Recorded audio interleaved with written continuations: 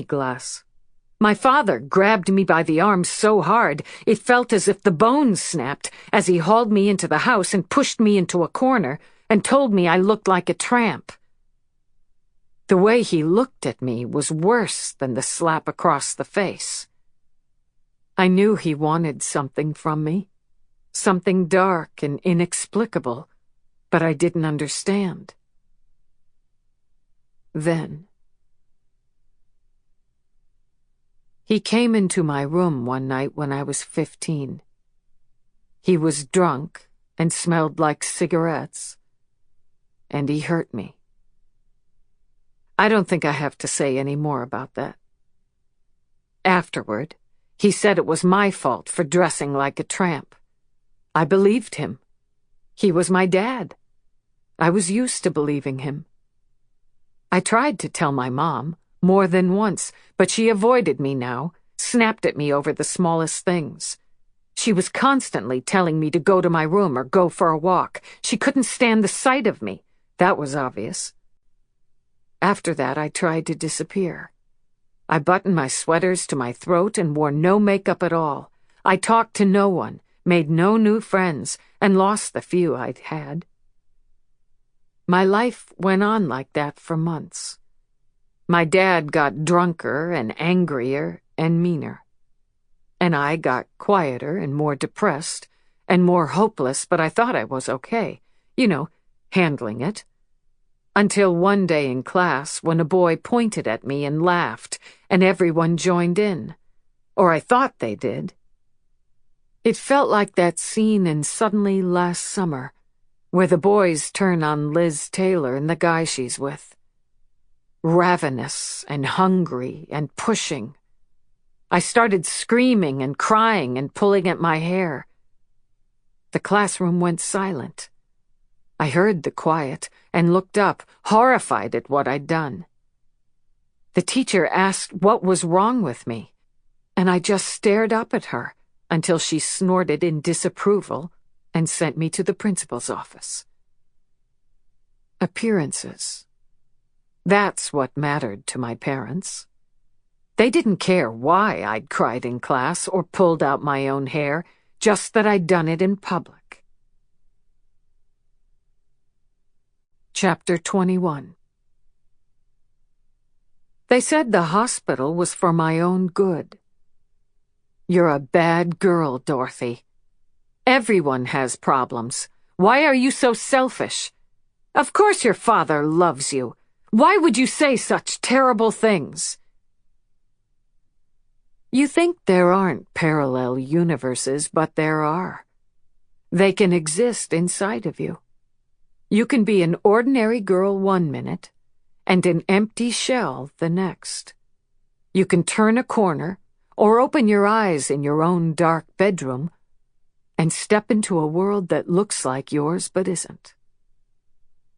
The hospital, they called it a sanatorium, was in another city. Even now I couldn't tell you where. It could have been Mars. They put me in a straitjacket. Wouldn't want me hurting myself, or so said the men in white who came for me. So there I was, a 16-year-old girl with bald spots, trussed up like a goose and screaming. My mom cried every time she looked at me, but not because I was in pain. Because I was so loud. My dad wouldn't even come with us. "Take care of it, Ma," he said. When we got to the place, it looked like a prison on a hill. "Will you be good? We'll take off the straitjacket if you'll be good." I promised to be good, which I knew meant quiet. In the 50s, good girls were quiet girls. They unwrapped me and let me walk up these wide stone steps. Mom walked beside me, but not close enough to touch me, as if I'd contracted some disease she thought might be communicable. I walked in this fog where I was both awake and asleep.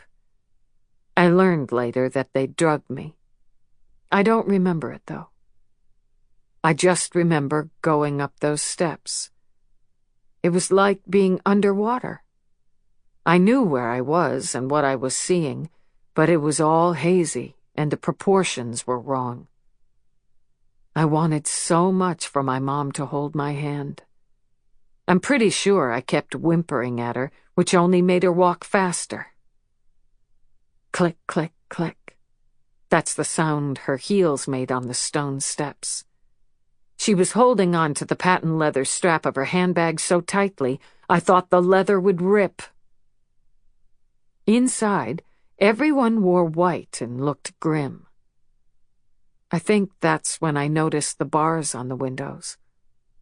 I remember thinking I was so insubstantial I could float away through the bars if I really wanted to. The doctor's name was corduroy, or velvet, some fabric.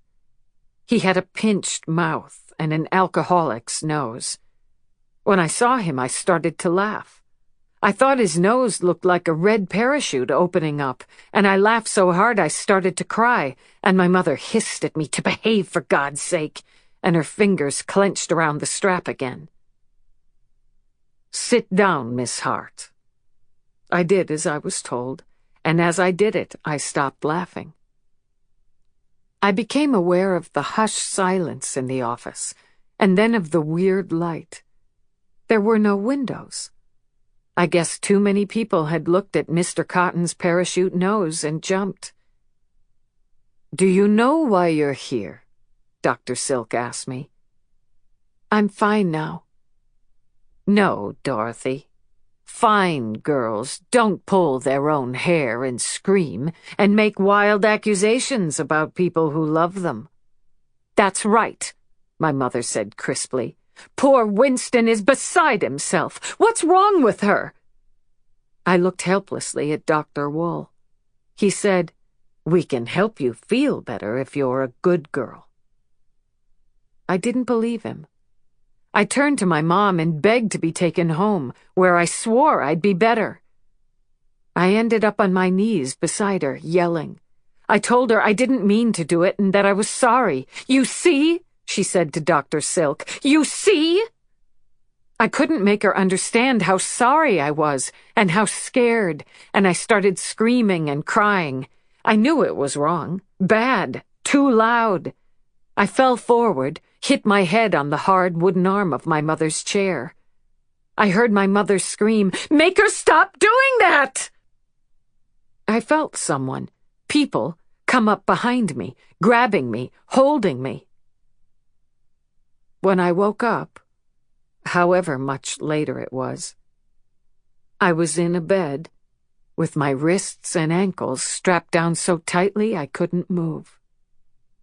People in white began appearing around me, springing into place like those targets on a wheel in a carnival.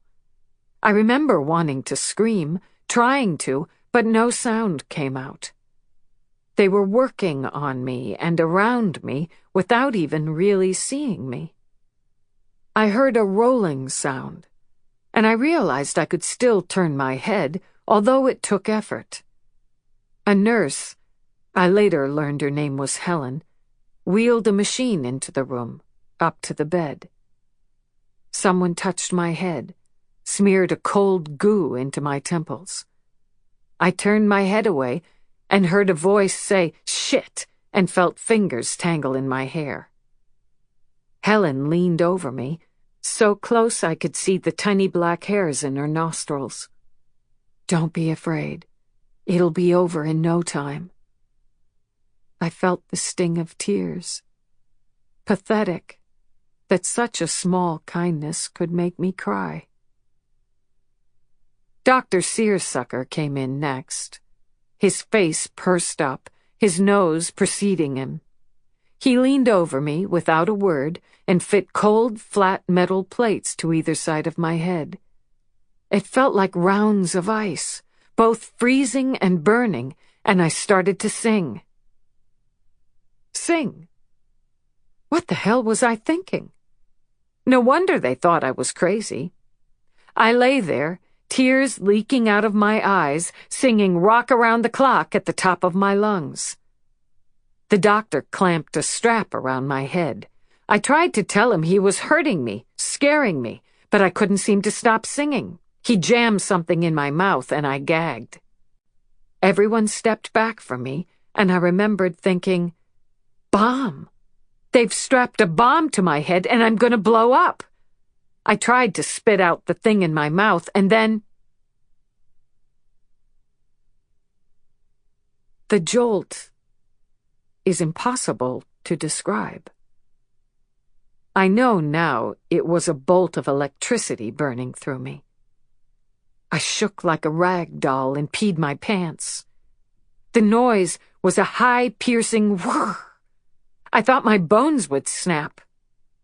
When it finally let me go, I sagged onto the bed lifelessly, feeling as close to dead as I could imagine.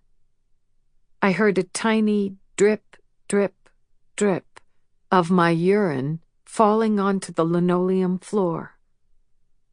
There, Helen said. That wasn't so bad now, was it? I closed my eyes and prayed to Jesus to take me. I had no idea what I'd done that was terrible enough to warrant this punishment, and I wanted a mom, but not my mom, and I certainly didn't want my dad. I guess I wanted someone to hold me and love me and tell me it would be okay. But, well, if wishes were horses, all beggars would ride, right? You might think I am stupid because you've seen me high so much of the time. But I'm smart. It took no time for me to learn where I'd screwed up. Oh, I knew what had been expected of me before I arrived at the hospital, but I hadn't known the cost of changing lanes. I learned. Boy, did I learn. Be good, be quiet, do as you're told. Answer direct questions with answers.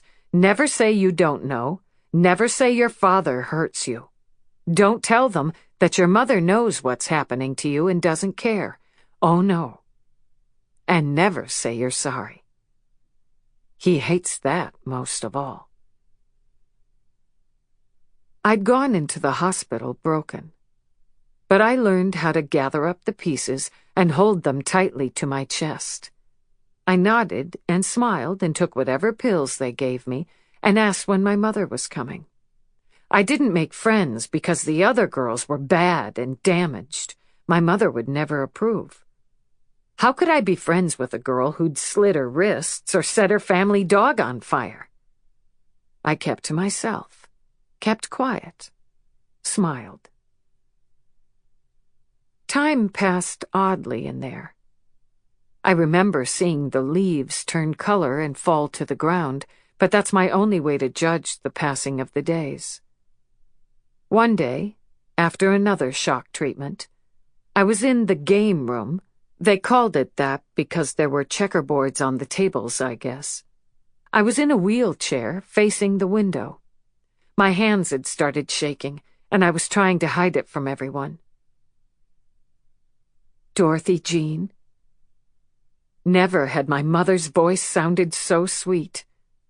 I turned slowly and lifted my chin so I could see her. She looked thinner than I remembered, with her hair so precisely styled that it looked shellacked. She had on a full plaid skirt and a prim sweater with a Peter Pan collar and black horn-rimmed glasses. She was holding her purse strap in both hands, and this time she was wearing gloves. "Mommy," I said, doing my best not to cry. "How are you?" "Better, I swear. Can I come home now? I'll be good." "The doctors say you can. I hope they're right. I can't believe you belong with these people." She looked around, frowning. That's why she was wearing the gloves. She didn't want to catch crazy. I guess I should be happy that she felt okay to touch me. to breathe the air that I exhaled between us. And I tried to be happy after that, I really did. I was polite when I said goodbye to Dr. Gabardine, and I shook Helen's hand and tried to smile when she told my mother what a joy I'd been to have around. I followed my mother out to her big blue Chrysler and slid into the leather bench seat. She immediately lit up a cigarette, and as she moved the car into gear, ash sprayed down onto the seat. That's how I knew she was upset. My mother didn't believe in mess. When I got home, I saw the place. Really saw it. The one-story house, decorated to look like it was part of a ranch, complete with a horsey weather vane and barn-like garage doors and western fretwork around the windows. Out in front, a black-faced metal jockey held out a welcome sign. It was all such a lie, and a lie pokes through that parallel universe. Once you glimpse it, you're changed. You can't not see it. My mom wouldn't let me get out of the car in the driveway. Not out in the open where the neighbors could see. "Stay there," she hissed, slamming the car door and opening the garage. Once we were in the garage, I got out. I walked through the darkness and stepped into the brightness of our space-age living room with its aerodynamic, futuristic look. The ceiling slanted sharply upward and had been decorated with tiny colored rocks. Huge glass windows looked out on the Polynesian-themed backyard pool. The fireplace was set into a wall of giant, rough white rocks. The furniture was sleek and silver. My father stood by the fireplace, still dressed in his Frank Sinatra suit, holding a martini in one hand and a lit Camel cigarette in the other. The kind of cigarette John Wayne smoked, a good American smoke. He looked at me through his wire and tortoiseshell-framed glasses. "So, you're back." "The doctors say she's fine, Winston," my mother said. "Is she?" I should have told the old prick to go screw himself, but I just stood there, wilting like a flower beneath the punishment of his gaze. I knew now the price of making a spectacle. I was clear on who had the power in this world, and it wasn't me. "She's crying, for God's sake." I hadn't even known it, not until he said it. But still I kept quiet. I knew now what was expected of me. When I came home from the loony bin, I was an untouchable. I had done the unthinkable in Rancho Flamingo, made a messy scene, embarrassed my parents. And after that, I was like some dangerous animal only allowed to live in your neighborhood at the end of a sturdy chain. Nowadays, shows like yours and Dr. Phil's tell people that you need to talk about the wounds you bear and the loads you carry. In my time, it was the opposite. Some things were never spoken of, and my breakdown fell in that category. On the rare occasion when my mother did accidentally refer to my time away, which she tried never to do, it was called my vacation. The only time she ever looked me in the eye and said the word hospital was on the very first day I came home. I remember setting the table for dinner that night, trying to grasp what I was supposed to be. I turned slowly to look at my mother, who was in the kitchen, stirring something. Chicken a la king, I think. Her hair, still brown then, dyed, I think, was a cap of carefully controlled curls that wouldn't have looked good on anyone. Her face was what you'd call handsome today. Sharp and just a little masculine, with a broad forehead and high cheekbones. She wore cat's-eye black horn-rimmed glasses and a charcoal gray sweater set. There was not an ounce of softness in her. "Mom," I said quietly, coming up beside her. She cocked her head just enough to look at me. "When life gives you lemons, Dorothy Jean, you make lemonade." "But Enough," she snapped. "I won't hear about it. You have to forget. Forget all of it, and you'll learn to smile again in no time. As I have." Her eyes widened behind the lenses, pleaded with me. "Please, Dorothy. Your father won't put up with this." I couldn't tell if she wanted to help me and didn't know how, or if she didn't care. What I did know was that if I told the truth again, or showed my pain in any way, my father would send me away and she would let him do it. And there were worse places than where I'd been. I knew that now. There had been talk in the hospital from kids with eyes as blank as chalkboards and shaking hands, talk of ice water baths, and much worse. Lobotomies. I understood. That night, without even changing clothes, I climbed into my little girl bed and fell into a deep and troubled sleep. He woke me up, of course. He must have been waiting all that time. While I was away, his anger had spread out tentacles and wound around everything, growing until I could see how it was strangling him. I had humiliated him with my lies. He would teach me a lesson. I told him I was sorry. A terrible mistake. He burned me with a cigarette and told me to keep my mouth shut. I just stared at him. It made him even angrier, my silence, but it was all I had. I'd learned my lesson, remember?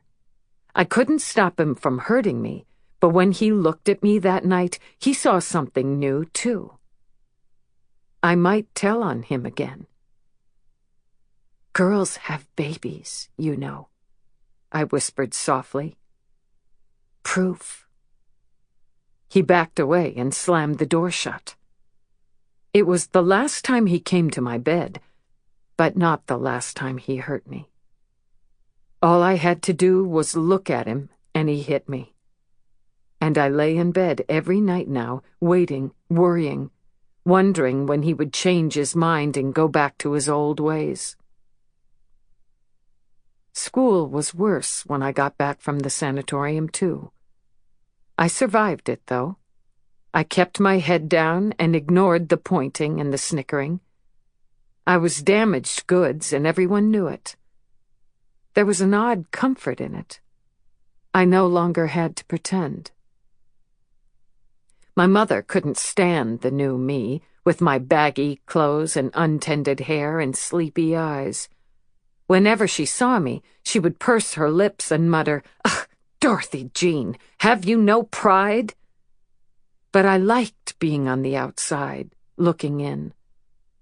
I saw so much more clearly. We were poised on the cusp of a new world in California at the end of the plastic decade. The suburbs were opening up, forming a new American dream. Everything was spick and span, Mr. Clean, wash and wear. We had shopping malls with Tomorrowland-style rooftops and hamburger drive-ins. As an outsider, I saw things with the clarity that distance provides. It wasn't until I lost my way that I noticed the factions that inhabited our school hallways. There were the it kids, the popular ones who dressed in the latest fashion and popped gum bubbles as they talked to one another and drove their parents' shiny new cars along the strip on Saturday night. They gathered in bubbling, laughing pods at Bob's Big Boy and drove up and down the street at night, waving and racing and laughing. They were the kids the teachers loved, boys who threw the winning touchdowns and girls who talked of college and spent their parents' money. They followed the rules, or seemed to, anyway. and to me they seemed golden somehow, as if their skin and hearts were impervious to the pains that assaulted me. But by the spring of my junior year, I started noticing the other kids, the ones I hadn't seen before, the ones who lived on the wrong side of the tracks. One day they were invisible like me, and the next day they were everywhere, dressing like James Dean in Rebel Without a Cause, greasing their hair back, rolling packs of cigarettes in their t-shirt sleeves. Black leather jackets moved in alongside the Letterman sweaters. Hoods, we called them at first, and then greasers. It was supposed to be an insult, but they only laughed and lit their cigarettes and mocked their betters. Almost overnight, rumors started swirling of fights and rumbles. Then a nice boy was killed in a drag race, and our community erupted with the kind of swirling, ugly anger I hadn't imagined was there before. It spoke to me, that anger. I didn't realize how angry I'd been until it was in the air, infecting everyone. But as always, I held it inside. While I walked down the hallways, alone in a crowd, my books held close, I listened to the two groups taunting each other. The boys in black leather yelling out, "Here, chickie, chickie," to the girls in pleated skirts, who bristled and walked away faster, their gazes hot with superiority. On the Monday after the accident, I remember being in home ec, listening to Mrs. Peabody drone on about the importance of a stocked cupboard for a young housewife. She positively glowed when she told us how we could impress our drop-in guests with only Vienna sausages and a few other handy ingredients. She promised to show us how to make a white sauce, whatever that was. I barely listened. I mean, who cared? But the it girls, the ones who spent their days draped in Letterman sweaters and tossing their heads like horses in the starting gate, they were perched on the edges of their seats taking notes. When the bell rang, I was the last to leave the classroom. It was always better that way. The popular kids rarely bothered to look behind them. I made my way cautiously through the minefield that high school hallways could be for the unpopular. It sounded like traffic buzzing around me, only it wasn't cars making all that racket. It was the popular kids, talking all at once, making fun of everyone else. I walked woodenly to my locker, hearing their voices raise. Not far away, Judy Morgan stood by the water fountain, surrounded, as she always was, by her bouffant-haired pep squad friends. A golden virgin pin decorated her Peter Pan collar. "Hey, Hart. Nice to see your hair is growing back in." My cheeks flamed in embarrassment. I put my head down and fumbled with my lock. I felt someone come up behind me. Suddenly the hallway went quiet. I turned. He was tall and broad-shouldered, with enough curly black hair to set my mother's teeth on edge. He'd slicked it back, but still it wouldn't be controlled. His skin was dark, unacceptably so, and he had strong white teeth and a square jaw. He wore a white t-shirt and faded jeans. A black leather jacket hung negligently from one hand, sleeves draping on the floor. He reached for the pack of smokes in his rolled-up sleeve. "You don't care what a bitch like her thinks, do you?" He lit his cigarette, right there in the hallway. The glowing tip sent fear slicing through me, but still I couldn't look away. "She's crazy," Judy said. "Perfect for you, greaser." Principal Morrow came bustling down the hallway, pushing through the crowd, blowing her silver whistle and telling everyone to get to his or her classroom. The boy touched my chin, made me look up, and it was like seeing a different guy altogether. He was just a kid with slicked-back black hair, smoking a cigarette in a high school hallway. I'm Rafe Montoya," he said. "Dorothy Jean," was all I could get out. "You don't look crazy to me, Dorothy," he said. "Are you?" It was the first time someone had asked, really asked. And my first thought was to lie. Then I saw how he was looking at me, and I said, "Maybe." The smile he gave me was sadder than anything I'd seen in a long while, and it made this ache start up in my chest. "That just means you're paying attention, Dorothy." Before I could answer, Principal Morrow was taking me by the arm, pulling me away from Rafe, dragging me down the hall. I stumbled along beside her. I didn't know much about life back then, but I knew one thing for sure. Good girls from Rancho Flamingo did not talk to boys with dark skin named Montoya. But from the second I saw him, I couldn't think about anything else. It sounds cliché, but Rafael Montoya changed the course of my life when he said those words to me. "It just means you're paying attention." I said them over and over in my mind as I walked home from school, studying them from every possible angle. For the first time ever, I wondered if maybe I wasn't crazy or alien.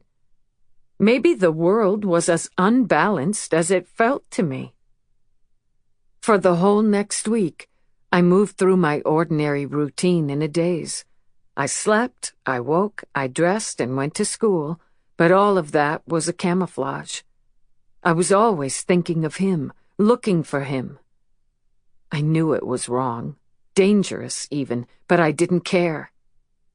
No, that's not right. I embraced the wrongness of it. I wanted to be a bad girl suddenly.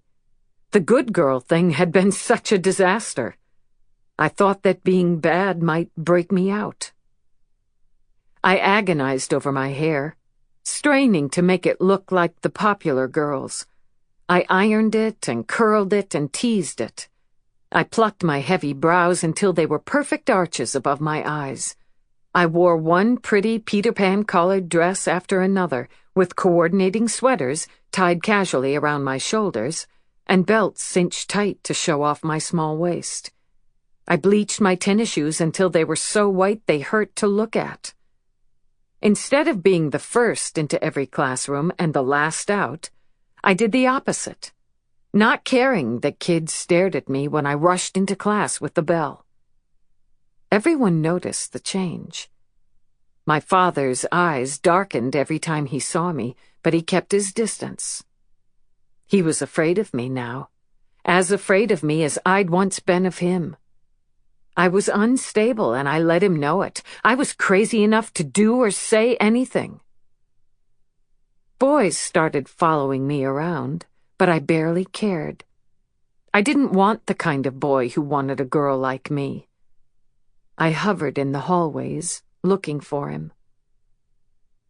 I felt myself changing. It was as if, in his absence, I took myself apart and reorganized the pieces in the image of what I imagined he would want. It sounds crazy. Hell, I was crazy. But it felt perfectly sane to me. Saner than I'd been in years. My father watched me closely. I felt his observation and refused to wilt beneath it. Desire had given me a new strength. I remember having dinner one night, sitting at that mustard-flecked green formica table, eating my mother's tasteless Welsh rarebit with tomato slices and little sausages. My dad smoked through the whole meal, alternating a drag of his cigarette with a reach of the fork. He talked in staccato sentences that sounded like gunfire. My mother chatted into every silence, as if to prove how happy and normal we were.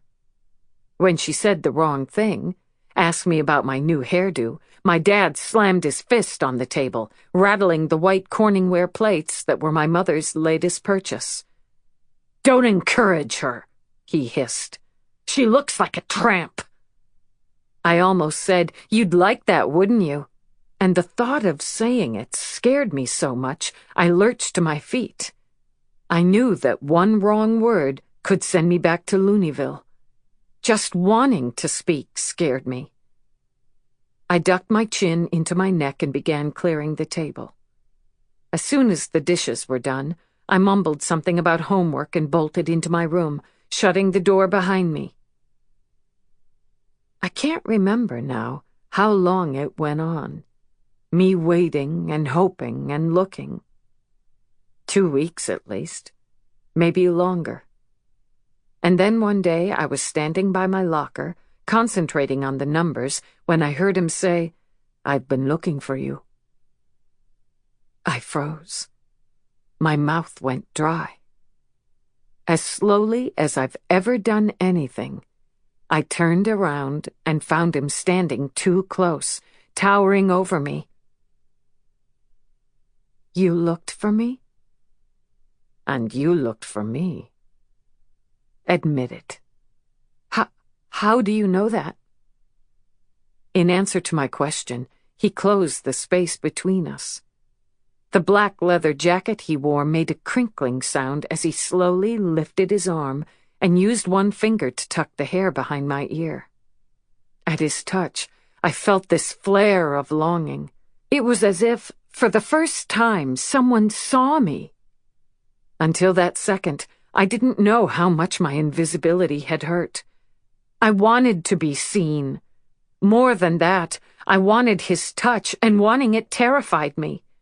All I'd known of sex was pain and degradation. I knew it was bad to feel the way he made me feel, and dangerous to be excited by this boy who was wrong for me. I should have wanted to turn it off, to look away, to mumble something about it being wrong, but when he touched my chin and made me look at him, it was already too late. His face was all hollows and planes beneath the hallway's harsh light. His hair was too long, greaser long, and almost blue in places, and his skin was too dark, but I didn't care. Before I met Rafe, a suburban wife future lay open to me. And then it closed. Just like that. Anyone who says that 1 second can't change your whole life is a fool. I wanted to break the rules. Anything for him. He was the picture of cool, standing there, smiling cockily down at me, but in him I saw the same emotions that had turned me into someone new. Dangerous. That's what we would be together. I knew it to my bones. We would push each other every second to feel like this again. "Be with me," he said, reaching out. "Don't care about what they think." They were everyone. My parents, the neighbors, the teachers, the doctors who had treated me. None of them would approve of us. It would scare them all, and I was crazy, too. Dangerous, I thought again. "Can we keep it quiet?" I asked. I could tell my question hurt him, and I hated that. It wasn't until later, when he took me to bed and taught me about love and passion and sex, that I told him all of it, every sordid detail of my barren, ugly life. He held me and let me cry, and told me he'd never let anyone hurt me again. He kissed the tiny constellation of starburst scars on my chest and arms. Then he understood. For months, we kept our relationship quiet and hidden, until I realized I was pregnant. Chapter 22. People think high school girls didn't get pregnant in my day, but we did. Some things in this world are givens, and teens having sex is one of them. The difference was that we disappeared. There were always rumors and innuendos. Girls were simply gone one day, off to visit an elderly aunt or an ill cousin, and back sometime later, thinner usually, and quieter. Where they really went, I never knew or cared. I loved Rafe. Not in the breathless schoolgirl way of our first meeting, but thoroughly, utterly. I didn't yet know that love was fragile, and your future could turn on a dime. One night in late May of my junior year, my father came home, uncharacteristically smiling, and informed my mother and me that he'd been promoted and that we were moving to Seattle. He showed us a picture of the house he'd purchased and gave my mother a peck on the cheek. She looked as stunned as I felt. On a dime. July 1st, Dad said. That's the day we will be leaving. I had to tell Rafe everything. There was no more time to worry or plan. My future, unless Rafe changed it, would be in a place called Queen Anne Hill in Seattle. As scared as I was to tell him, I was excited too, maybe even a little proud. We had made this, created a child out of our love, and wasn't that what I'd been raised to do? He didn't loosen his hold on me. That night I finally told him. We were 17 and 18 respectively. Kids. He had less than a month of high school left. I had more than a year. We lay in our place, in a bower we'd made in Old Man Kresge's orange grove. There, we'd left out an old sleeping bag and a pillow. We kept our bed in a garbage bag and tucked it into a hedge when we weren't there. After school, we laid out our sleeping bag and crawled into it. On our backs, always touching, we stared up at the sky. The air smelled of ripening oranges and fertile soil and dirt baked by the sun. A baby, he said. And suddenly I was imagining you. 10 fingers, 10 toes, a mop of black hair. In an instant I fashioned a dream life for the three of us, but then he was quiet and my doubt set in. How could he want me like that? Me, who was so damaged. I can go away, I said into the silence. To wherever girls go. When I come back, no, this is our baby, he said fiercely. We'll be a family. I had never loved anyone as much as I loved him then. On that orange-scented afternoon, we started to plan. I knew I couldn't tell my parents. If they could lock me up and give away my child, I knew they'd do it. And I didn't think twice about quitting school, either. I was no scholar, and I hadn't even begun to realize how big the world could be or how long a life could last. I was a girl of my time. I wanted to be a wife and mother. We would leave right after his graduation. He was alone, essentially, too. His mother had died at his birth. He'd come to Southern California with an uncle after his father deserted the family. They were migrant workers. Rafe wanted something more for himself, and we were naive enough to think we could find it together. On the date we'd chosen for our escape, I was crazy nervous. At dinner, I couldn't get a word out. The last thing I wanted was dessert. I couldn't choke down even a bite of my mother's Ritz cracker pie. "What's wrong with her, Ma?" my dad said, frowning at me through the blue smoke of his cigarette. "Homework," I mumbled, then shot to my feet. I washed and dried the dishes while my father smoked his cigarette in between bites of pie, and my mother tended to some needlework sampler with the sentimental saying. I didn't hear them talk to each other, which was hardly unusual, and really my heart was pounding so loudly, I'm not sure I could have heard their voices anyway. I made sure everything was done perfectly, up to my father's exacting standards, before I hung the gingham dish towel over the stove's metal handle. By then, my parents had moved into the living room. They sat in their respective favorite seats. Dad in the olive green mohair club chair with the fringe hem, and Mom at one end of the cream-colored sofa. Behind them both, bark cloth drapes in an abstract olive green, white, and red pattern framed the view of the neighbor's house. "I have a lot of homework to do tonight," I said, standing at the edge of the room like a penitent, my hands gripping together, my shoulders hunched. I was trying so hard to be good. I didn't want to anger my father even the slightest bit.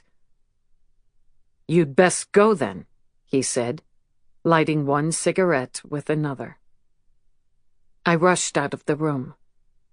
Behind my closed door, I waited for them to turn off the lights, pacing, my packed suitcase stowed under the bed. Every second felt like an hour. Through the thin walls, I heard Danny Thomas's voice singing something on the television, and from under the door I smelled my father's cigarette smoke. At 9:15, I heard them turn off the TV and lock up the house. I waited another 20 minutes, long enough for my mom to slather Noxzema on her face and pin up her hair and cover it in a net. I was scared when I positioned pillows and stuffed animals in my bed and pulled the covers up over them. I dressed carefully in the dark. It was June, and even in Southern California, it could get chilly at night. I put on a boldly colored plaid skirt and a black button-up sweater with 3/4 sleeves. I teased my hair and pulled it back in a ponytail, and I opened my door. The hallway was quiet and dark. No light shone from beneath my parents' bedroom door. I crept through the hallway, scared by the sound of my own footsteps on the carpeting.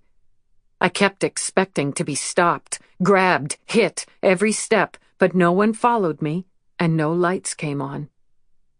At the back door, with its crisscross faux barn exterior, I paused and looked back at the house. I swore silently that I would never come back. Then I turned, saw the headlights waiting at the end of the cul-de-sac, and I ran toward my future. It wasn't until we burned through the first tank of gas that the fear set in. What would we do? How would we live, really?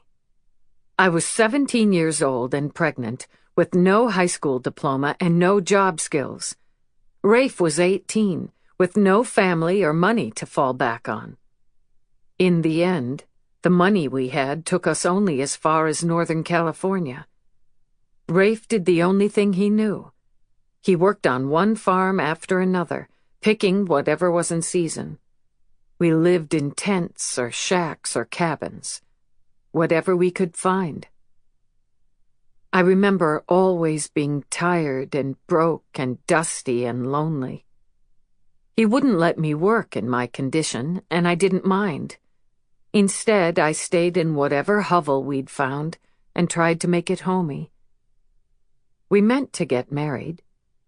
At first I wasn't old enough, and later, after I'd turned 18, the world had begun to change around us, and it swept us into the chaos. We told ourselves that no piece of paper mattered to people in love. We were happy.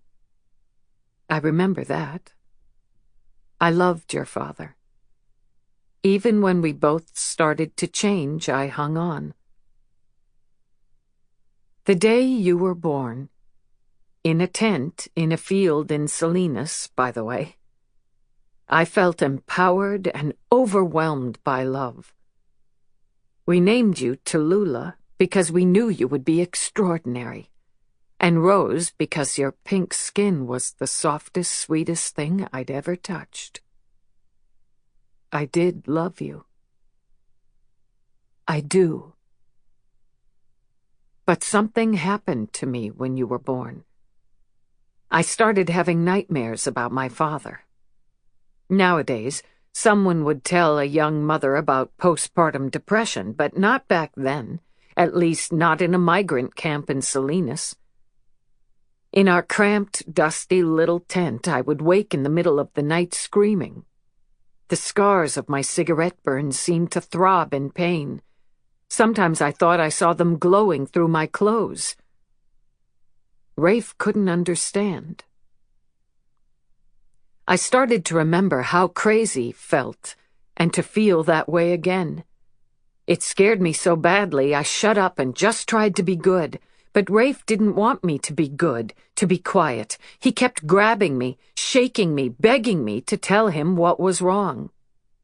One night, when he was crazed with worry, we started fighting. Our first real fight. He wanted something from me I couldn't give.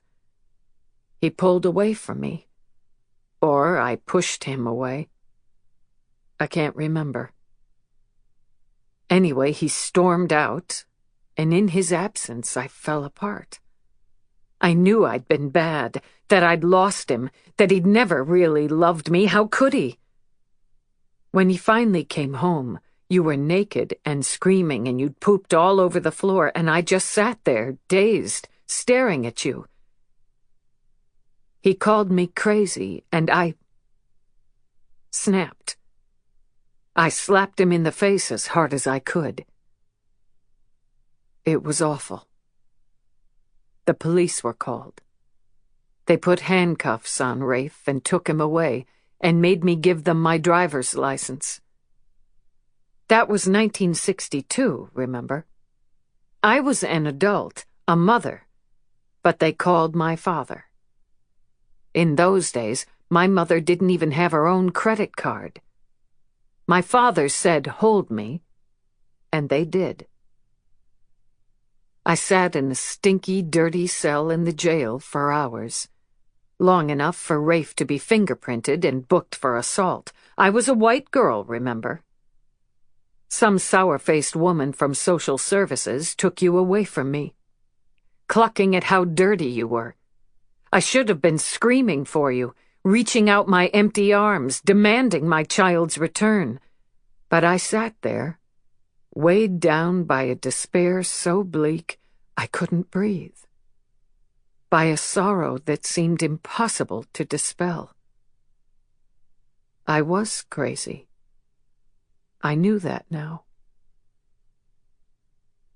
How long was I there?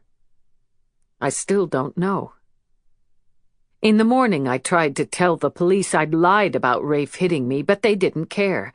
They kept me locked up for my own safety until my father came for me. The hospital they sent me to the second time was much worse than the first. I should have screamed and fought and clawed to get away. I don't know why I didn't. I just stood by my mother as she led me up the stone steps and into a building that smelled like death and rubbing alcohol and old urine. Dorothy ran away and had a baby and beat up her boyfriend. Now she won't speak.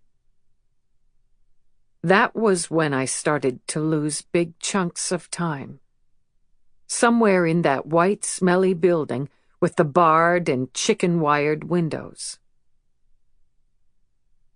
I have memories of that place, but I can't talk about them. Still, after all this time.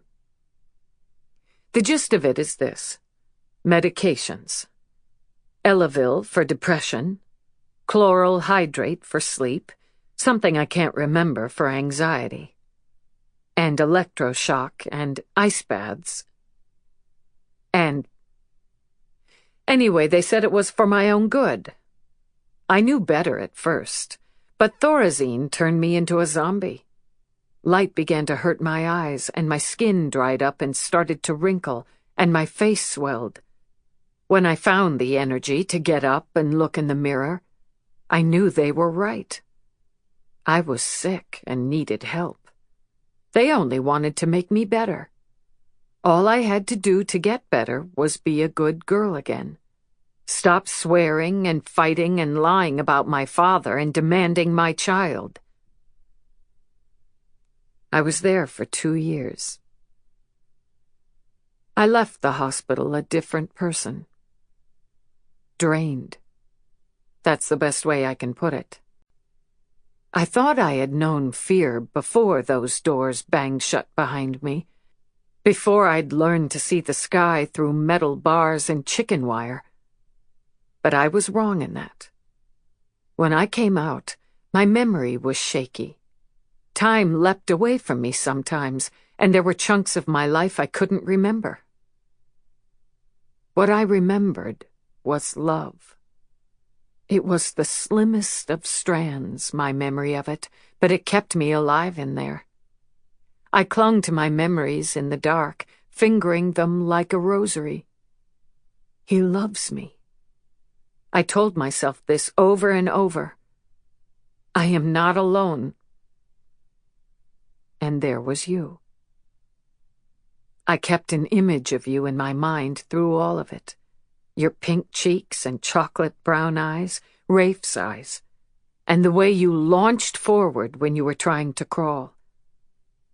When they let me out, finally, I shuffled out of the hospital ward in clothes that I didn't recognize as my own. My mother stood waiting for me, her gloved hands holding the strap of her purse. She wore a staid brown short-sleeved dress with a tiny white belt at her waist. Her hair looked like a swim cap. She pursed her lips and peered at me through her cat's eye glasses. "Are you better now?" The question exhausted me, but I held that tiredness in. "I am." "How's Tallulah?" My mother gave a little sigh of displeasure, and I knew I wasn't supposed to ask. "We've told everyone she's our niece. They know we went to court to get custody, so don't say anything." "You took her away from me?" "Look at you. Your father was right. You have no business raising a child." "My father," was all I said, but it was enough. My mother's hackles rose up. "Don't start that again." She took me by the arm and led me out of the hospital and down the steps and into a new sky-blue Chevrolet Impala. All I could think about was saving you from that terrible house where he lived, but I knew I would have to be smart. If I screwed up again, they might find a way to make sure I never gave them trouble again. I'd seen how they did it in those places back then. The bald heads and scars of surgery, the blank eyes and shuffling feet of patients who drooled and peed where they stood. The drive home took more than 2 hours. I remember watching the freeway pass beside me and realizing that I didn't know this city at all. My parents lived in the shadow of this weird new thing called a Space Needle that looked like an alien ship stuck on top of a tower. I don't remember a single word passing between us until we pulled into the garage. "It helped you, didn't it?" my mom said, and I saw a glimmer of worry in her eyes. "They told us you needed help." I knew I could never tell her the truth. If I could even find it anymore. "I'm better," I said dully. But when I walked into their new house, full of the furniture of my youth and smelling of my dad's Old Spice aftershave and Camel cigarettes, I felt so sick I ran to the kitchen sink and threw up. When I first saw you again, I started to cry. "Dorothy, don't upset her," my mother said sharply. "She doesn't know you." She wouldn't let me touch you. My mother was sure my poison would infect you somehow, and how could I disagree? You seemed happy with her, and she smiled around you, even laughed. I couldn't remember ever making her as happy as you did. You had your own room and lots of toys, and she rocked you to sleep. That first night home, I stood in the doorway of your room and watched her sing, hush little baby to you. I felt my father come up behind me. The air turned cold. He eased up too close, put a hand on my hip, and whispered in my ear. "She's gonna be a looker, your little wetback." I spun around. "Don't you even look at my daughter." He smiled. "I'll do what I want. Don't you know that by now?" I screamed in rage and pushed him away from me. His eyes widened as he lost his balance. He reached out for me and I backed away, watching him tumble down the hardwood stairs, rolling, thumping, cracking, banisters breaking. When he was still, I went down to stand beside him. Blood seeped out from the back of his head. I felt a pale gray coldness descend around me. It cut me off, separated me. I dropped to my knees in the blood beside him. "I hate you," I said, hoping these were the last words he'd ever hear. When I heard my mother's voice, I looked up. "What have you done?" my mother screamed. "She had you in her arms. You were sleeping. Even her cries didn't waken you." "He's dead," I said. "Oh, my Lord! Winston!" My mother ran back into the room, and I could hear her calling the police. I ran up after her, caught her as she was hanging up. She turned. "I'll get you help," she said. Help. I knew what that meant. Electroshock and ice baths and barred windows and medications that made me forget everything and everyone. "Give her to me," I pleaded. "She's not safe with you." My mother's arms tightened around you. I saw how she was fighting for you, and it hurt me so much I couldn't breathe. "Why didn't you fight him for me?" "How? You know how. You know what he did to me." She shook her head, saying something I couldn't hear. Then very quietly, "I'll protect her." "You didn't protect me." "No," she said. I heard the sirens coming. "Give her to me," I begged again. But I knew it was too late. "Please." My mother shook her head. If they found me here, they'd arrest me. I was a murderer now. My own mother had called the police, and God knew she wouldn't protect me. "I'll be back for her," I promised, crying now. "I'll find Rafe, and we'll be back." I ran out of my parents' house and crouched behind a giant rhododendron in their yard. I was still there when the police and the ambulance showed up, and the neighbors. I wanted to hate who I'd become, a murderer. But I couldn't feel anything but happy about his death.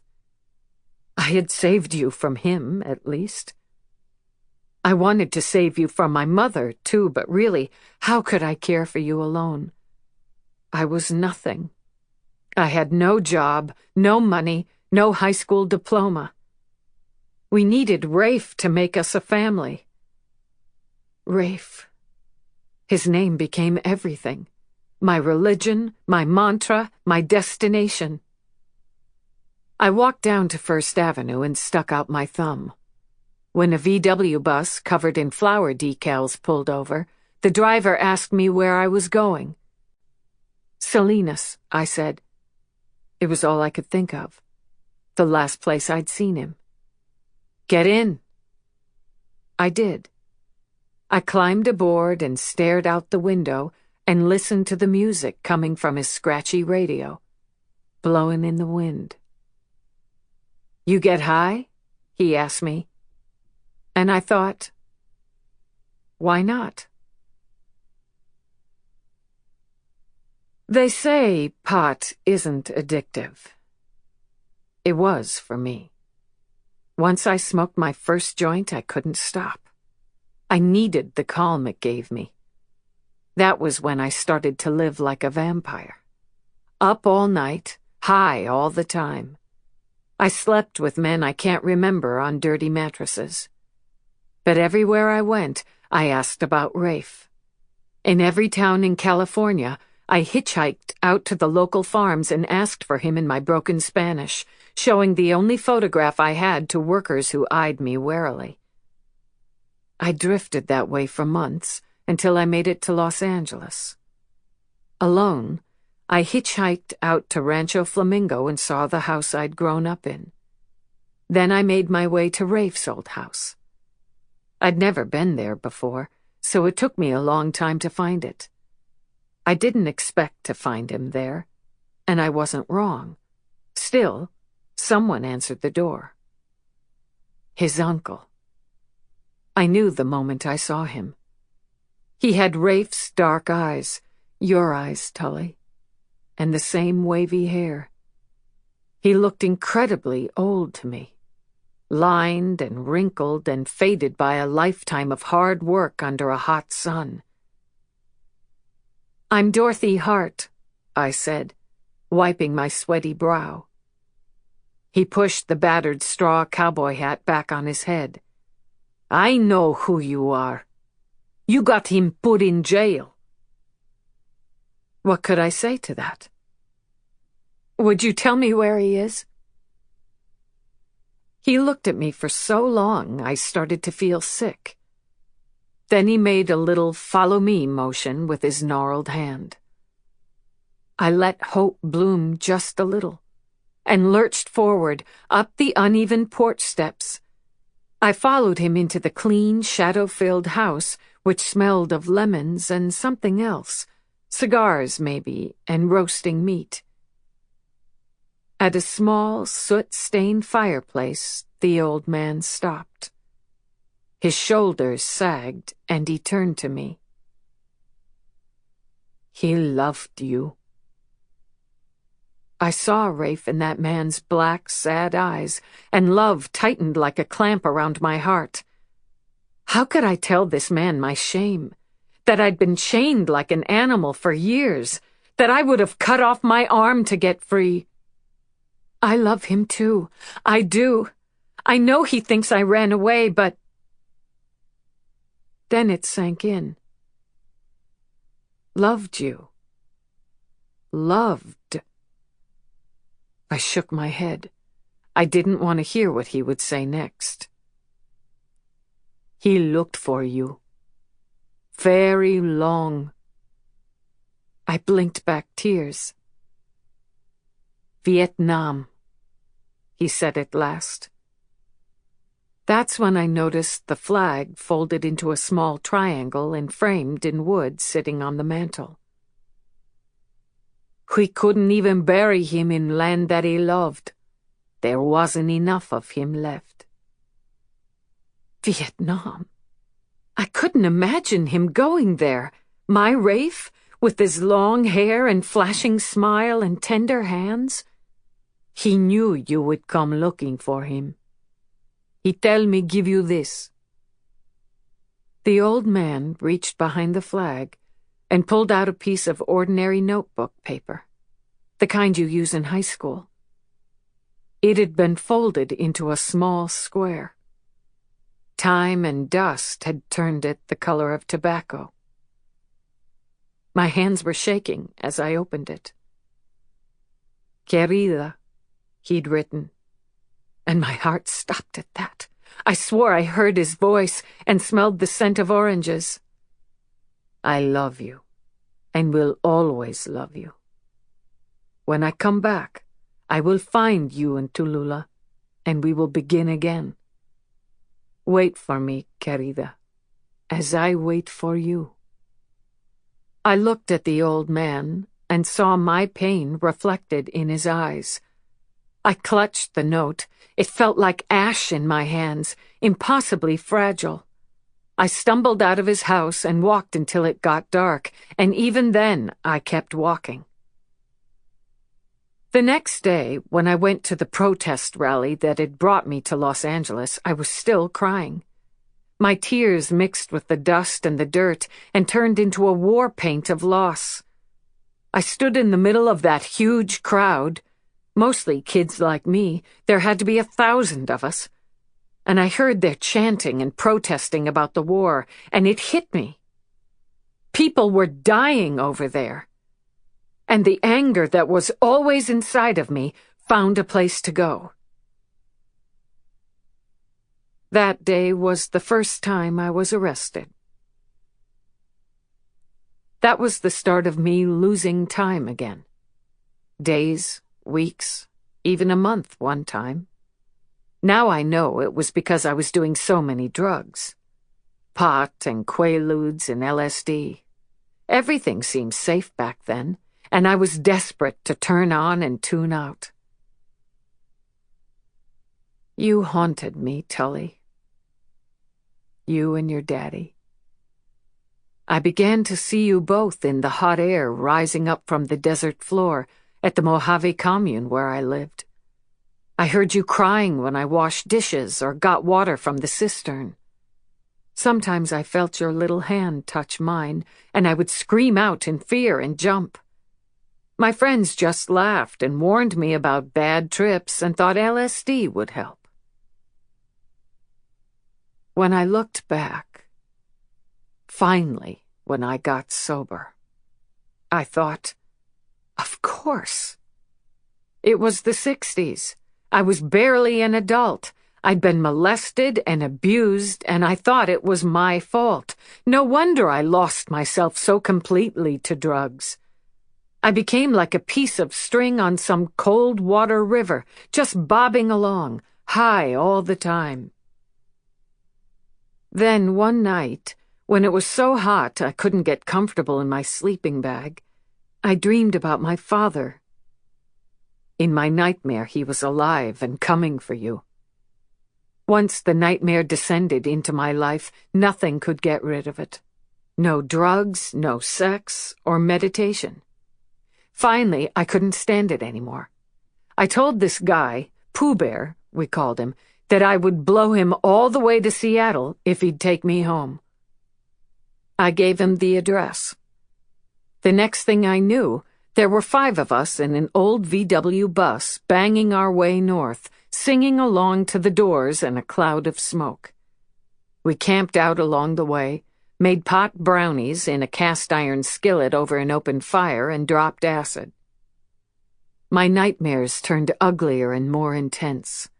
I started seeing Rafe in the daylight, too. Started thinking his ghost was following me. I heard his voice calling me a tramp and a terrible mother. I cried in my sleep all the time.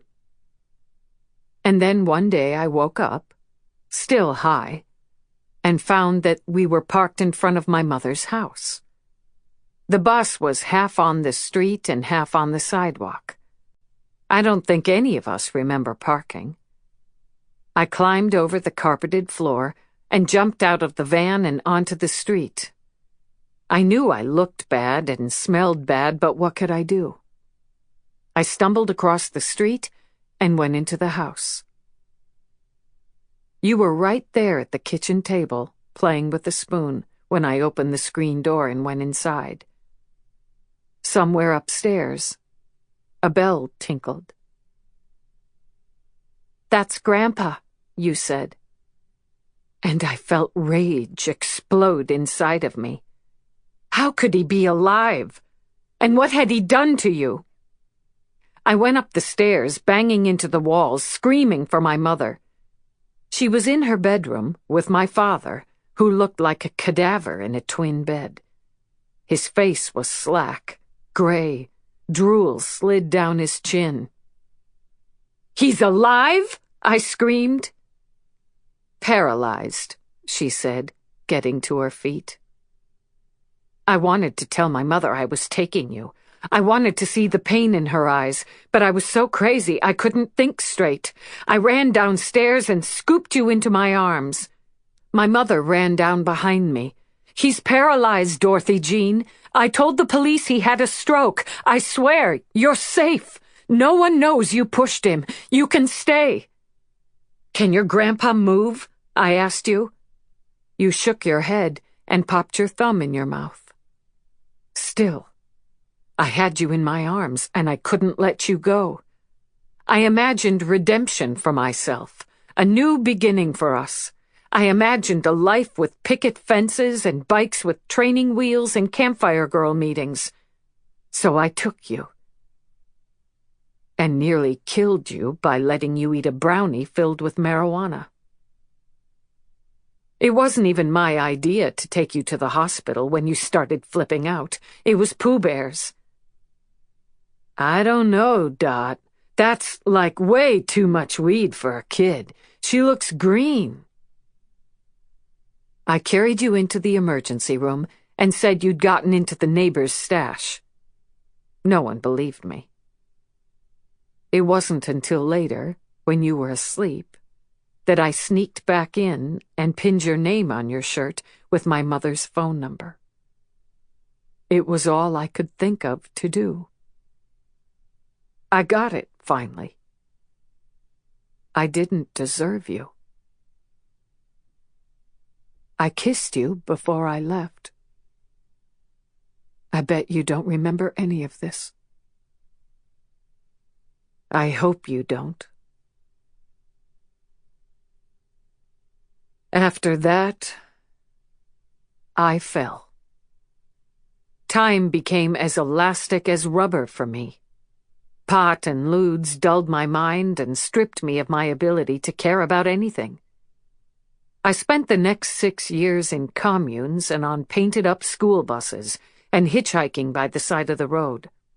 Mostly I was too high to even know where I was. I made it to San Francisco, the epicenter. Sex, drugs, rock and roll, Jimmy at the Fillmore, Joan and Bob at the Avalon. I don't remember anything much. Until one day in 1970, when I looked out the van's dirty window on the way to a peace rally and saw the Space Needle. I didn't even know we'd left California. I yelled out, "Wait! My kid lives near here!" When we parked in front of my mother's house, I knew I shouldn't get out of the car. You were better off without me, but I was too high to care. I stumbled out of the van, and pot smoke tumbled out with me, circling me, protecting me. I went up to the front door and knocked hard. Then I tried to stand still. The effort was such a failure that I couldn't help laughing. I was so stoned, September 3rd, 2010, 6:15 p.m. Beep! The noise sliced through Dorothy's memories, brought her back to the present. She'd been so deep in her story that it took her a moment to clear her head. An alarm was sounding. She lurched to her feet. "Help!" she screamed. "Someone get in here! Please! I think her heart is stopping! Please, now! Someone save my daughter!" The brightness around me is gorgeous, like lying inside of a star. Beside me, I hear Katie breathing. Lavender scents the night air. She's there. Here, I say, awed by the very idea that my mother would come to see me. I'm listening to her voice, trying to make sense of her words. There's something about a picture and a word, querida, that doesn't make sense. None of it makes sense, actually. It's sounds and pauses jumbled together. A voice that is both forgotten and etched into my very soul. Then I hear something else. A noise that doesn't belong in this beautiful place. A beep. No, a drone. An airplane high in the sky, or a mosquito buzzing by my ear. I hear a scuffing sound. People walking on thick-soled shoes.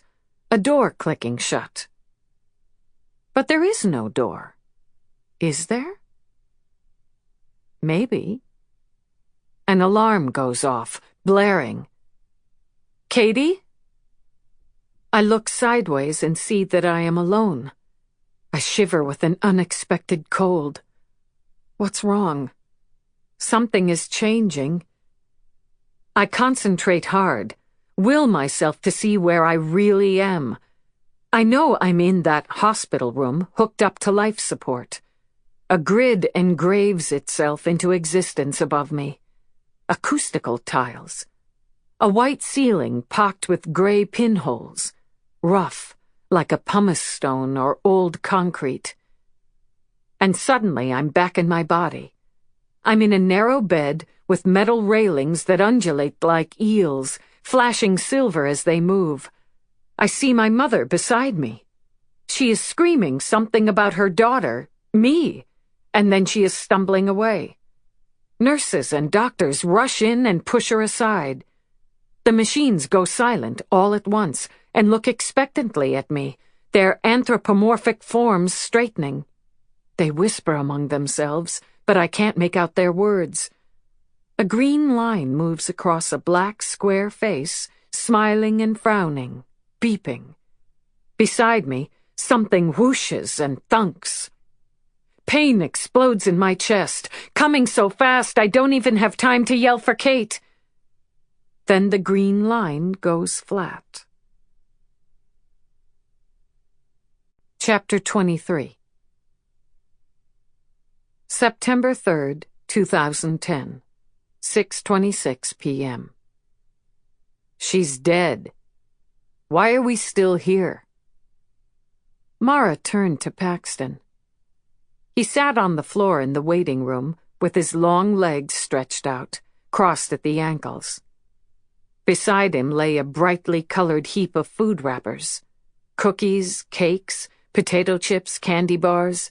He'd bought whatever was for sale in the vending machine by the elevator. He kept sending Mara to her dad for more money. She frowned at him. Why are you looking at me like that? On TV, when someone flatlines, it's over. Your dad texted you like 10 minutes ago that her heart stopped. Then the doctor wanted a meeting.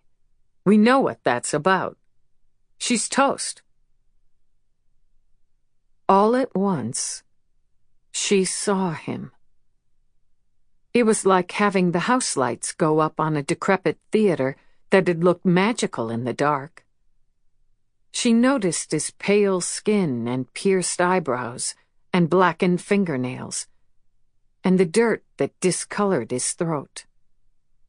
She scrambled to her feet, almost fell in her haste, righted herself, and started to run. She skidded into Tully's ICU room just as Dr. Bevan was saying, "We've stabilized her again. Her brain activity is good, but, of course, we can't know anything for sure until she wakes up." He paused. If she wakes up. Mara pressed back against the wall. Her father and grandmother were standing by the doctor.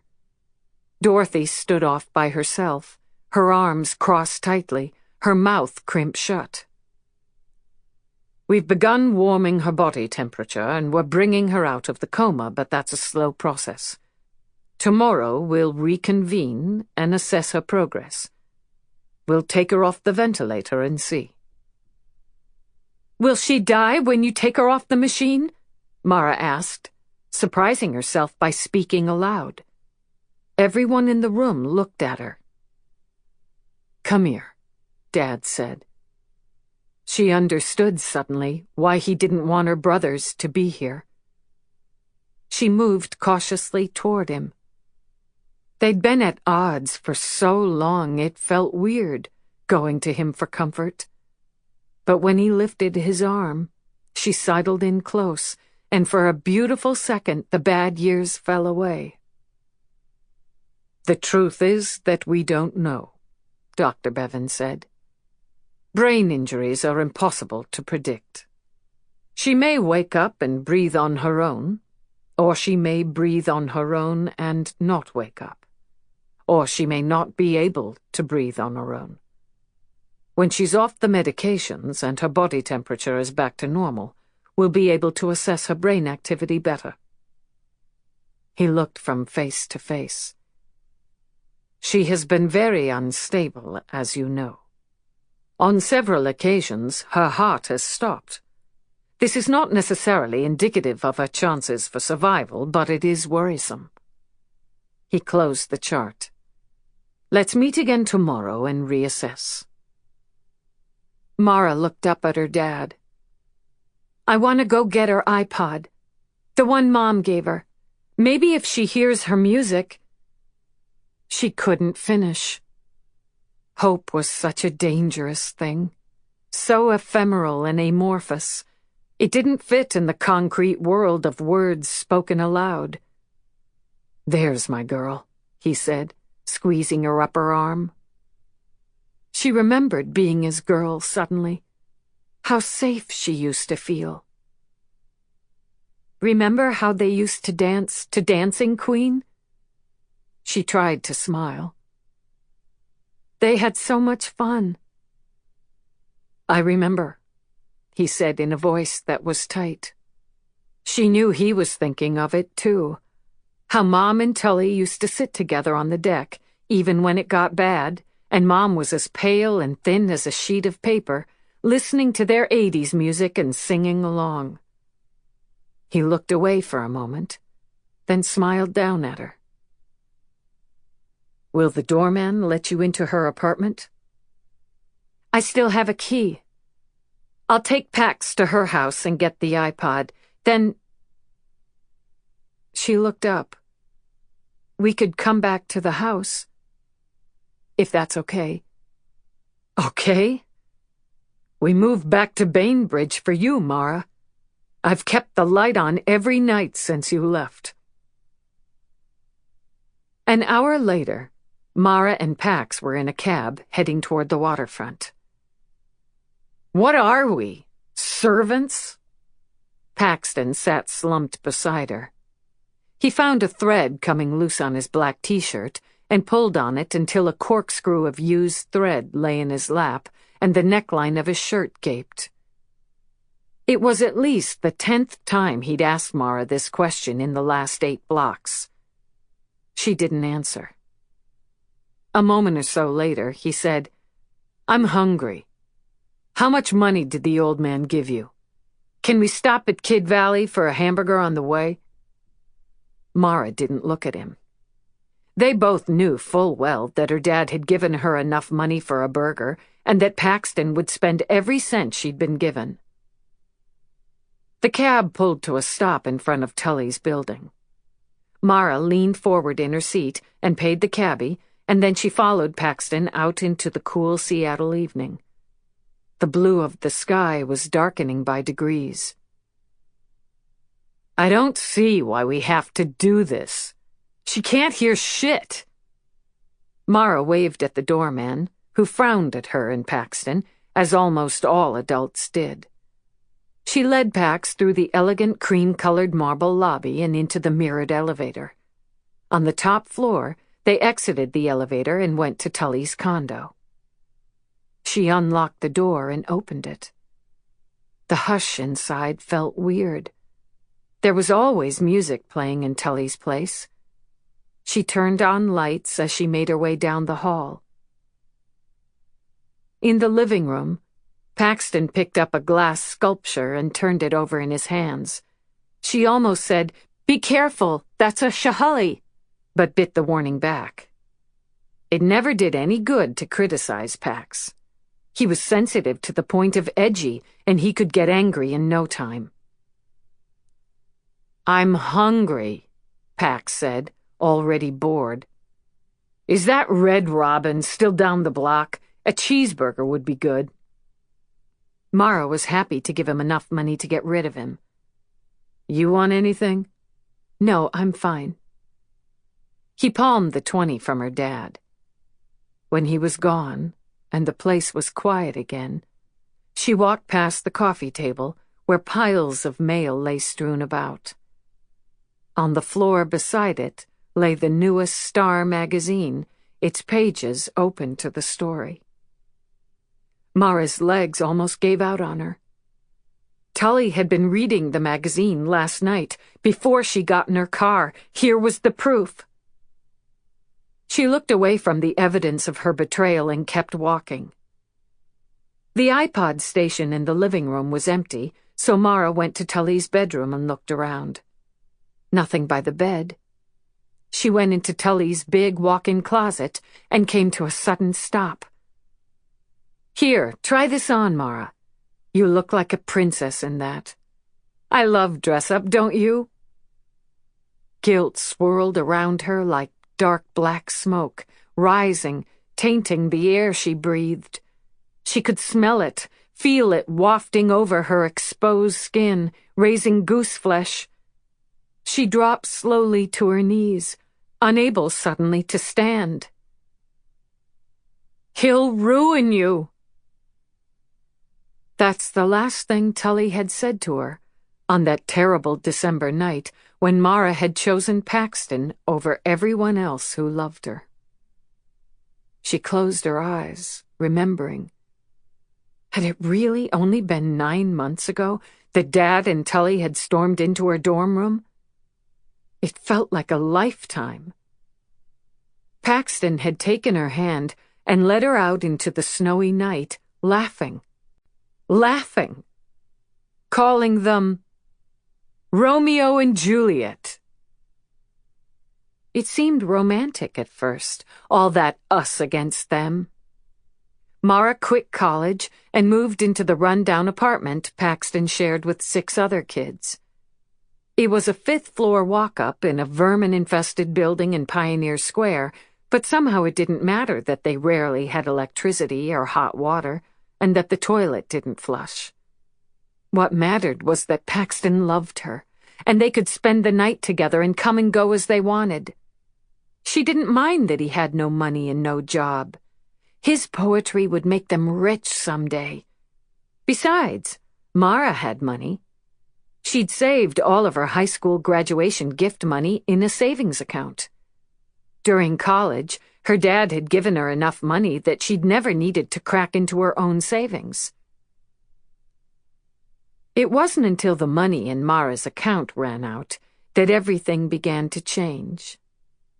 Paxton decided that marijuana was lame, and that meth, and even sometimes heroin, were where it's at.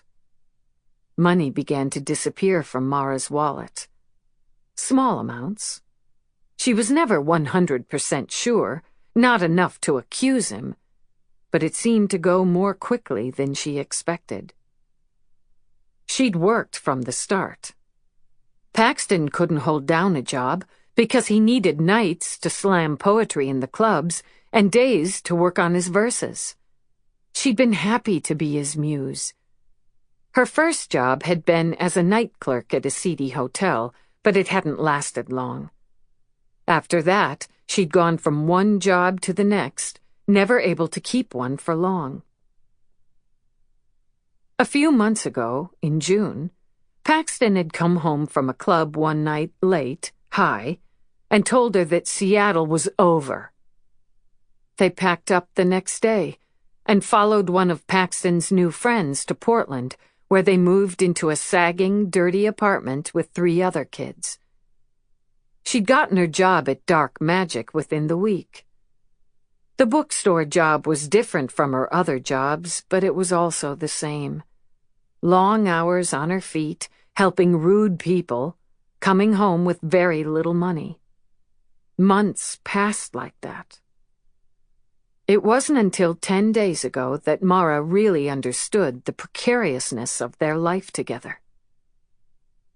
That night, she came home to an eviction notice nailed onto the door of their apartment. She pushed open the broken door. The lock hadn't worked when they moved in, and the super never cared enough to fix it, and found her roommate sitting on the living room floor, passing a pipe back and forth. "We're being evicted," she said. They laughed at her. Paxton rolled sideways and stared up at her through glassy, unfocused eyes. "You've got a job." For days, Mara walked around in a fog. Fear set in like an iceberg, deep and solid. She didn't want to be homeless.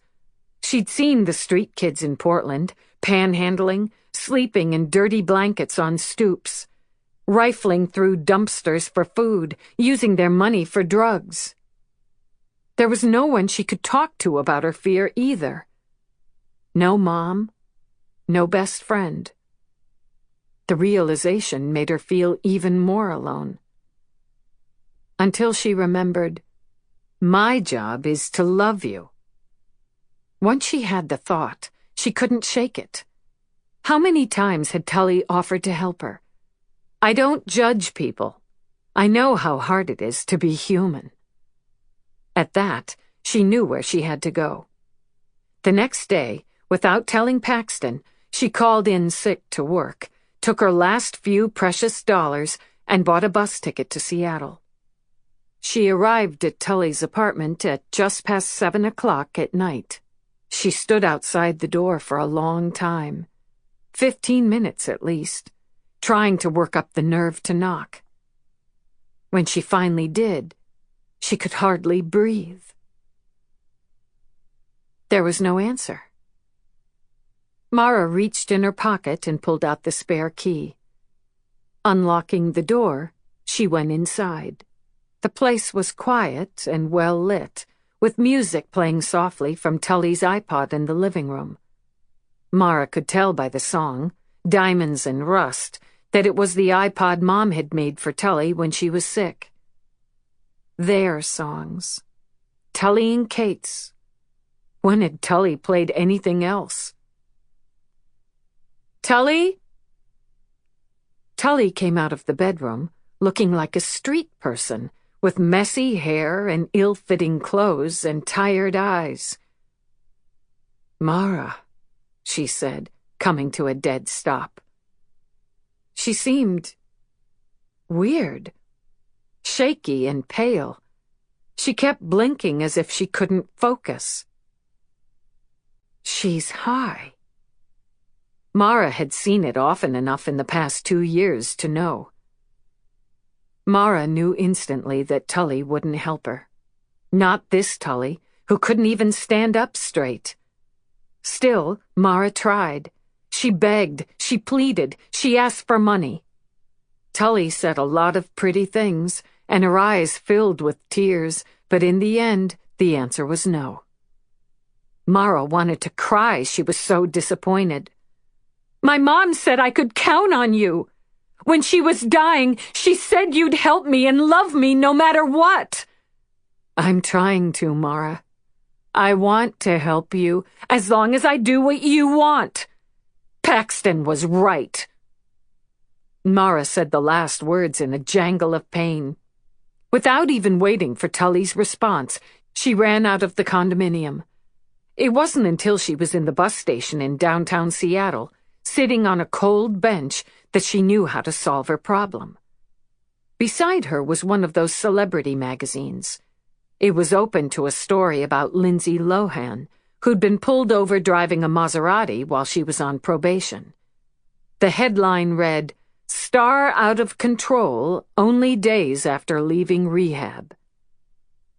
Mara picked up the magazine, called the hotline number, and said, I'm Mara Ryan, Tully Hart's goddaughter.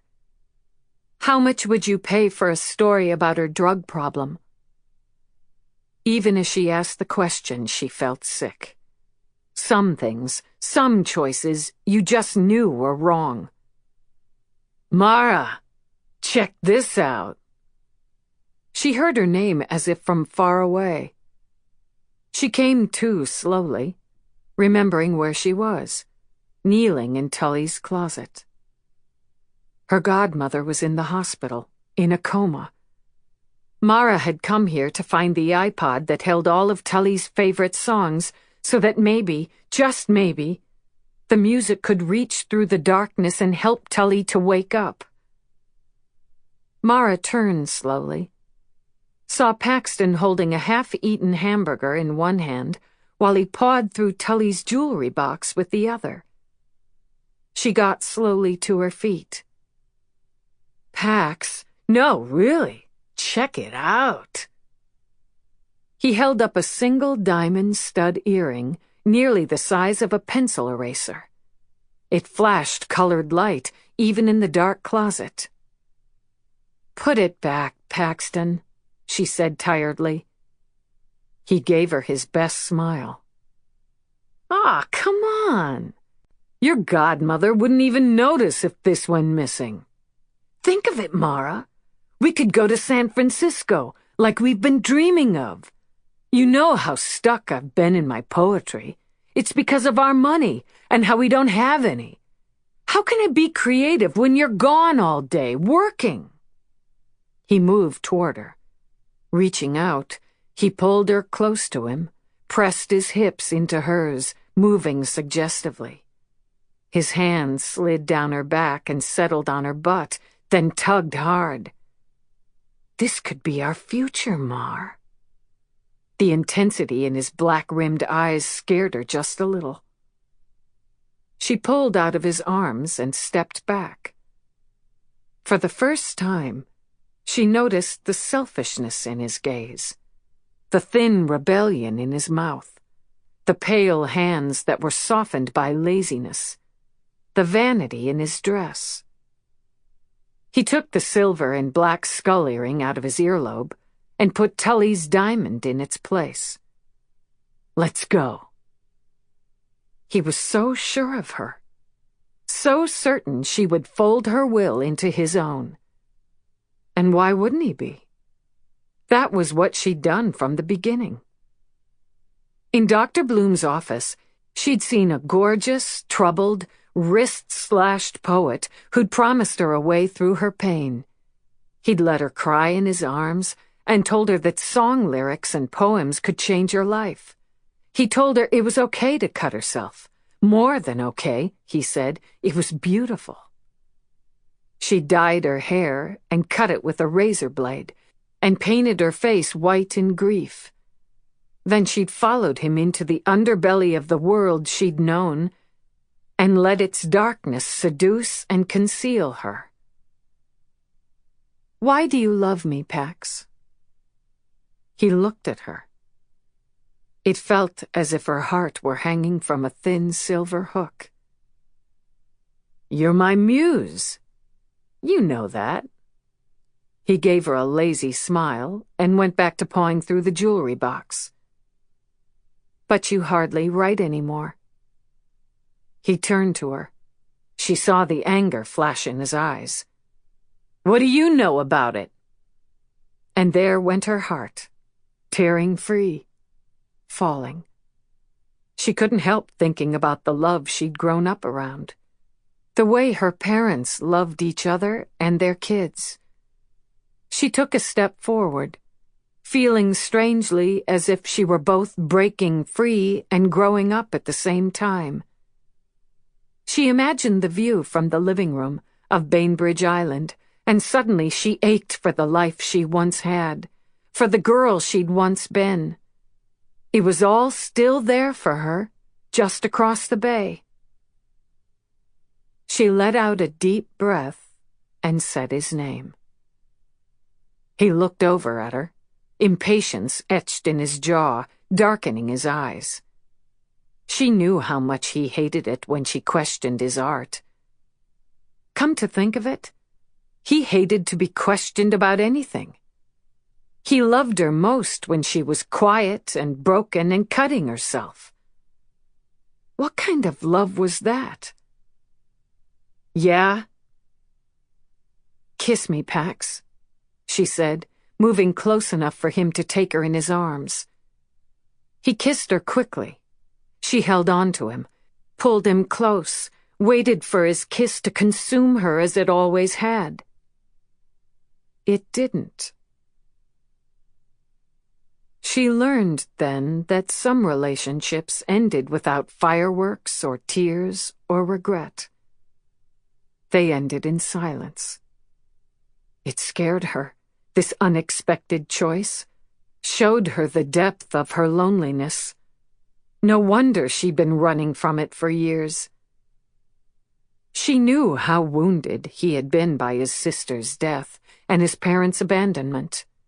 She knew that he sometimes cried in his sleep and that certain songs could turn his mood as black as ink. She knew that just saying his sister's name, Emma, could unsteady his hand. There was more to him than the poet or the goth or even the thief. Or someday there could be more. But he wasn't enough for her now.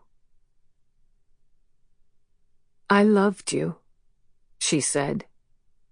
"And I love you." He took her hand and led her out of the condo. Mara wondered if love, or the end of it, would always hurt like this.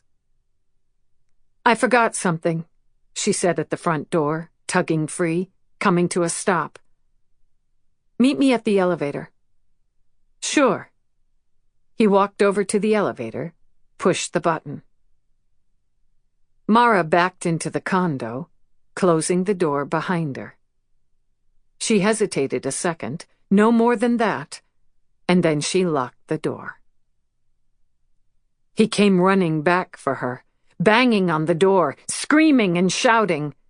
Tears stung her eyes, and she let them fall until he yelled, "Screw you then, you fake bitch!" and stomped away. Even after that, she sat there, slumped on the floor, her back pressed against the door.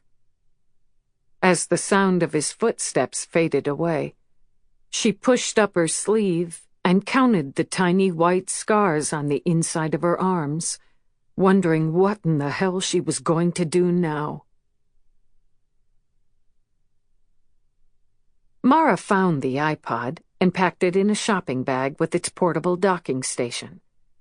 Afterward, she moved through the condominium slowly, allowing herself to remember 1,000 small moments with Tully. She found her mom's journal, too, and packed that in the bag. For someday. When she couldn't stand it anymore, couldn't stand the oppressive silence of this place without Tully's easy laughter and endless talking, she left the condo and went down to the ferry terminal. Boarding the next boat, she took a seat in one of the booths and pulled out the iPod. She put the tiny buds in her ears and hit play. Elton John sang to her. "Goodbye, Yellow Brick Road." She turned her head and stared out at the black sound, watching the tiny golden lights of Bainbridge Island appear. When the ferry docked, she put the iPod back in the box and walked out to the terminal, where she caught a bus and rode it out to the turnoff to her road. She saw her house for the first time in more than a year, and the sight of it stopped her in her tracks. The cedar shingles, stained the color of homemade caramel, looked dark on this cool night. The snow-white trim practically glowed in the golden light that shone from within. On the porch, she paused, expecting for just a second to hear her mother's voice. "Hey, baby girl, how was your day?" She opened the door and went inside. The house welcomed her in the way it had since she'd first come home from kindergarten, with light and sound and comfortable overstuffed furniture.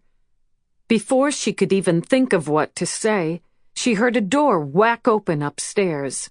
"She's here! Move it or lose it, Skywalker!" Her brothers careened out of their upstairs bedroom and came thundering down the stairs in tandem.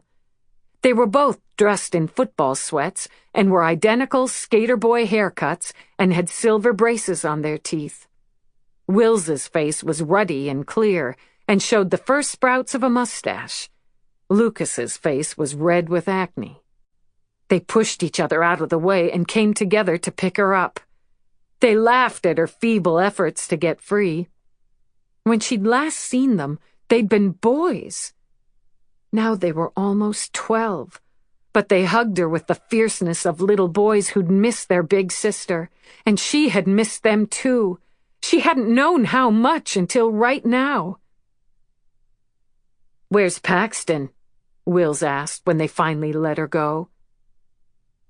"Gone," she said quietly. "It's just me." "Excellent," Will said in his best stoner boy voice, nodding his mop of hair. "That kid was a douchebag." Mara couldn't help laughing at that. "We missed you, Mar," Lucas said earnestly. "It was a boner move to run away."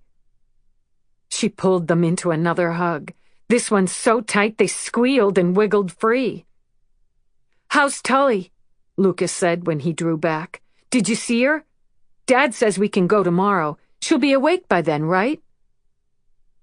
Mara's mouth went dry. She didn't know what to say, so she gave a little smile and a shrug.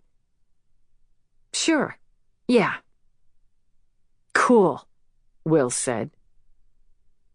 Within moments, they were thundering up the stairs again, calling dibs on something.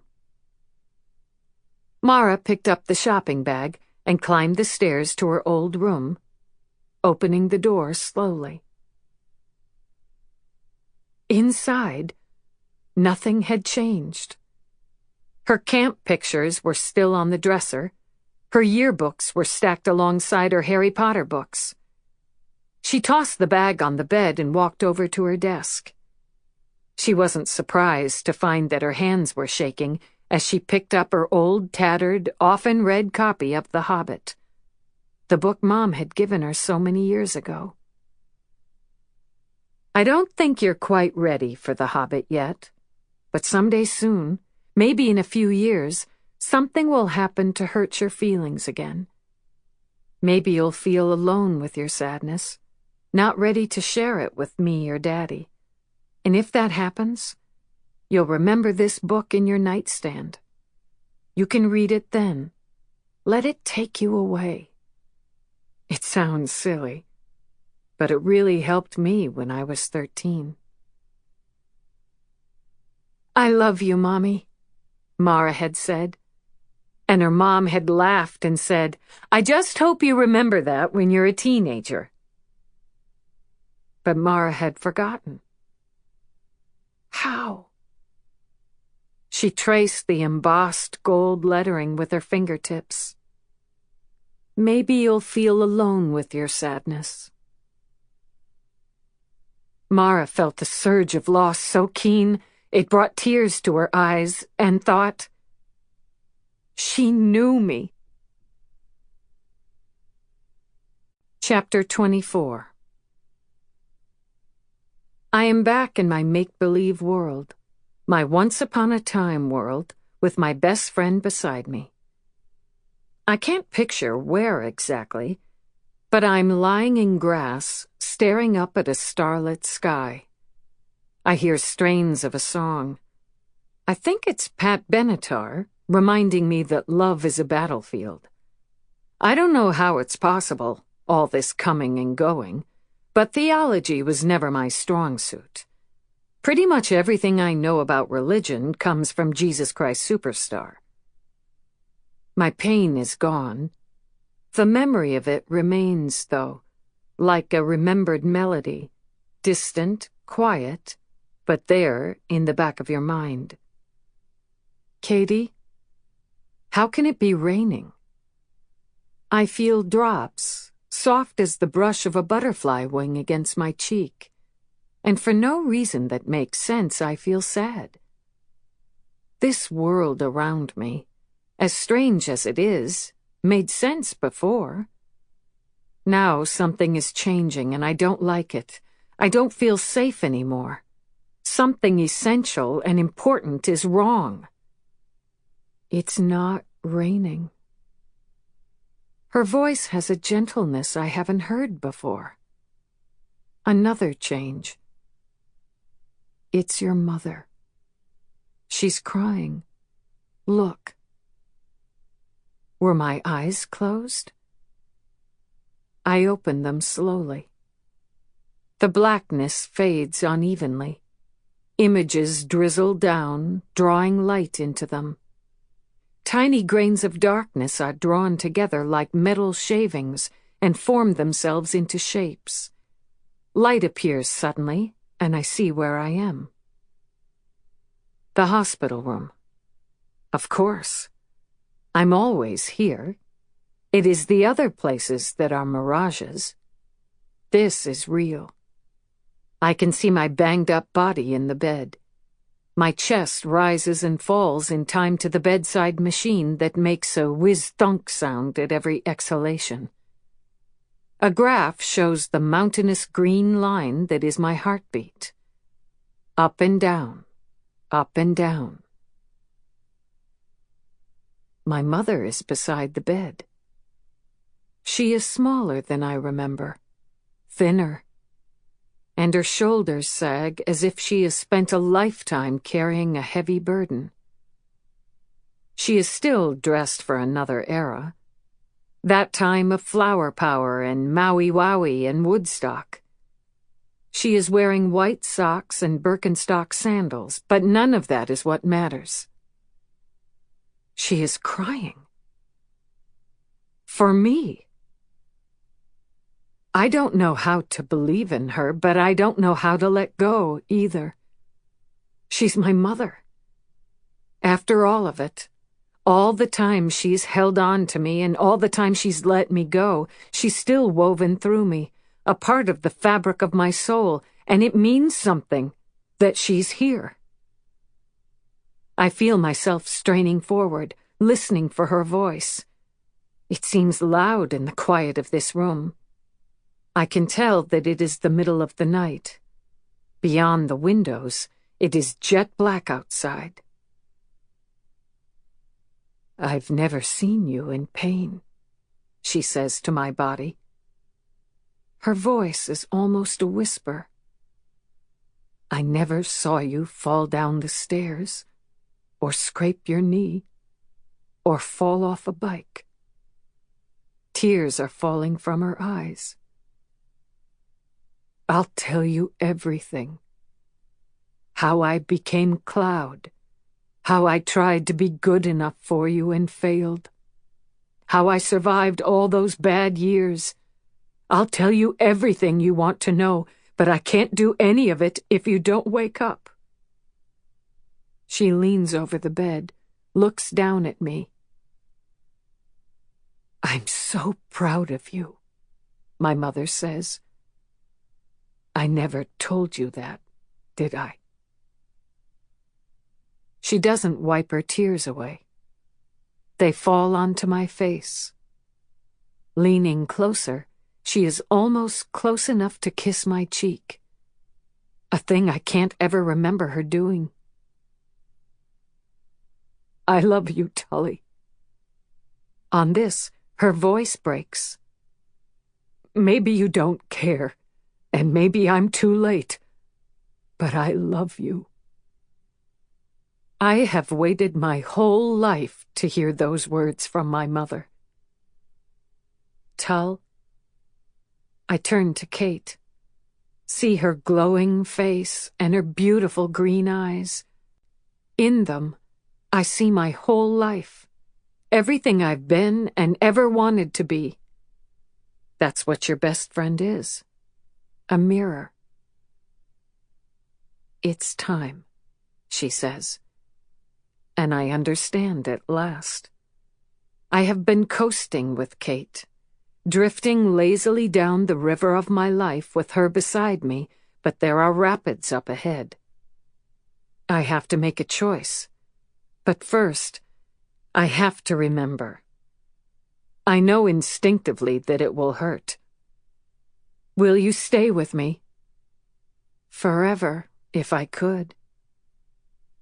It is time, at last, to face why my body is here, broken and hooked up to machines in this white room.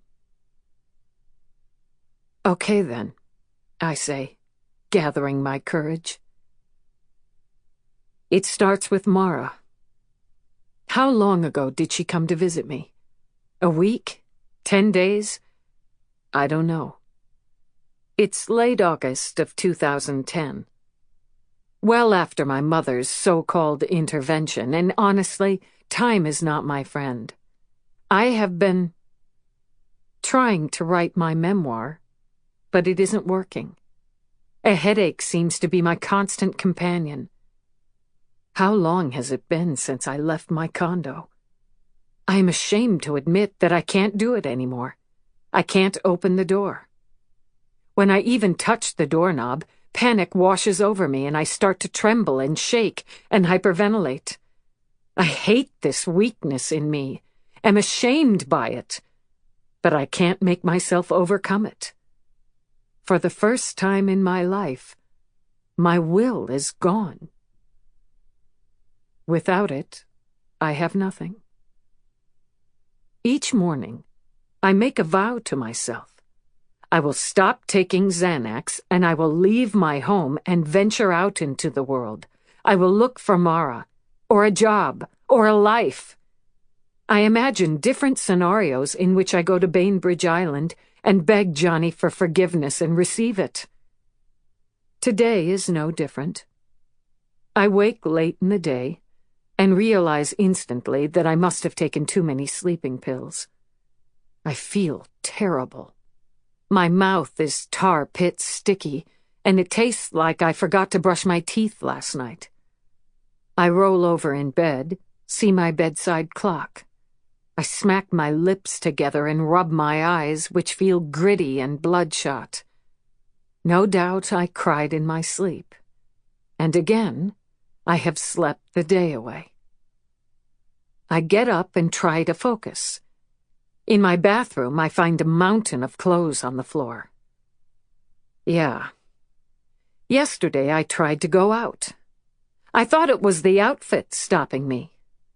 Makeup lies scattered across the counter. This is really getting out of control. Today I will change my life. I start with a shower. The hot water pounds down on me, but instead of washing away my lethargy, it somehow makes me feel worse. In the steamy enclosure, I relive too much. Johnny's anger, Kate's death, Mara's running away. The next thing I know, the water is cold. I blink slowly, wondering what the hell has happened to me. Freezing now, shaking, I get out of the shower and dry off. Eat. Yes, that will help. I dress slowly, in sweats I find on the floor of my bedroom. I am shaky and headachy. Eating will help. And one Xanax. Only one. I walk through my dark condo, turning on lights as I go, ignoring the mail scattered on my coffee table. As I am pouring a cup of coffee, my cell phone rings. I answer it quickly. Yes? Tully? It's George. I've gotten you a ticket to a screening of The American with George Clooney. I'll email you the details. It's a charitable event at a theater in downtown Seattle. The network guys will be there. This is your chance to wow 'em. September 2nd, 8 p.m. Don't be late and look good. Thanks, George, I say, smiling for the first time in days. I feel hope stir inside of me. I need this so much. I'm cried out, as dry as sawdust. I can't live this way anymore. Then it hits me. I have to leave my condo and go out in public. I start to panic, try to tamp it down. No! I can do this! I can! I take another Xanax. I will quit tomorrow, as I head back to my closet to pick out some clothes for the event. I will need... What? Why am I standing here in my closet? Oh, a hair appointment. Tully? Am I imagining Mara's voice? I turn so quickly I stumble, bang into the door of my closet. I am unsteady on my feet as I make my way through the condo toward a voice I don't really believe is even there. But she is there, in my living room, standing in front of the wall of windows. She is dressed in black, with her hair short and spiked and pink. She has silver charms hanging from her eyebrow. She looks dangerously thin. Her cheekbones are like knife blades above her pale, hollow cheeks. She is going to give me another chance. Mara, I say softly, loving her so much it hurts. I'm glad you're back. She shifts nervously from foot to foot. She looks not scared, exactly, but uncomfortable. I wish my head were clearer, that this damn headache would loosen its grip. I feel restless, a little impatient for her to speak. She begins. I move toward her, a little off balance. I'm embarrassed by my unsteadiness. Does she notice? What do you need, baby girl? Did I say all of that, or only think it? I wish I hadn't taken that second Xanax. Is she running away from Paxton? Are you okay? I'm fine. Pax and I need money. I stop. You came to me for money? That's how you can help me. I press 2 fingers to my temple, trying to still the pain. My little fairy tale collapses around me. She doesn't want me, isn't here for my help. She wants money, and then she will leave again. Money for Paxton, most likely. He has put her up to this, I'm sure of it. And what would Johnny say if he found out I gave her money and let her go again? As gently as I can, I take hold of her wrist and push her sleeve up. Her forearm is pale and crisscrossed with a web of scars, some silvery and old, some new and red and sore-looking. She pulls her hand away. My heart breaks for her. I can see that she is hurting. It is what we have in common these days, but now we will come together again, be there for each other. I will never let her down again. I will be the godmother Kate wanted me to be. I will not let her or Johnny down again. If you're okay, why are you still hurting yourself? I try to ask it gently, but I am really shaking. I feel headachy and nauseated. The blood is pounding in my ears. It's like a panic attack is coming on. But why? I want to help you. You know I do. Are you going to give me money or not? What's it for? None of your business. The words hurt me as deeply as she obviously intended. So you came to me for money. I look at this girl whom I barely recognize. Look at me, I say, wanting desperately to make her understand how dangerous her choices are. I've screwed up my life, Mara. I don't have any family, no husband, and no kids. The one thing I did have, my career, I lost. Don't end up like me, alone. You have a family that loves you. Go home. Johnny will help you. I have Pax. Some men are worse than being alone, Mara. Like you would know. Will you help me or not? Even in my precarious state, I know I can't do what she is asking. I want it like air, but I can't make it easy for her to run away again. I have made a lot of mistakes with this girl over the years, none worse than romanticizing Paxton and concealing their relationship from Johnny. But I have learned. I'll give you a place to live and set you up with Dr. Bloom, but I won't make the same mistake again. I won't go behind your dad's back and give you money so you can live in some hovel with that weirdo who doesn't care that you cut yourself. After that, we say terrible things to each other. Things I want to forget. This girl I love as much as my own life gives me a look that could shatter wood. Then she leaves, slamming the door behind her.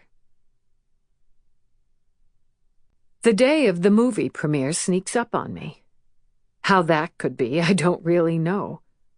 All I know is that on the evening of September 2nd, I am moving listlessly from room to room, doing nothing, pretending to work on my memoir, when my cell phone bleats out an appointment alert. I look down at the entry. Movie, 8 p.m., Network Brass. Then I look at the time. It is 7:03. I will go. I must go. This is my opportunity. I will not let fear or panic or desperation stop me. I will dress up, look good, and retake my place in the spotlight. This is America, after all, the land of second chances, especially for celebrities. Oh, perhaps I'll have to do the Hugh Grant talk show walk of shame, apologize with a smile, come clean about my anxieties and my depression, but people will understand. Who doesn't have anxieties these days, in this economy? Who hasn't lost a job they love? I'm a little panicked as I make my way back to my bedroom, but a Xanax will help. So I take 2. I can't worry about an anxiety attack tonight. I have to be perfect. And I can be. I am not the kind of woman who hides out beneath warm covers and behind locked doors. I go into my closet, stepping over clothes I don't remember buying, let alone wearing, and stand in front of my dresses. I am too overweight to make a fashion statement, so I pluck an old standby off the rack. A vintage black Valentino with an asymmetrical neckline and patterned black hose. It used to hang beautifully on me. Now it fits me like a sausage casing, but it's black and it's the best I can do. My hands are unsteady. I can't do much with my hair beyond pulling it back into a sleek ponytail. Huge gold and black pearl earrings draw the attention away from my sallow face, I hope. I put on more makeup than I've ever worn in my life, and still I look tired. Old. Trying not to think about that, I slip into an expensive pair of bright pink patent leather pumps and grab an evening bag. I'm reaching for my doorknob when panic hits, but I grit my teeth and push through it. I open the door, step out into the hallway. By the time I reach the lobby, I am hyperventilating, but I refuse to rush back to the safety of my condo. The doorman hails the town car, and I collapse in the back seat. You can do this, you can do this. I close my eyes and survive this panic 1 second at a time, but when the car pulls up in front of the theater, I feel lightheaded enough to pass out. You getting out, lady? Yes, of course. I climb out. It feels as if I am wading through mud as I approach the red carpet. The Klieg lights burn my eyes, make me blink. It is raining, I notice. When did that start? Eerie red light cascades down from the marquee, flashing in puddles of rainwater on the street. Beyond the roped-off area, a giant jostling crowd of onlookers is waiting for a celebrity to arrive. My hands are shaking now. My mouth is so dry I can hardly swallow. I tilt my chin and force myself to walk the red carpet. A few flashbulbs go off. Then they see it is me, and the photographers turn away. Inside the theater, I have the debilitating thought that I am the oldest woman here. I worry about having a hot flash, turning red suddenly and sweating. I should look for the network executives, but I can't. Instead, I make my way into the theater and collapse into one of the velvet seats. The house lights dim. The movie begins. All around me, people are breathing, moving quietly, their seats creaking. I try to stay calm and pay attention, but I can't do it. Anxiety is a living, breathing entity inside of me. I need to get out of here, just for a second. I find a sign for the restroom and follow it. The bathroom is so bright it scalds my eyes. Ignoring the mirror, I stumble into a stall and sink down onto the closed seat, kicking the door shut. I slump back, trying to calm down and close my eyes. Relax, Tully. Relax.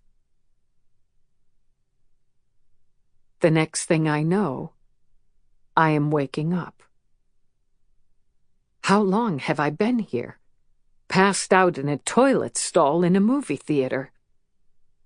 Pushing out of the stall so hard the door cracks against the next stall, I lurch out into a line of women. They stare at me, their mouths open. The movie must be over. Downstairs, I see the way people look at me. They step out of my way as if I'm rigged with dynamite or carrying a contagious disease. My DUI mugshot is what they are seeing when they look at me. And suddenly, I know. I can't do it. I can't meet the network brass and plead my case and get my job back. It's too late. I have lost my chance. The realization is a pit of quicksand that pulls me under. I elbow my way through the crowd, muttering apologies I don't mean, until I can breathe again. I end up in a quiet alleyway in the pouring rain. Sometime later, a man tries to pick me up in a bar. I almost let him. I see him looking at me, smiling, saying something that makes me ache with longing, not for him, of course, for my lost life, but he is there and the life is gone. I hear myself begging him to kiss me, and I cry when he does because it feels so good and not nearly good enough. After the bar closes, I walk home, or take a cab or get a ride, who knows. At least I arrive home. My condo is dark when I get there. No lights are on. I turn them all on as I stumble past, ricocheting off the walls and tables as I go. I am so ashamed I could cry. But what is the point? I slump onto my sofa and close my eyes. When I open my eyes again, I see the pile of mail on my coffee table. Bleary-eyed, I stare at the remnants of my former life. I'm about to look away when a picture catches my attention. My picture. I lean forward and push the stack of envelopes and catalogs aside. There, beneath the bills and junk mail, is a Star magazine with my mugshot in the upper left corner. Beneath it is a single terrible word. Addict. I pick up the magazine and open it to the article. It's not the cover story, just a little tidbit on the side. The words blur before my eyes, dance and jump, but I tackle them one by one. The real story behind the rumors.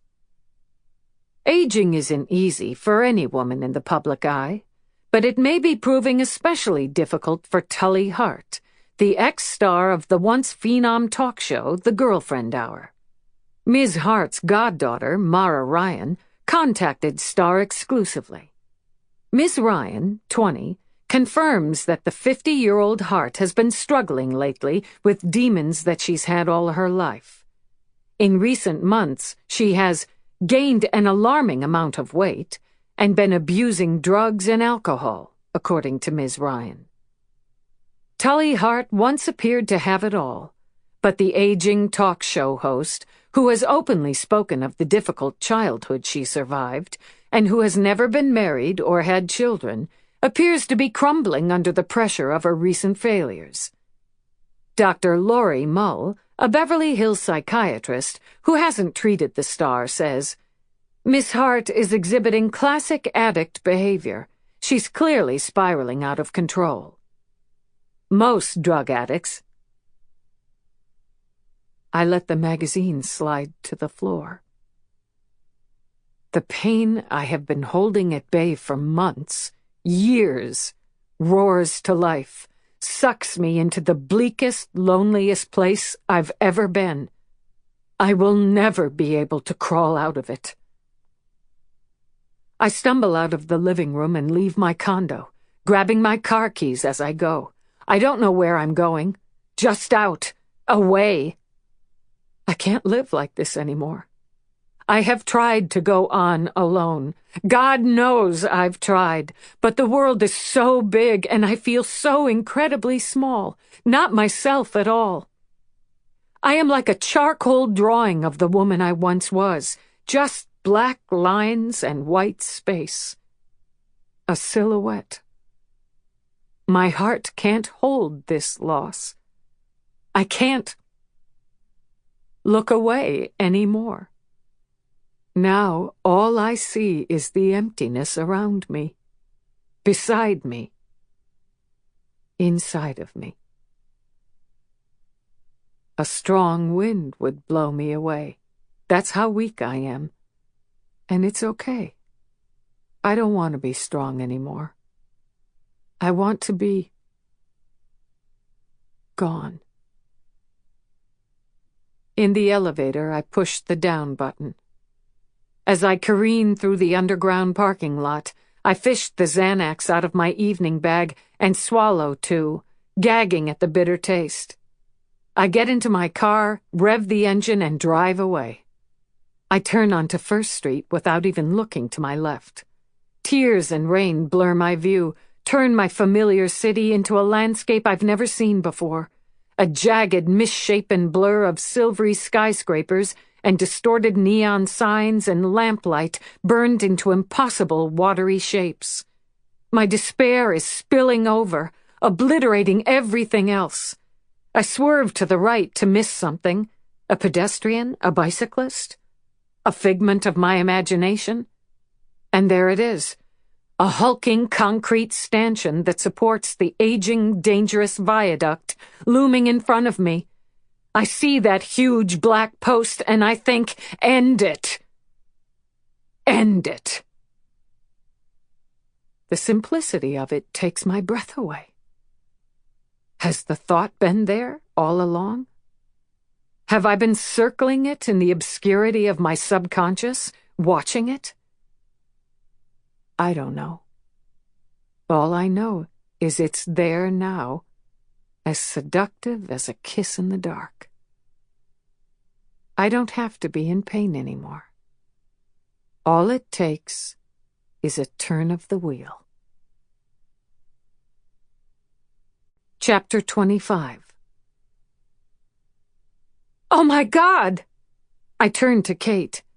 I tried to turn at the last second to avoid hitting the stanchion. I know. I had one split second where I thought, who would care? And I kept my foot on the gas, but then I turned, only... It was too late. Look. The moment she says the word, I see that we are in the hospital room again. It is bright and white, and there are people around my bed. I'm hovering above it all, looking down on them. I see Johnny, with his arms crossed tightly, moving back and forth. His mouth is drawn into a frown, and Margie is crying quietly, a handkerchief held to her mouth. And my mother looks devastated. The twins are there, standing close together. What I see are the tears in Lucas's eyes and the defiant, angry jutting out of Wills's small chin. They look insubstantial somehow. Boys who have been partially erased. They have spent too much time in hospitals already, these boys. It breaks my heart that I have brought them back here again. My boys, Kate says, and the softness in her voice takes me aside. Will they remember me? This she says so quietly, I think I may have imagined it. Or maybe I'm reading her mind like best friends do. Do you want to talk about it? My boys? Growing up without me? No. She shakes her head. Silvery blonde hair shivers at the movement. What is there to say? In the silence that falls between us, I hear strains of a song coming from the iPod on the bedside table. The volume is so low I can barely hear it. Hello, darkness, my old friend. And then I hear voices. It's time. Not hopeful. Temperature normal. Remove ventilator. We've removed the shunt, but drained. On her own. We'll see. The man in white seems menacing somehow. I shiver when he says, "Are you ready?" They are talking about my body. About me. About taking me off life support.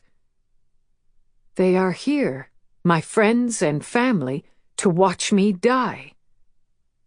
Or breathe, Kate says. Then, it's time. Do you want to go back? I get it. Everything has been leading up to this moment. I see that with the clarity that should have been there before. I see Mara walk into the hospital room. She looks so thin and frail as she stands by Johnny, who puts an arm around her. She needs you, Kate says to me. And so do my boys. There is a hitch in her voice. An emotion I know runs deep. I made her a promise to be there for her children, and I failed. In a way, the proof is in the piercings. I feel my old nemesis, longing, uncoil from its place deep, deep inside me and spread out. They love me. Even from where I am, through the mist of worlds, I can see that. Why didn't I see it when I was standing beside them? Maybe we see what we expect to. I do want to undo what I've done, this terrible, selfish thing. I want to undo it and have a chance to be another version of myself, a better version. And I love them. How was it that I have believed I was incapable of love all these years when I feel it so deeply? I turn to say this to Kate, and she smiles at me, my best friend, with her long, tangled blonde hair and thick eyelashes and her smile that lights up any room. My other half. The girl who took my hand all those years ago and didn't let go until she had to. In her eyes, I see our lives. Dancing to our music, riding our bikes in the dark, sitting in chairs on her beach, talking and laughing. She is my heart. The one who lets me soar and keeps me grounded. No wonder I went crazy without her. She was the glue that held us all together.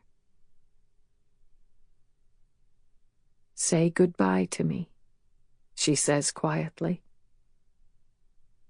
In the hospital room, and now it feels far, far away, I hear someone, the doctor, say, "Does anyone want to say anything first?"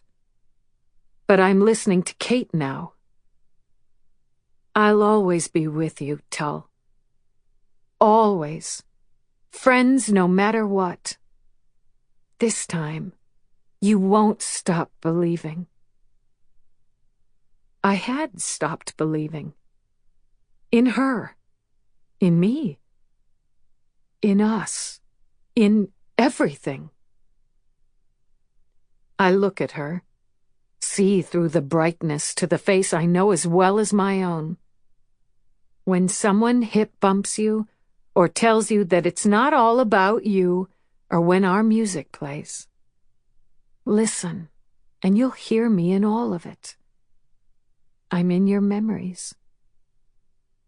I know she's right. Maybe I've known it all along. She is gone. I lost her a long time ago, but I didn't know how to let go. How do you release your other half? But I have to. For both of our sakes. I see that now. Still, I can't say the word. "Oh, Katie," I say, feeling the hot sting of tears. "See," she says, "you're saying goodbye." She moves toward me, and I feel a heat shimmering off her, and then, like a touch of flame, I feel a brush of skin against mine, and goosebumps break out across my flesh. The hair on the back of my neck stands up. "Slip out the back, Jack," she says. "Make a new plan, Stan." The music. Always the music. "I love you," I say quietly. And finally, it is enough. Love is what lasts. I understand that now. Goodbye. At that, just the single heartfelt word, I am plunged back into the darkness. I can see myself, I think, from a distance. I am in pain. A headache blinds me, it hurts so much. Move. It is an old word, one I used to know, and it comes to me now. There is a black velvet curtain in front of me. I am backstage, maybe. Somewhere out there are lights. I have to get to my feet. Walk. But I am so tired. So tired. Still, I try. I get up. Each step sends pain ringing up my spine, but I don't let it stop me. There is a light out there on stage. Like a lighthouse beam, it flashes bright, shows me the way, and then disappears again. I keep walking, trudging forward, thinking, please. But my mind is so muddy I don't know to whom I am praying. And then suddenly, there is a hill above me, growing fast, reaching upward, climbing out from the blackness in front of me. I can't make it. From far away, I hear, "Wake up, Tully. Please." And pieces of a song. Something about sweet dreams that I almost recognize. I try to take another step, but my lungs ache from the exertion and I hurt all over. My legs give out, and I pitch to my knees, landing hard enough to rattle bones and break my resolve. "I can't do it, Katie." I almost ask her why, almost scream the question in frustration. But I know why. Faith. It is something I have never had. Come back, Tully. I follow the line of my goddaughter's voice. In this black world, it shimmers like gossamer just beyond my reach. I reach for it, follow it. Then I take a deep, painful breath and try to stand. September 4th, 2010, 11:21 a.m. "Are you ready?" Dr. Bevan asked. "Does anyone want to say anything first?" Mara couldn't even nod. She didn't want this. It was better to keep her godmother plugged in, breathing, than to take her off the machines. What if she died? Tully's mom moved closer to the bed. Her cracked, colorless lips moved silently, forming words that Mara couldn't hear. They were all here, gathered around the hospital bed. Dad, Grandma and Grandpa, the twins, and Tully's mom. Dad had spoken to Mara and the boys this morning on the ferry, explained to them what this all meant. They had raised Tully's body temperature and taken her off the heavy meds. Now they were going to unplug her from the ventilator. Hopefully, she would wake up and breathe on her own. Dr. Bevan put Tully's chart in a sleeve at the end of the bed. A nurse came in and removed the breathing tube from Tully's mouth. Time seemed to screech to a halt. Tully took a rattling, phlegmy breath and released it. Beneath the white cotton blanket, her chest rose and fell. Rose and fell. "Tallulah?" Dr. Bevan said, leaning over Tully. He pried open her eyelids and shone a beam of light in her eyes. Her pupils reacted. "Can you hear me?" "Don't call her that," Dorothy said in a cracked voice.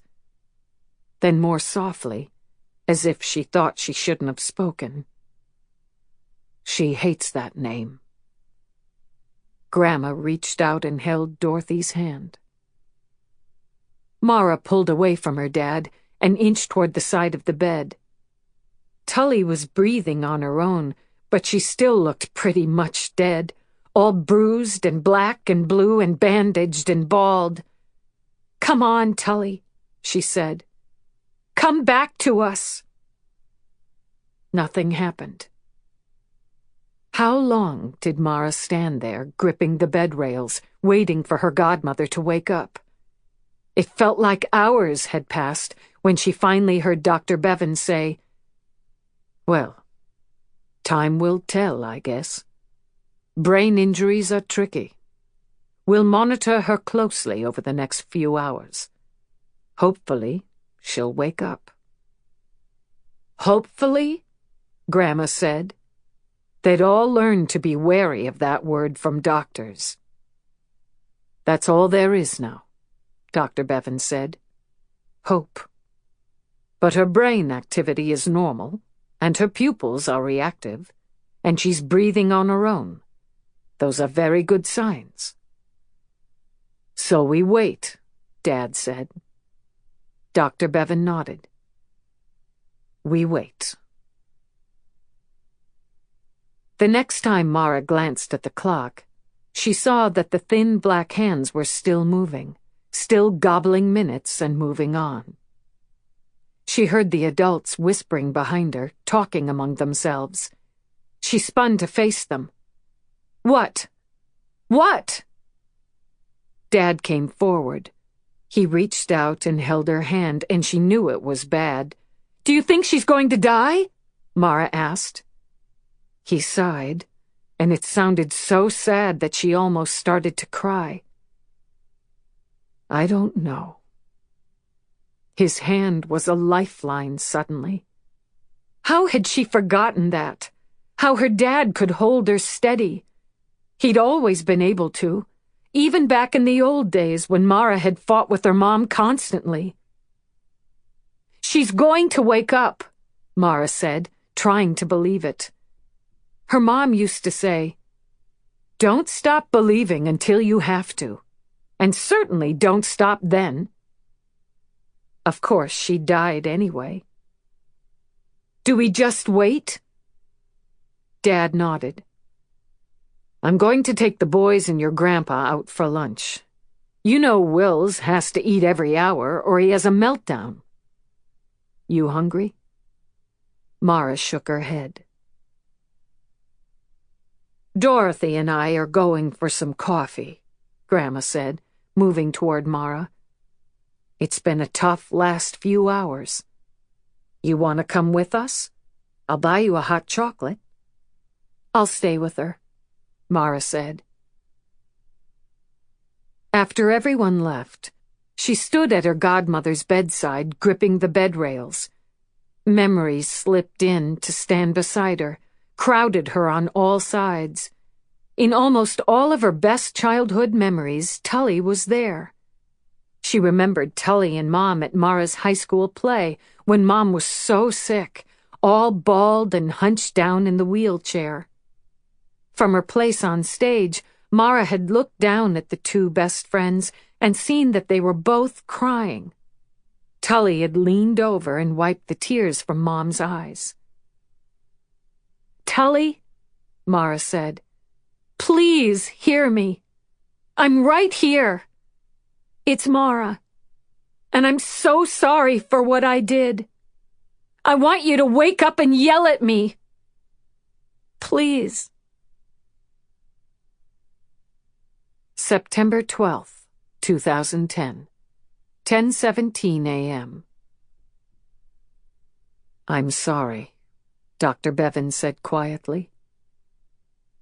Dorothy wondered if the man knew how often he'd said these words in the past week. If there was one thing they were all certain of, it was this. Dr. Bevan was sorry that Tully hadn't wakened from her coma. He still handed out hope, as if it were a bit of hard candy he kept in his pocket for emergencies, but the hope in his eyes had begun to dim. He'd ordered a tracheotomy on day 2 to maintain something called efficient aeration of the lungs. A nasogastric feeding tube had been inserted into her nostril and taped in place. Tully looked like she was sleeping. That was what bothered Dorothy the most as she sat in this room, hour after hour. Every single second felt charged with possibility. Each of the last 8 days, she'd thought, today Tully will wake up.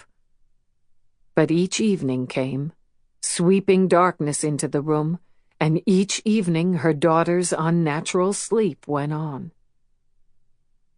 Now Dr. Bevan had called them here for a meeting. It could hardly be a good sign. Dorothy stood in the corner with her back to the wall. In her wrinkled clothes and orange clogs, she felt like the least important person in the room.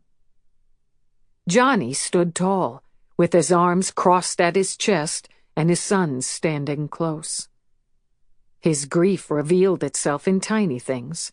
The places he'd missed shaving this morning, and the way he'd misbuttoned his shirt.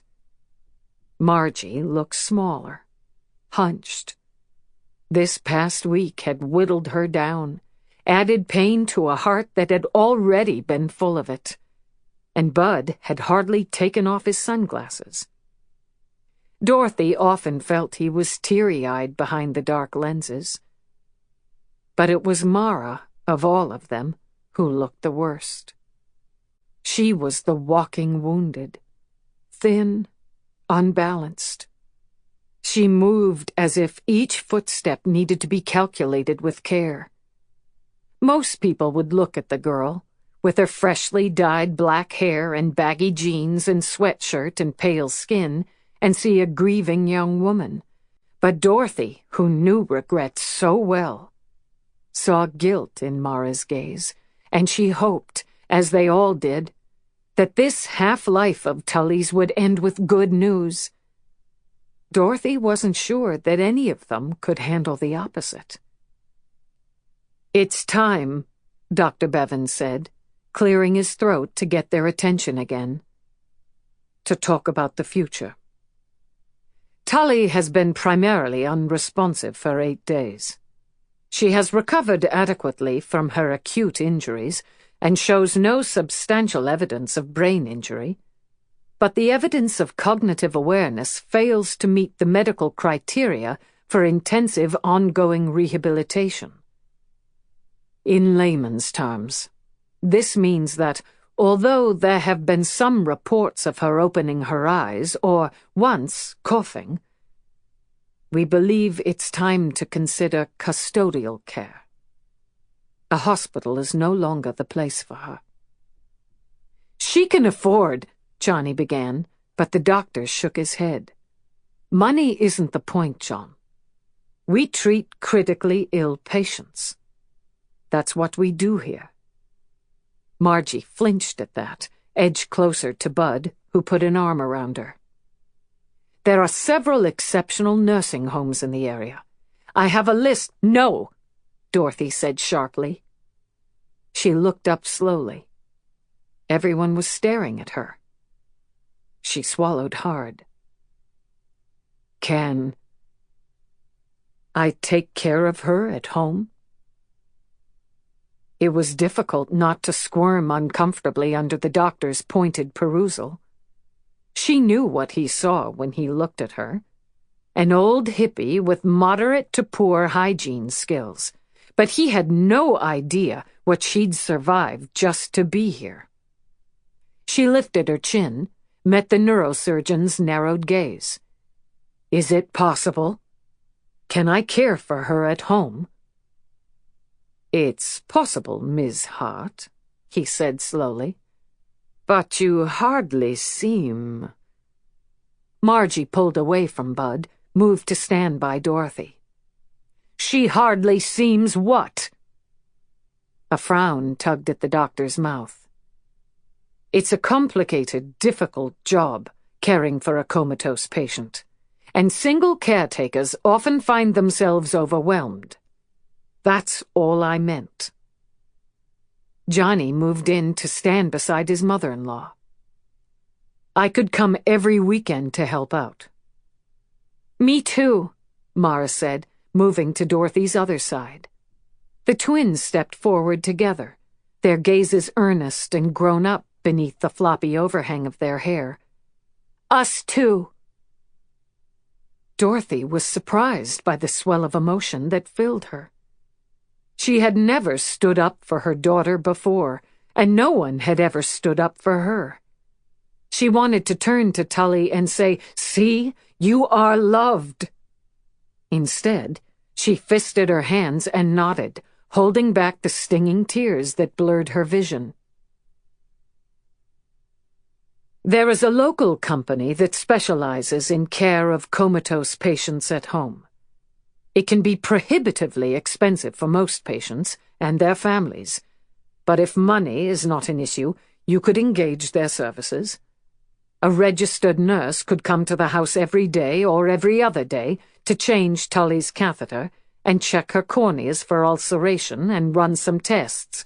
But even so, it will take a lot of work, Miss Hart. You'd have to follow a pretty rigorous routine. I won't discharge her into your care unless you're certain you're up to it. Dorothy remembered all the times she'd let go of her daughter's hand, or let her go in a crowd, all the birthdays she'd missed and all the questions she hadn't answered. Everyone in this room knew Dorothy's sad, pathetic history as a mother. She'd never packed Tully a school lunch, or talked to her about life, or said, "I love you." If she didn't change now, reach out now, that would be their story. "I'll take care of her," Dorothy said quietly. "I'll research the insurance and take care of all the financial and medical arrangements," Johnny said. "Tully will have the best in-home care possible. The costs and the coma may go on for quite some time. It's my understanding that she doesn't have a living will, and that Kathleen Ryan is the executrix of her estate and has the power of attorney to make medical decisions on her behalf, and that Ms. Ryan is deceased." Johnny nodded. "We'll take care of all of that as a family." He looked at Dorothy, who nodded. "We can reassess later if we need to. I'll talk to her business manager this week. Her condo was worth several million, even in this economy. We can sell it if we need to, but my guess is that she has the maximum insurance coverage." Marge reached over and held Dorothy's hand. The two women looked solemnly at each other. "The house in Snohomish hasn't sold yet. Bud and I could move back to help you." "You are amazing," Dorothy said quietly. "But if you're there, it will be too easy for me to let you be her mother. I need to be the person who is responsible. I hope you understand." Margie's look said it all. "I'm only a phone call away." Dorothy released a heavy sigh. There. It was done. For the first time in her life, she was going to be Tully's mother. September 12th, 2010, 6:17 p.m. Johnny had spent most of the day with Tully's business manager, Frank, going over her finances. Now he sat alone in his car on the ferry with the stack of her financial records in the seat beside him. He'd had no idea how her life had unraveled in the years since Kate's death. He'd imagined her retirement from TV had been her choice, that the book deal had been lucrative and the beginning of yet another high-profile career. He would have found the truth easily, if he'd cared enough to look. He hadn't. "Oh, Katie," he thought tiredly, "you are gonna kick my ass for this." Leaning back into his leather seat, he stared out through the ferry's wide bow opening as the sandy hook of Wing Point came into view. When they docked, he drove over the bumpy metal ramp and onto the smooth asphalt of the road. At the end of his driveway, the house was drenched in late afternoon light. It was the golden hour, that beautiful crystalline time before sunset, when every color was crisp and clear. September was a good month in the Northwest, a repayment season for all the gray, rainy days that were to come. For the briefest of moments, he saw this place as it once had been. The house and yard, like everything else, had changed since Kate's passing. Before, the yard had had a wild, untended look. His wife had always been about to start taming it. Back then, every plant and flower and shrub had grown too tall and spread too wide. Flowers had crowded in on each other like schoolyard bullies fighting for turf. There had always been toys strewn about, skateboards and helmets and plastic dinosaurs. These days, the yard was orderly. A gardener came once a week and raked and clipped and mowed. The plants were healthier, the flowers bigger and brighter. He pulled into the dark garage and sat there a minute, collecting his thoughts. When he felt strong again, he went into the house. As he stepped inside, the boys came running down the stairs, banging into each other, pushing and shoving. It was like watching rollerball on a hill. He'd long ago stopped yelling at them about it or worrying that one of them would fall. This was just who they were. They were both dressed in blue and gold Bainbridge Island sweats and were wearing skater shoes that he swore were 2 sizes too big. In the past few years, they'd become a trio, he and the twins. Their time in Los Angeles had brought them closer together, and they'd been happy to move back here. And yet, he could see fissures forming in their relationship. Both of them, but especially Will's, had begun to keep secrets. Will's had begun to answer ordinary questions evasively. "Who was that on the phone?" was a good example. "No one." "Oh, so you're talking to no one?" Like that. "Hey, Dad," Will said, jumping down the last 3 steps. Lucas was a second behind. They landed together hard enough to rattle the floorboards. God, he loved these boys.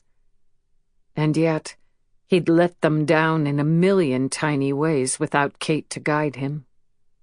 Alone, he hadn't been as good a parent as his sons, or Mara, deserved.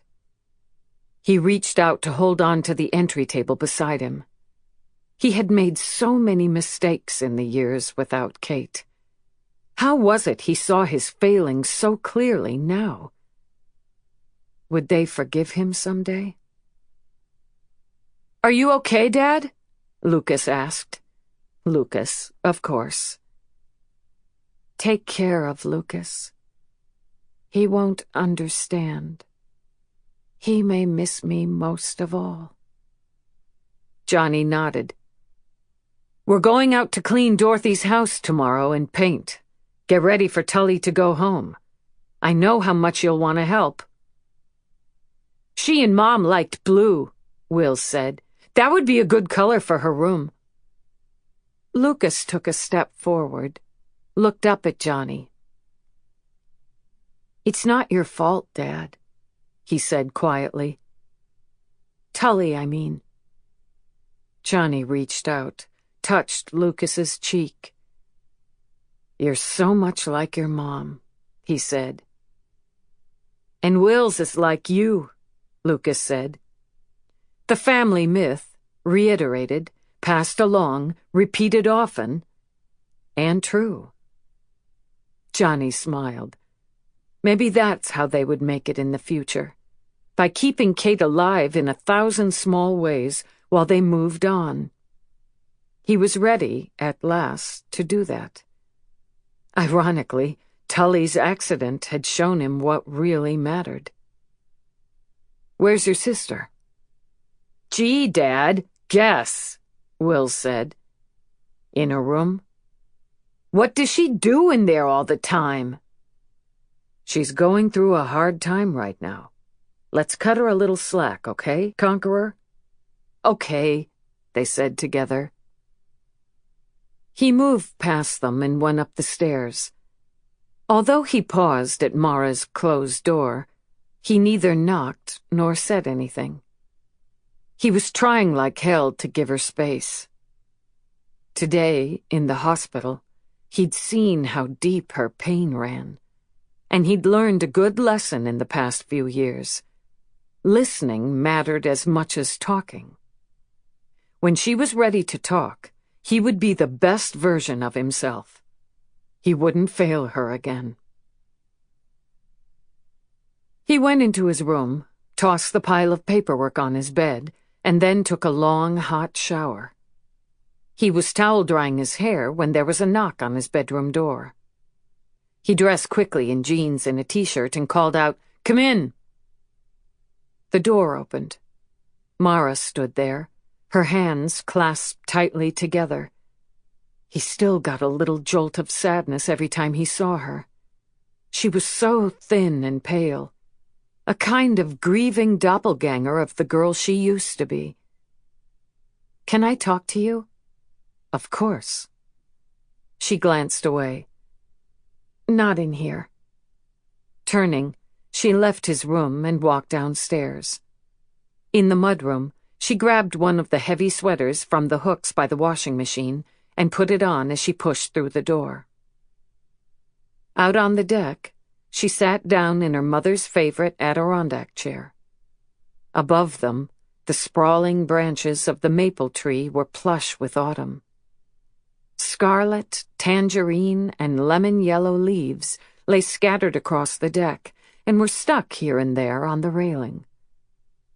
How often had he and Katie sat out here at night, after the kids were in bed, with night at their feet and candles glowing in the air above them, listening to each other and the waves. He shook the memory aside and sat down in the chair beside her. The old weathered wood creaked as he settled into place. "I sold a story to Star magazine," she said quietly. "I told them Tully was a drug addict and an alcoholic. They paid me $850. It came out last week. I saw it at Tully's condo. She read it before she got in the car." Johnny took a deep breath and exhaled it. Then he did it again, thinking, "Help me, Katie." When he was sure his voice would be even, he said, "That's what you meant when you said this was your fault." She turned to him. The anguish in her eyes was heart-wrenching. "It is my fault." Johnny stared at his daughter, saw the pain in her eyes. "We fell apart without your mom," he said. "And that's on me. It hurt too much to be around Tully, so I walked away. Hell, I ran away. You aren't the only one who hurt her." "That doesn't help much," she said miserably. He said quietly, "I've thought about that day in your dorm room 1,000 times.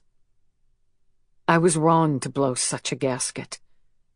I would do anything to have a do-over, and to tell you that I love you no matter what choice you make, and that you can always count on me to love you." "I needed that," she said, wiping her eyes. "And I would tell Tully I'm sorry, too. I was wrong to blame her." Mara nodded but said nothing. Johnny thought of all the mistakes he'd made with this girl. The times he'd walked away when he should have stayed. The times he'd remained silent when he should have spoken. All the wrong turns a single father makes when he's in over his head. "Can you forgive me?" She gazed at him steadily. "I love you, Dad," she said. "I love you too, Munchkin." Mara's smile was weak and a little sad. "What about Tully? She probably thinks, what would you say to her right now?" "I'd tell her how much I love her, but I won't get a chance." "You'll get a chance. You can tell her when she wakes up." "I have a little trouble believing in miracles these days." What he wanted to say was, "Don't we all?" What he said was, "Your mom would hate to hear that. She would tell you that everything works out the way it's supposed to, and not to give up hope until you have to, and—" "Certainly not then," Mara said quietly, her voice an echo of his. For a beautiful second, he felt Katie beside him. The leaves rustled overhead. "I want to see Dr. Bloom again, if that's okay." Johnny looked up briefly, saw a movement of the shadowy mason jar. "Thank you, Katie. I'll make an appointment." Chapter 26. September 14th, 2010, 9:13 a.m. On the day before Tully was to be brought home, the Ryans and Malarkeys descended on the house on Firefly Lane like a professional cleaning crew. Dorothy had never seen people work so hard or get along so well. The back bedroom, Tully's at 14, and now again at 50, had been stripped down and scrubbed and painted a beautiful sky blue. The hospital bed had been delivered and set up to face the room's only window. From her place in bed, Tully would be able to look through the open sash window across the vegetable field to her once best friend's old house. The new bedding, picked out by Mara, was pretty white matelassé with a raised floral pattern, and the twin boys had chosen pictures to put on the dresser. There were at least a dozen of them, all told. Pictures of Kate and Tully throughout their lives, of Tully holding a pink-faced infant, of Johnny and Tully accepting some award on stage. Dorothy wished she had a picture of herself and Tully to add to the collection, but there simply were none. In the middle of it all, a nurse showed up from the Coma Care Company and talked to Dorothy for at least 2 hours about how to handle Tully's daily care. When everyone finally left, Dorothy walked from room to room, telling herself she could do this. She read through the nurse's handouts and materials twice, making notes in the margins. Twice she'd almost gone for a drink, but in the end she'd made it through, and now she was in the hospital again, walking down the bright corridor toward her daughter's room.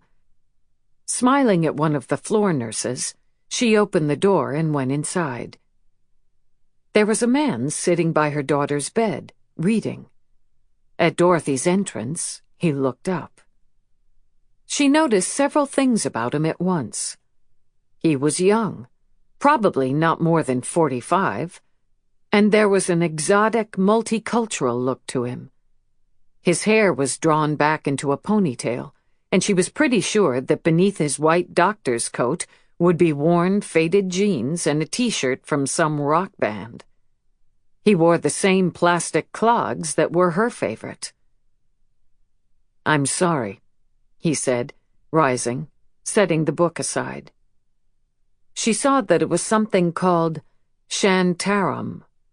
It was a thick book, and he was halfway through it. "Are you reading to her?" He nodded, coming forward, extending his hand. "I'm Desmond Grant, an ER doc. Dorothy. I'm her mother. Well, I should be getting back to work." "You visit her often?" "I try to come in either before or after my shifts. I see her a lot in the middle of the night." He smiled. "I hear she's going home today." "Yes, in about an hour." "It was nice to meet you." He headed for the door.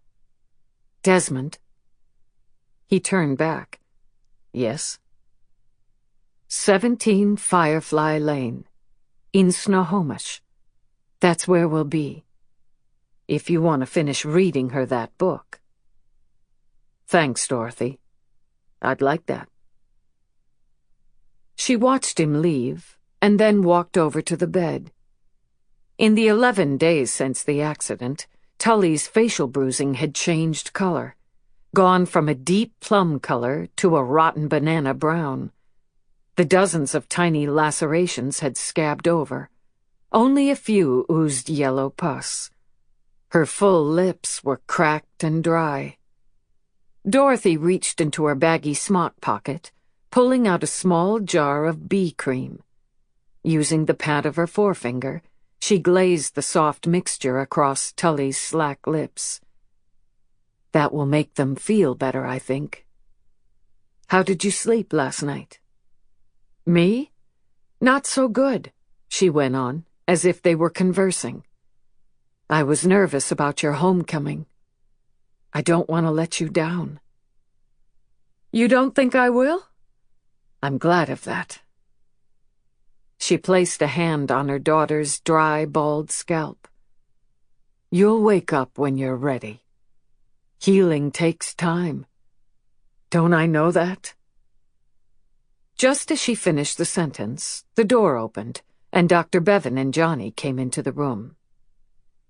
"There you are, Dorothy," the doctor said, stepping aside to allow several nurses and 2 paramedics into the room. She managed to smile. If it took all these people just to transport Tully, how in heaven did Dorothy think she could care for her alone? "Breathe, Dorothy," Johnny said, coming up beside her. She gave him a grateful look. After that, everything moved quickly. Tully was transported from the bed to a gurney, disconnected from the IV and machines, and wheeled away. At the front desk, Dorothy signed a bunch of paperwork, collected some discharge papers and care procedure brochures, and a set of notes from Dr. Bevan. By the time she was in Johnny's car, following the ambulance, she felt sick with worry. On Columbia, they drove downhill, and there was the rough gray stanchion Tully had hit. Beneath it, on the pavement, a makeshift memorial had sprung up. Balloons and dying flowers and candles created a little shrine of sorts. A sign read, "Wake up, Tully." Another read, "We're praying for you." "Do you think she knows how many people are praying for her?" she asked. "I hope so." Dorothy fell silent after that. She sat back in the comfortable leather seat and watched the scenery go from city to town to country, from high-rises to low fences, from bumper-to-bumper traffic to slow, winding, tree-lined roads with only a few other cars in sight. At home, they pulled up behind the ambulance and parked. Dorothy hustled ahead to open the front door and turn on the lights and led the paramedics to Tully's bedroom, where the Ryan kids had tacked up a huge "Welcome Home, Tully" poster. Dorothy shadowed the paramedics, asked them questions, and studiously wrote down their answers. All too quickly it was done.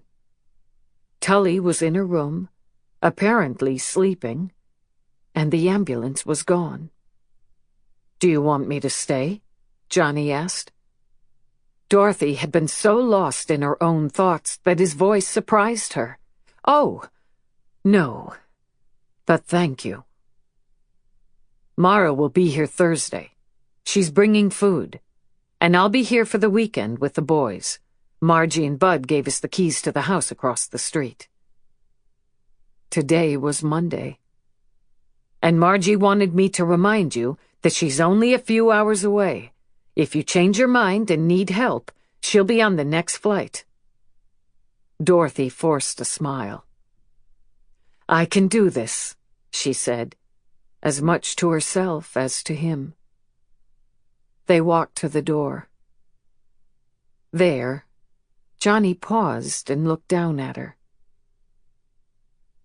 "I wonder if you know how much this would mean to her." "I know how much it means to me. How often do second chances come around? If you get overwhelmed, I won't drink. Don't worry. That wasn't my worry. I want you to know that we're all here for her, and for you. That's what I was going to say." She stared up at this gorgeous man and said, "I wonder if she knows how lucky she is." "We didn't," he said quietly. And Dorothy saw regret etch itself into the lines of his face.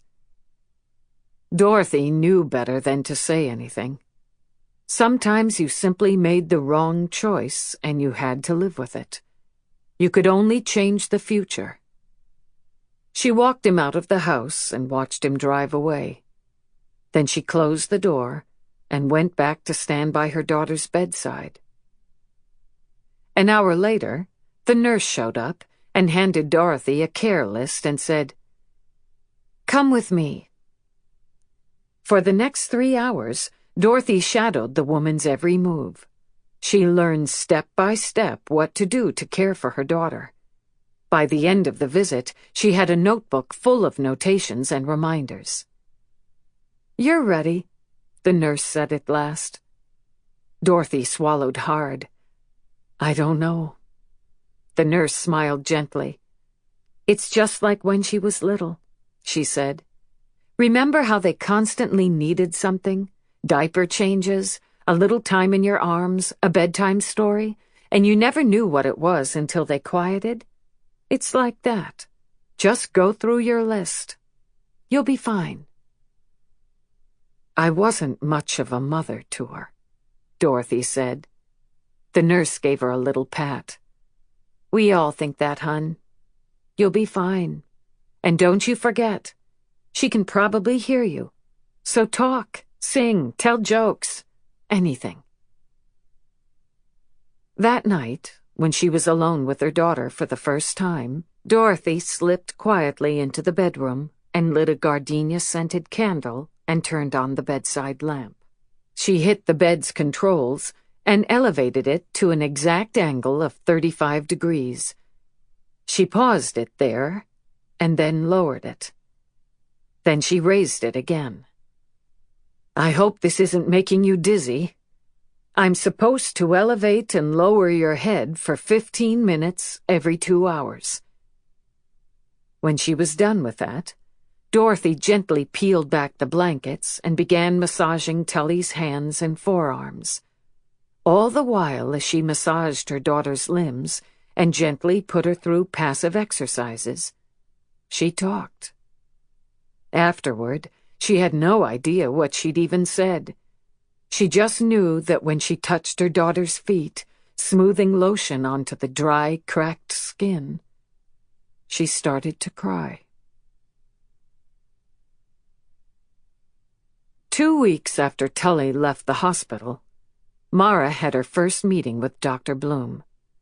As she walked through the empty waiting room, she couldn't help imagining Paxton there, with his sad and soulful eyes and the black hair that continually fell across his face.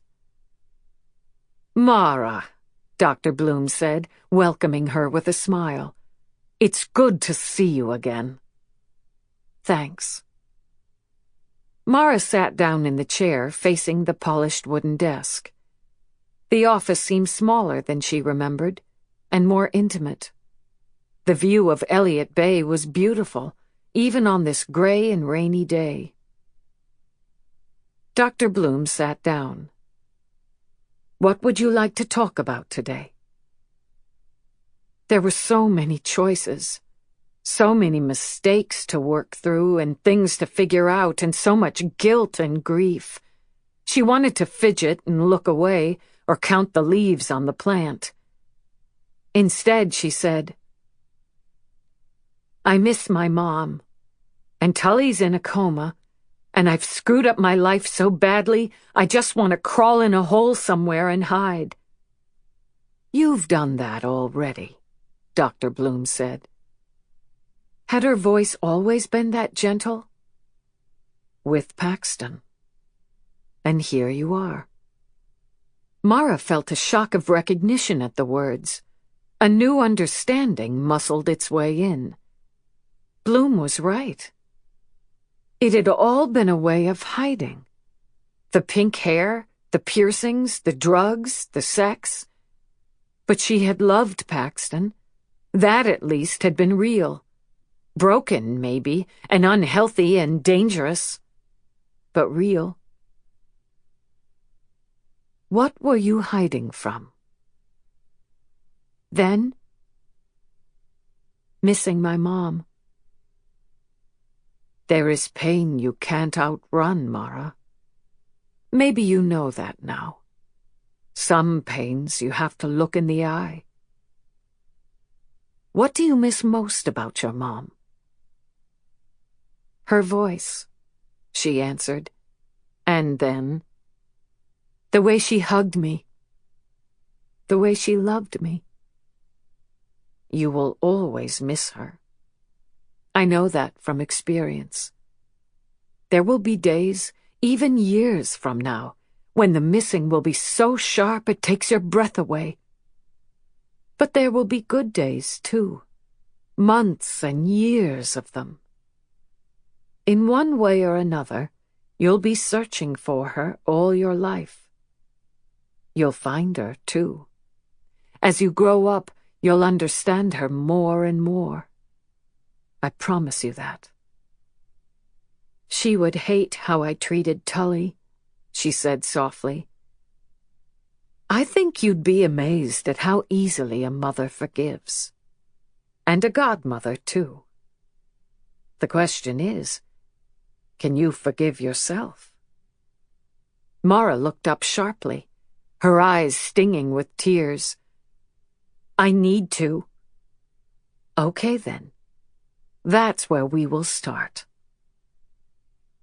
It helped, Mara learned, all that looking back, all that talking about her mom and Tully and guilt and forgiveness. Sometimes she lay in bed at night, drawing her memories close and trying to imagine her mother talking to her in the dark. Because that's what she missed most. Her mother's voice. And through it all, she knew what she would someday have to do. She knew there was a place where she could find her mother's voice when she was strong enough to go looking. But she needed Tully to be with her. That was the promise Mara had made to her mom. For weeks afterward, Dorothy fell into bed at night exhausted and woke tired. The to-do care list was never far from her grasp. She held it almost continuously and reread it over and over, afraid always that she had missed something. The tasks ran like a litany through her head. Elevate and lower, 15 minutes every 2 hours. Check fluids and food. Check nasogastric tube. Massage her hands and feet. Apply lotion. Brush her teeth. Exercise her limbs through a gentle range of motion. Keep bed dry and sheets clean. Turn her from side to side every few hours. Check tracheobronchial suction. It took her more than a month to stop being afraid, and it was more than 6 weeks before the visiting nurse stopped adding to the notations on her list.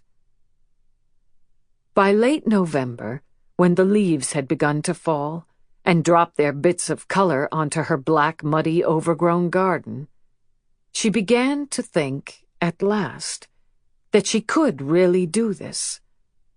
And by her first Christmas with her daughter, she had begun to leave her to-do list behind.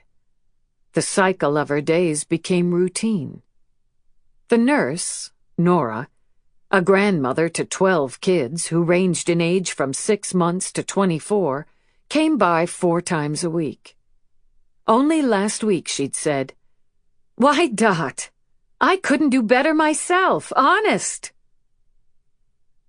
As Christmas Day 2010 dawned crisp and clear over the town of Snohomish, she finally felt at peace, or as at peace as a woman with a daughter in a coma could feel.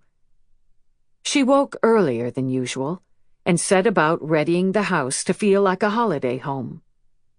There were no ornaments in the back storage closet, of course, and she had no problem with that.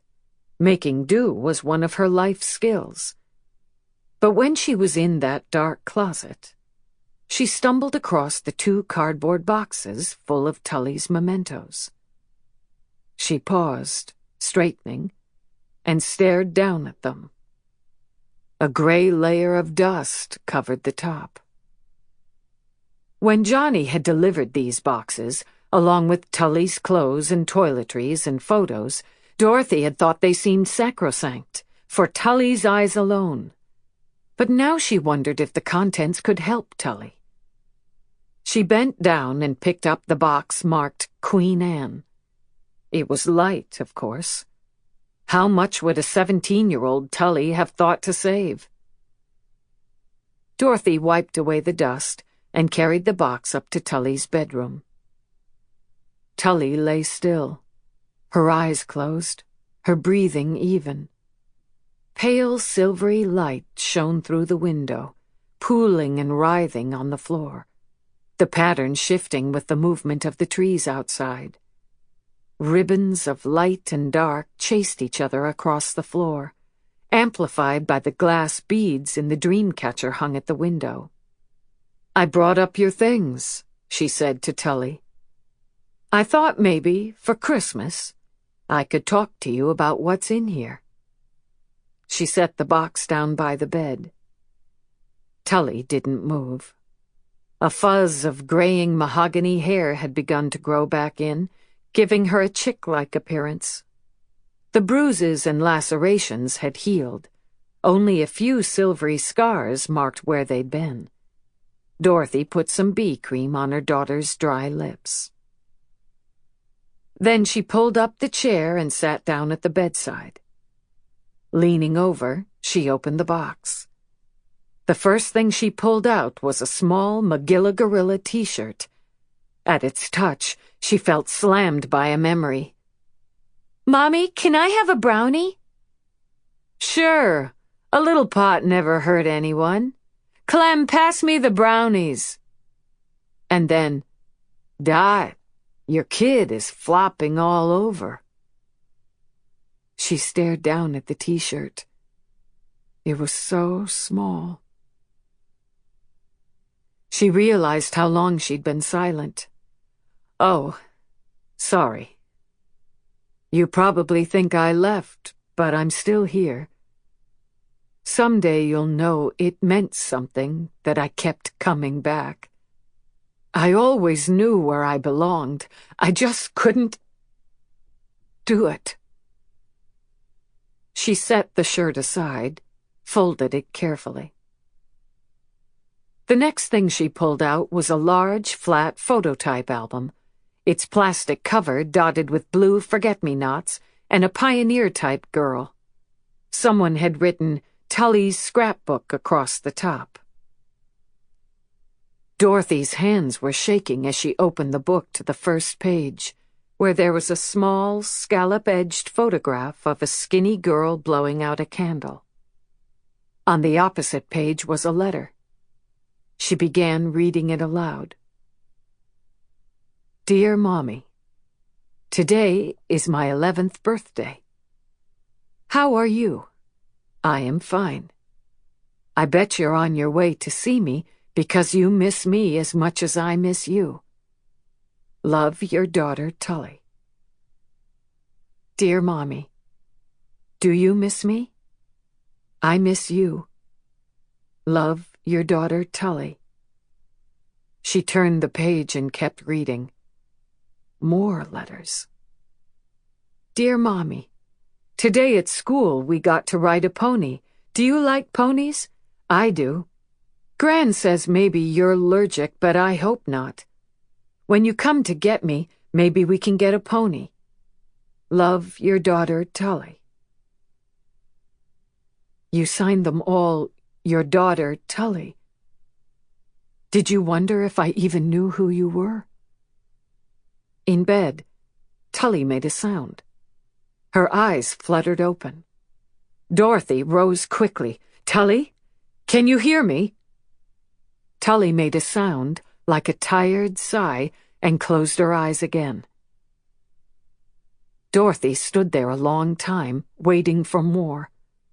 It wasn't unusual, Tully opening her eyes, but it always felt meaningful. I'll keep reading, Dorothy said, sitting down again, turning the page.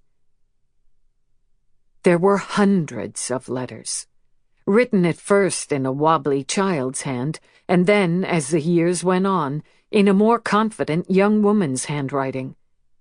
Dorothy read them all. I tried out for cheerleader today, to China Grove. Do you know that song? I know all of the presidents. Do you still want me to be president? How come you never came back? She longed to quit reading. Each word of each letter was like a stab to the heart, but she couldn't stop. Here was her child's life, all laid out in letters. She read through her tears, each letter and postcard and piece from the school newspaper. In about 1972, the letters stopped. They never turned angry or accusatory or blaming. They just ended.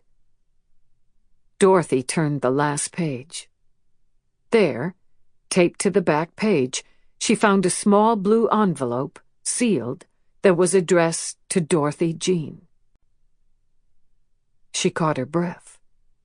Only one person called her Dorothy Jean. Slowly, she opened the envelope, saying in a nervous voice, There's a letter here from my mom. Did you know it was here, Tully? Or did she put it here after you'd given up on me? She pulled out a single sheet of stationery, as thin as parchment, and crinkled as if maybe it had been wadded up once and then re-smoothed. Dear Dorothy Jean, I always thought you'd come home. For years I prayed. I begged God to send you back to me. I told him that if he granted me just one more chance, I would not be blind again. But neither God nor you listened to an old woman's prayers. I can't say as I blame either one of you. Some wrongs can't be forgiven, can they? The preachers are wrong about that. I must have made 1,000,000 samplers for God. A single word to you would have served me better. Sorry. It is so small. Just 5 letters, and I was never strong enough to say it. I never even tried to stop your father.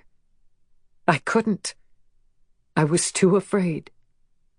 We both know how he liked his lit cigarettes, didn't we? I am dying now, fading despite my best intentions to wait for you.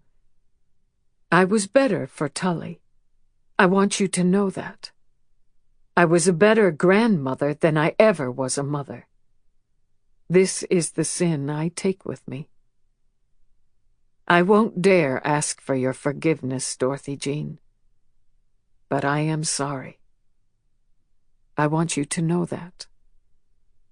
If only we could try again. If only. Dorothy stared down at the words. They danced and blurred in front of her. She'd always thought of herself as the only victim in that house. Maybe there had been 2 of them. 3 if you counted Tully, who had certainly been ruined by her grandfather's evil, not directly, perhaps, but ruined just the same. 3 generations of women broken by a single man. She let out a deep breath and thought, okay. Just that. A simple single word. Okay. This was her past. Her past. She looked at her daughter, who looked like a sleeping princess, made young by her fuzzy new growth of hair. No more secrets, she said, whispered really. She would tell Tully everything, including the regret in her mother's letter. That would be her Christmas gift to her daughter. Dorothy would say the words at this bedside, begin from where she left off at the hospital. Then she would write it down, her entire story, so that Tully would have it all for her memoir, whatever she needed. There would be no more secret shame, no more running from the things that were her fault or the things that weren't. Maybe then, someday, they could heal. Would you like that, Tully? She asked quietly, praying hard for an answer. Beside her, Tully breathed evenly, in and out. Chapter 27. That year, winter seemed to last forever. Gray days followed one another like dirty sheets on a line. Swollen clouds darkened the sky, releasing intermittent rain until the fields turned black and viscous, and the cedar boughs drooped like wet sleeves. When the first sunny days of spring came, green swept across the fields in the Snohomish Valley, and the trees straightened again, straining toward the light, their tips lime green with new growth. The birds returned overnight, squawking and diving for the fat pink worms that poked up from the damp earth. By June, locals have forgotten all about the dismal winter and the disappointing spring. In July, when the farmers' markets started up again, there were already complaints about how hot it had grown in the summer of 2011. Like the flowers in her yard, Mara had spent the long gray months gathering strength, or finding that which had been in her all along.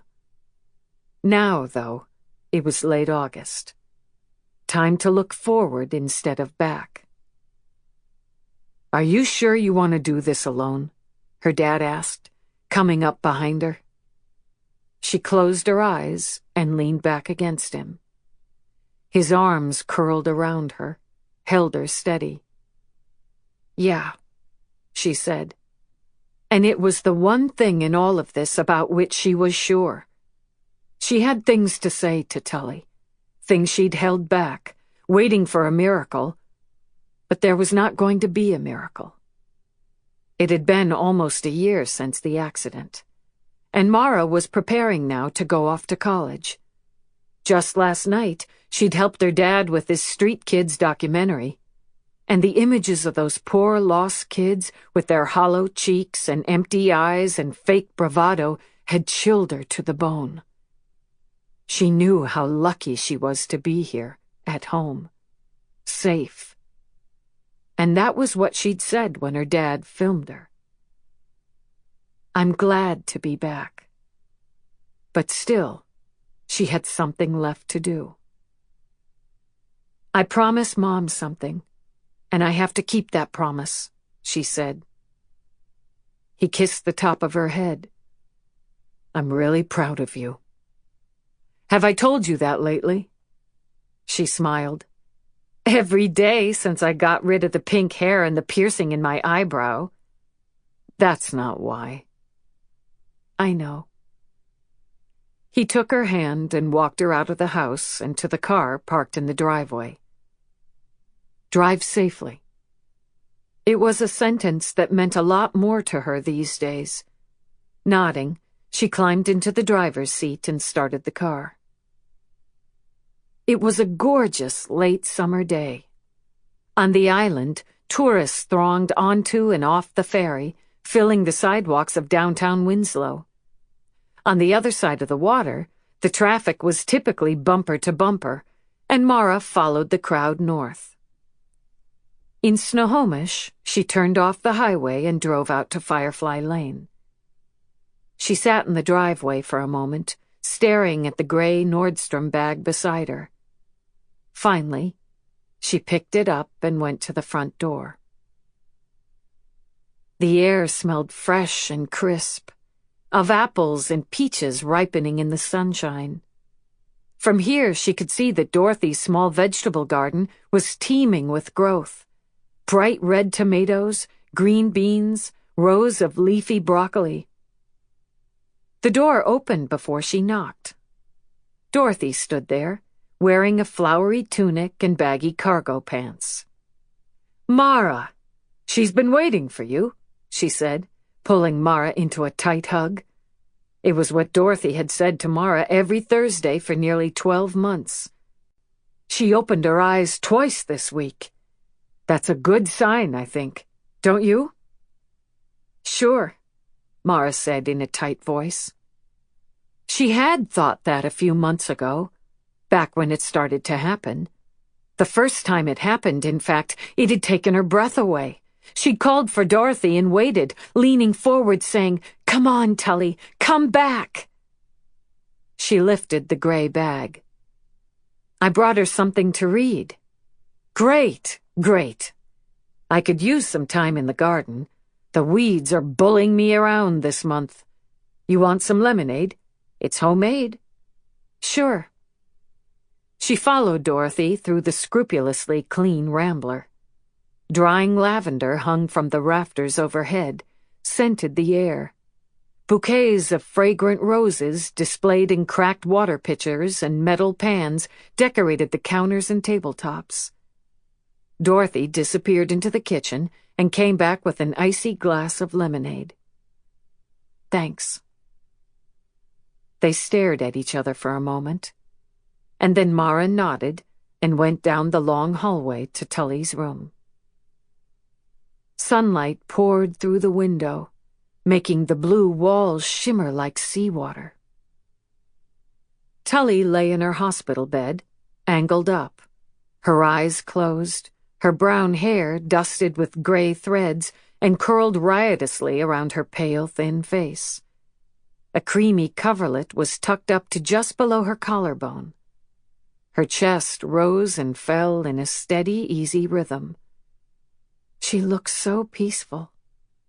As always, for a split second, Mara thought Tully would just open her eyes and give her that wide, toothy smile and say, "Hey." Mara forced herself to move forward. The room smelled of the gardenia hand lotion Dorothy loved. On the bedside table was a worn paperback copy of Anna Karenina that Desmond had been reading to Tully for months. "Hey," Mara said to her godmother. "I'm going off to college." "I know you know that. I've been talking about it for months. Loyola Marymount, in Los Angeles. Ironic, right? I think a smaller school would be good for me. She wrung her hands together. This wasn't what she'd come for. Not today. For months and months, she'd believed in a miracle. Now, though, it was time to say goodbye. And something else. The ache in her chest was big and getting bigger. She reached for the chair by the bed and sat down, scooting close. I'm the reason you crashed your car, aren't I? Because I was a bitch and sold that story to the magazine. I told the world you were a drug addict. The silence after her statement dragged her down. Dr. Bloom had tried to convince her that Tully's condition wasn't her fault.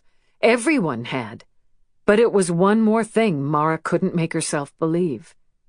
She couldn't help apologizing every time she visited. I wish we could start over, you and me. I miss you so much. Mara's voice was soft, uncertain. In the quiet, she sighed and reached down for the gray bag on the floor beside her.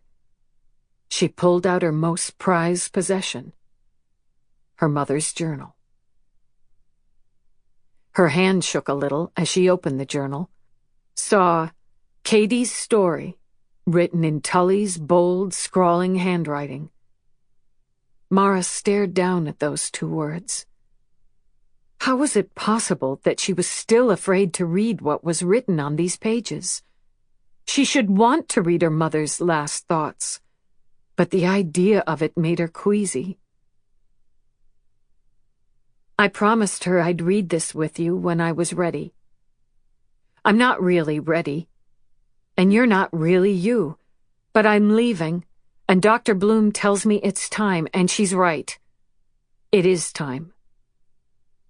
Mara said quietly, "Here goes," and started to read aloud. Panic always comes to me in the same way. First, I get a knot in the pit of my stomach that turns to nausea, then a fluttery breathlessness that no amount of deep breathing can cure. But what causes my fear is different every day. I never know what will set me off. It could be a kiss from my husband, or the lingering look of sadness in his eyes when he draws back. Sometimes I know he's already grieving for me, missing me even while I'm still here. Worse yet is Mara's quiet acceptance of everything I say. I would give anything for another of our old knockdown, drag-out fights. That's one of the first things I'd say to you now, Mara. Those fights were real life. You were struggling to break free of being my daughter, but unsure of how to be yourself, while I was afraid to let you go.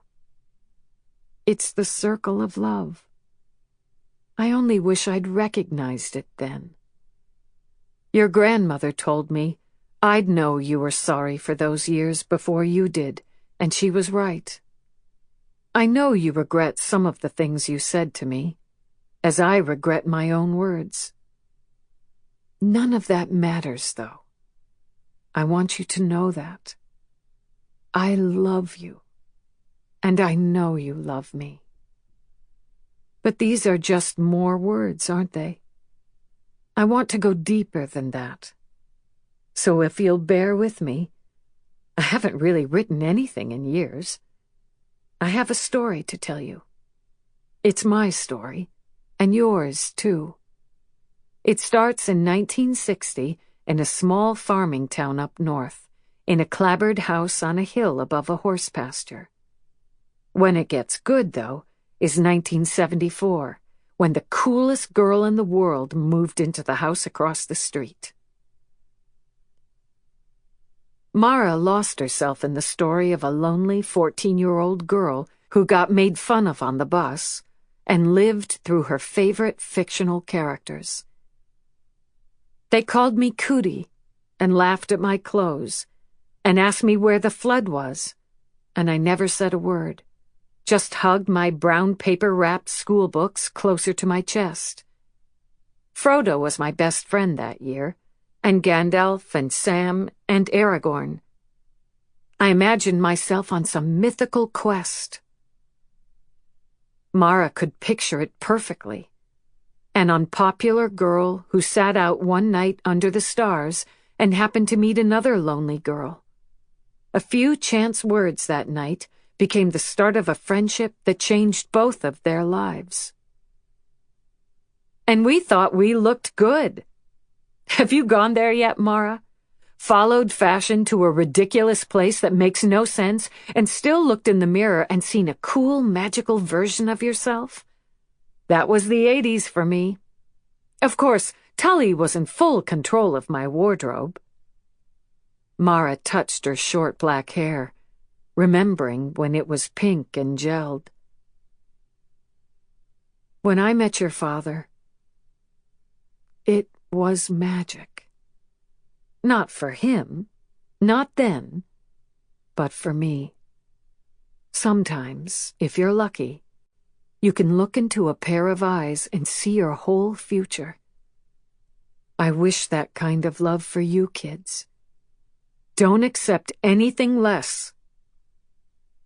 When I held my babies and looked into their murky eyes, I found my life's work, my passion, my purpose.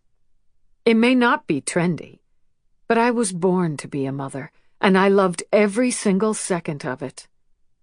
You and your brothers taught me everything there was to know about love, and it breaks my heart to leave you. The journal kept going, winding and turning and bending through the years of her mother's life. By the time Mara came to the end, the sun was gone. Night had fallen, and Mara hadn't even noticed. Orange exterior light came through the window panes. Mara clicked on the bedside lamp and kept reading aloud. Here's what you need to know, Mara. You are a struggler, a railer against the machine. I know losing me will wound you deeply. You'll remember our arguments and fights. Forget them, baby girl. That was just you being you and me being me. Remember the rest of it. The hugs, the kisses, the sandcastles we made, the cupcakes we decorated, the stories we told each other. Remember how I loved you, every single bit of you. Remember I loved your fire and your passion. You are the best of me, Mara, and I hope that someday you'll discover that I am the best of you, too. Let everything else go. Just remember how we loved each other. Love, family, laughter. That's what I remember when it's all said and done. For so much of my life, I thought I didn't do enough or want enough. I guess I can be forgiven for my stupidity. I was young. I want my children to know how proud I am of them, and how proud I am of me. We were everything we needed, you and Daddy and the boys and I. I had everything I ever wanted. Love. That's what we remember. Mara stared down at the last word, remember, through a glaze of tears that burned her eyes and blurred the text. In that watery haze, she pictured her mother down to the minutest detail, her blonde hair that never seemed to fall right, her green eyes that looked right into your soul and knew exactly what you were thinking. The way she knew when a slammed door was an invitation and when it wasn't. The way she laughed in fits and starts. The way she brushed the hair from Mara's eyes and whispered, always, baby girl, just before a kiss goodnight. Oh my God, Tully! I remember her! I can feel my heart beating. In it, I hear the rise and fall of the tides, the whoosh of a summer breeze, the beat of a drum.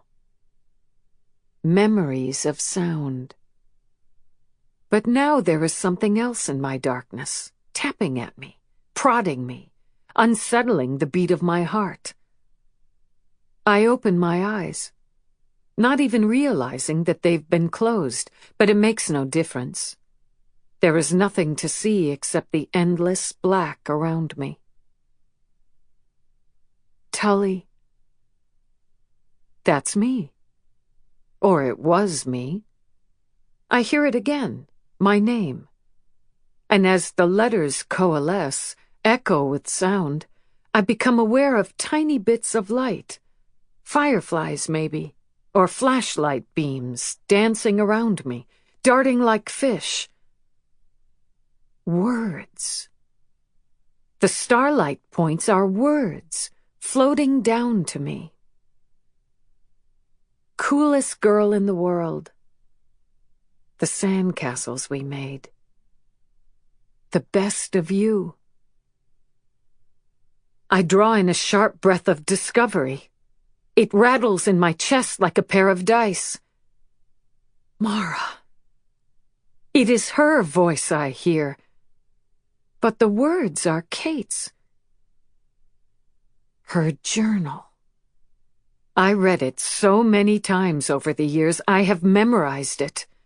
I find myself straining forward, reaching out. Darkness presses back, restrains me. Starlight is falling past me. Someone takes my hand. Mara. I feel it.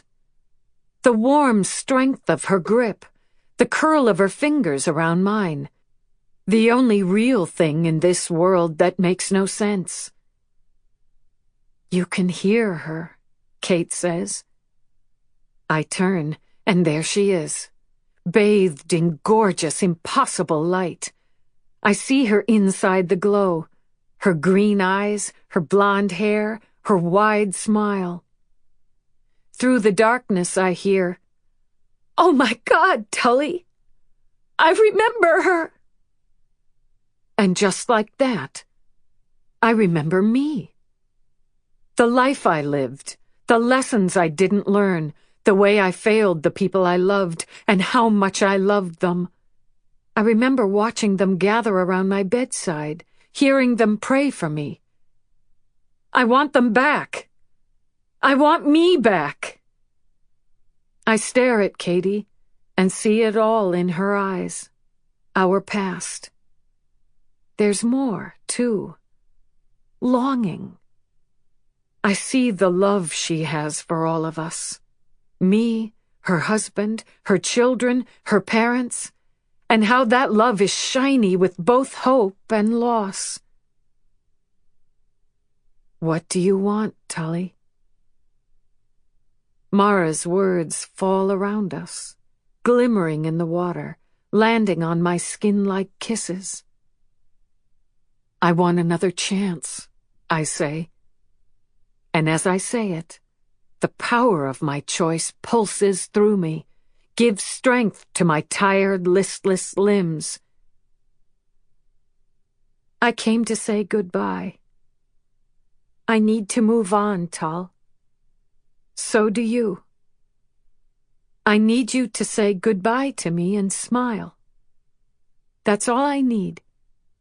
A smile to let me know you're going to be okay. I'm afraid. Fly away. But I'm gone, Tull. But I'll always be with you. Go. I'll never forget us. I know that. Now, go. Live. It's such a gift. And tell my boys, I know, I say quietly, She has given me messages. I hold the words close to my heart, tuck them into my soul. I will tell Lucas that his mother comes to him at night and whispers in his ear and watches over his sleep, that she is happy and wants the same for him. I'll tell Wills it's okay to be sad and to stop fighting to fill that empty space where his mom used to be. I'm not gone. That was her message. Just away. I'll teach them all the things she would have, and make sure they know how much she loves them. Turning away from her is the hardest thing I've ever done. Instantly I am cold, and my body feels heavy. There is a huge black hill in front of me, so steep it seems to push me back when I try to climb it. At the top, there is a flash of light. I strain forward, lean into it, take another step. The light is moving away from me. I have to get to the top, where the world is, but I am so tired, so tired. Still, I keep trying. I climb slowly. Each step fights me. The darkness pushes back. Starlight turns to snow, and each falling flake burns my skin. But there is a light, and it's getting stronger. It is like a lighthouse beam, flashing every now and then to show me the way. I am breathing hard now, thinking, please, realizing it is a prayer, the first real one of my life. I am not gonna make it. No, I will make it. I imagine Katie beside me, just like the old days, pushing our bikes up Summer Hill with only moonlight to guide us. I surge forward, and suddenly I am cresting the hill. I smell gardenia and dried lavender. Light is everywhere now, hurting my eyes, blinding me. It comes from a small conical thing beside me. I blink, trying to control my breathing. I did it, Katie, I whisper, my voice too small to be heard. Maybe I don't even say it aloud. I wait for her to say, I know, but there is only the sound of my breathing. I open my eyes again, try to focus. There is someone beside me. I see her in slashes of light and shadow, a face looking down at me. Mara. She looks like she used to, beautiful and healthy. Tully? She says cautiously, as if I am a spirit or an illusion. If I am dreaming, I welcome it. I am back. Mara, takes me forever to say.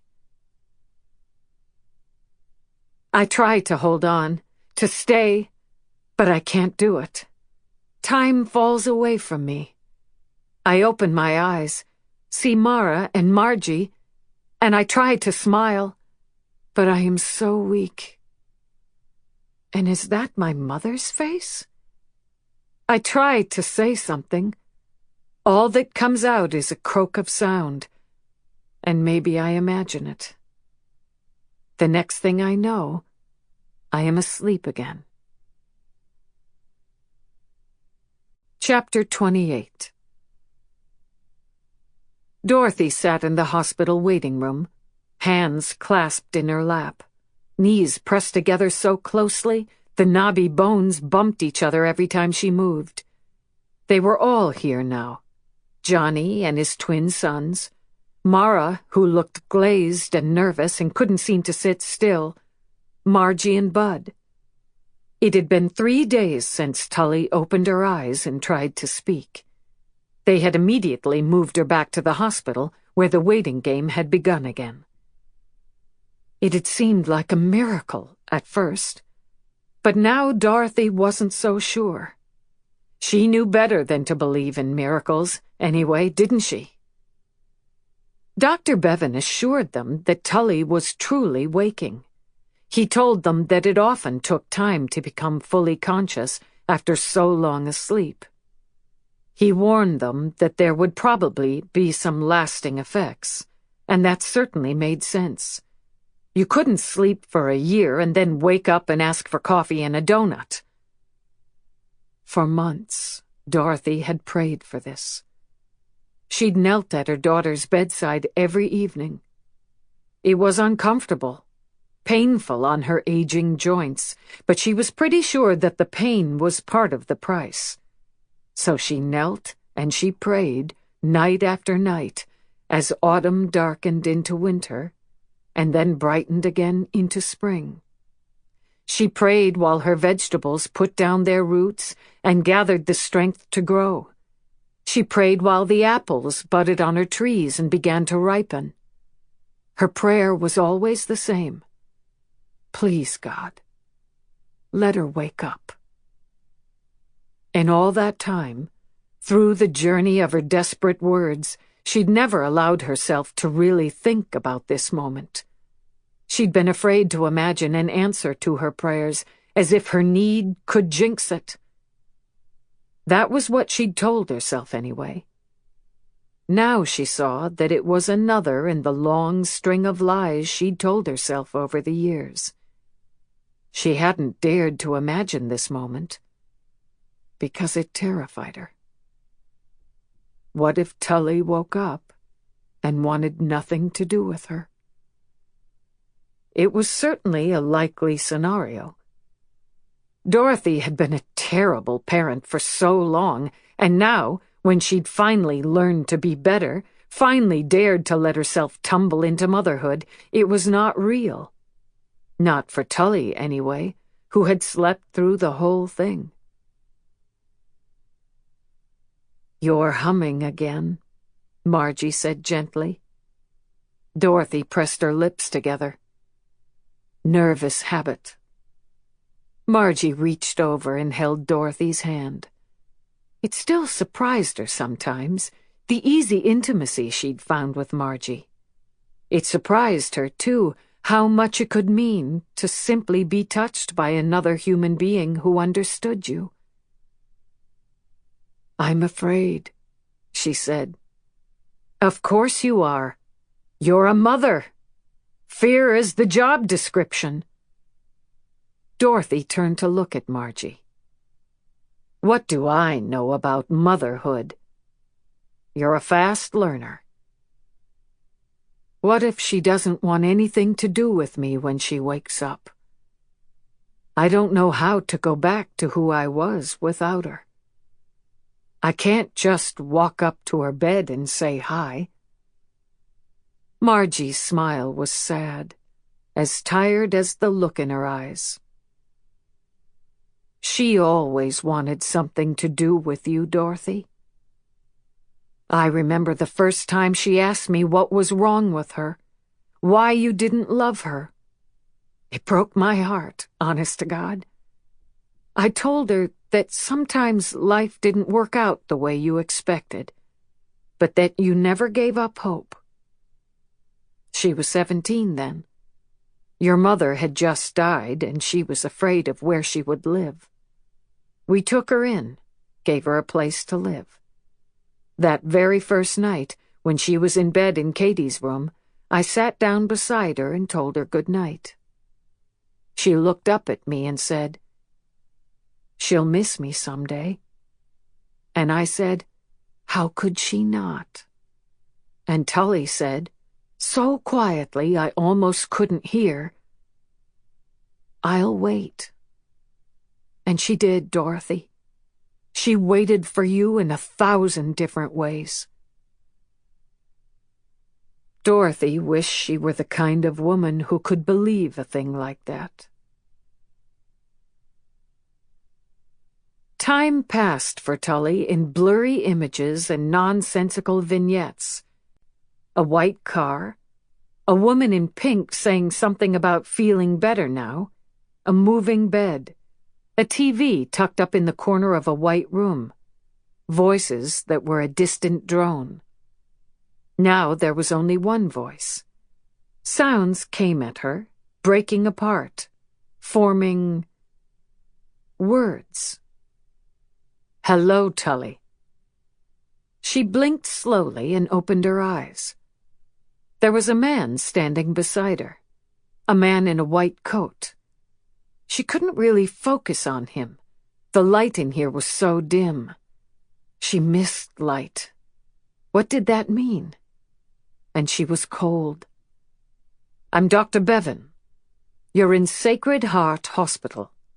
You got here about 5 days ago. Do you remember?" She frowned, trying to think. She felt as if she'd been in darkness for hours, years, lifetimes. She couldn't remember anything. Just something about a light, the sound of running water, the smell of green spring grass. She tried to wet her lips. They felt painfully dry, and her throat was fricking on fire. "What? You were in a car accident and sustained a serious head trauma. Your left arm was broken in 3 places, as was your left ankle, though that was a clean, simple break. Both bones healed nicely." "Car accident?" "No, Tully, don't try to move." Had she been trying to move? "How long?" She didn't even know what she was asking, and by the time he said something, she had no idea what, she was closing her eyes again. She would just sleep for a minute. She heard something, felt something. She wasn't alone. She took a deep breath, released it slowly, and opened her eyes. "Hey." Johnny. He was here, beside her. Behind him stood Margie and Mara and Cloud. What was her mother doing here? "You're back," Johnny said quietly, his voice uneven. "We thought we'd lost you." She tried to find her voice, but even with her best effort, her words came out garbled. She couldn't think clearly. He touched her face. "We're here. All of us." She worked hard to focus, desperate suddenly to tell him something. "Johnny, I saw her." What did that mean? Saw who? "Don't worry, Tull," he said. "We have time now." She closed her eyes and drifted back to sleep. Sometime later, she thought she heard voices. Johnny and some other man. Words drifted toward her. Remarkable recovery. Brain activity normal. Give her time. But none of it meant anything to her, so she let it go. Johnny was still there when she woke up again. So was Margie. They stood by her bedside, talking quietly, as she opened her eyes. It felt different, this waking. She knew it instantly. Margie saw her open her eyes and she started to cry. "There you are." "Hey," Tully croaked. It took concentration to find that simple word, to find herself in words. She said something. She didn't know what, and she was pretty sure it didn't make sense. She could tell that her speech was slow, a little slurry, but the way they smiled took all that away, made it meaningless. Johnny moved closer. "We missed you." Margie came closer. "There's my girl." "How long?" "Here." She knew there were more words that belonged in her question, but she couldn't grab hold of them. Margie looked at Johnny. "You got here 6 days ago," Johnny said evenly. He drew in a breath.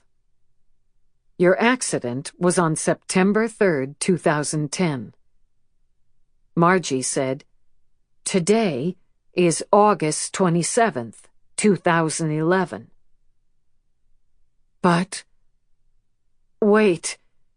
You were in a coma for almost a year, Johnny said. A year? She closed her eyes, feeling a little flutter of panic. She couldn't remember anything about a car accident, or being in a coma, or, "Hey, Tal." Suddenly, it was there in the darkness with her. A beautiful, singular memory. 2 grown women on bikes, riding side by side, their arms outstretched, and starlight. Katie beside her sang, "Who says you get to die?" It couldn't be real. She'd imagined it. That had to be the answer.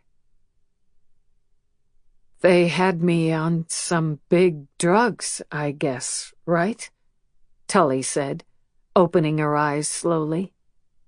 Yes, Margie said, to save your life. So that was it. In a drugged-out, half-dead state, she'd imagined her best friend. It was hardly a surprise. You have some physical and occupational therapy to do. Dr. Bevan has recommended an excellent therapist who will work with you. He doesn't think it will be too long before you're ready to live at home by yourself. Home, she said quietly, wondering exactly where that was. In her dream, she was in an Adirondack chair by the beach, and Katie was beside her. But it wasn't the gray, pebbled shore of Bainbridge Island stretched out in front of them, nor was it the choppy blue waters of the bay. Where are we? Her dream self asked. And as she waited for an answer, light spilled across the turquoise water, illuminated everything until it was so bright Tully couldn't see. When someone hip bumps you, or tells you that it's not all about you, or when our music plays, listen, and you'll hear me in all of it. Tully woke with a start. She sat up so quickly her breath caught, and the pain in her head intensified. Katie! The memory of being in the light rushed at her, bowled her over. She'd been with Katie somewhere. Over there. She'd held her hand, heard her say, I'll always be with you. Whenever you hear our music, or laugh so hard you cry, I'll be there. When you close your eyes at night and remember, I'll be there. Always. It was real. Somehow. Impossibly. It wasn't drugs, or her brain injury, or wishful thinking. It was real. Chapter 29. The next day was an endless series of medical tests. Tully was poked and prodded and zapped and x-rayed. It surprised her, and everyone else, how quickly she was improving. Are you ready? Johnny said when she'd finally been discharged. Where is everyone? Preparing for your homecoming. It's a pretty big deal. Are you ready? She sat in a wheelchair by the room's only window, wearing a helmet in case of a fall. Her reflexes were a little impaired, and no one wanted her landing on her head. Yeah. She had trouble finding words sometimes, so she kept her answers simple. How many of them are out there? She frowned.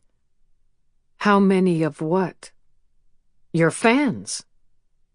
She gave a sigh. No fans for me. He crossed the room and came up beside her, turning her wheelchair toward the window. Look more closely. She followed the direction of his glance. A crowd of people stood in the parking lot below, huddled beneath brightly colored umbrellas. There were at least 3 dozen of them. "I don't see," she began. And then she saw the signs. "We love you, Tully. Get well, Tully. Your girlfriends never gave up." "They're for me?" "Your recovery is big news. Fans and reporters started gathering as soon as word leaked."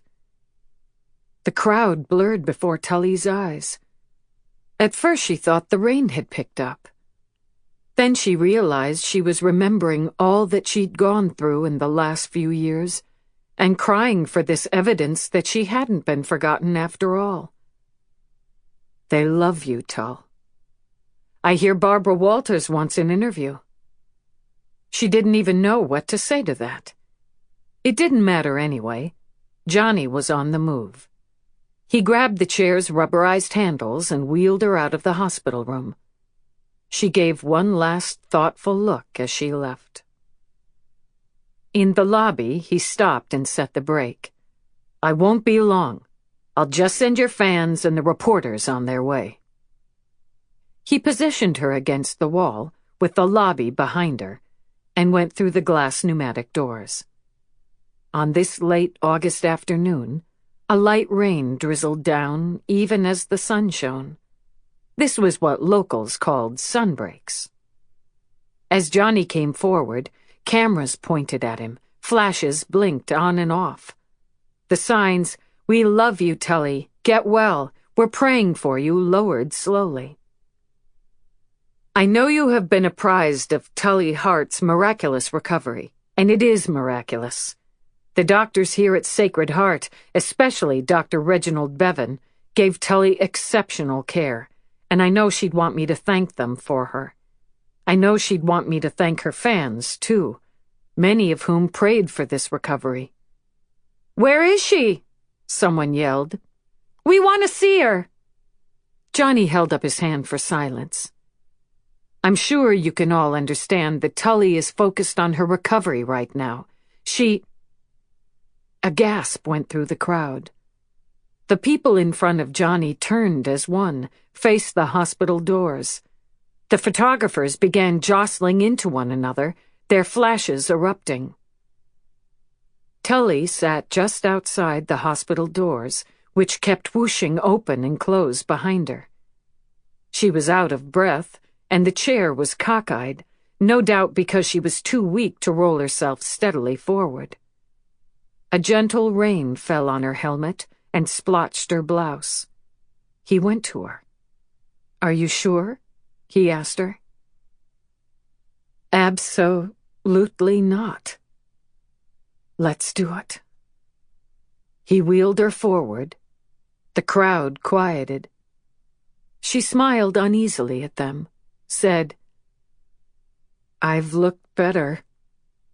The roar of approval almost knocked Johnny back. Signs shot back into the air.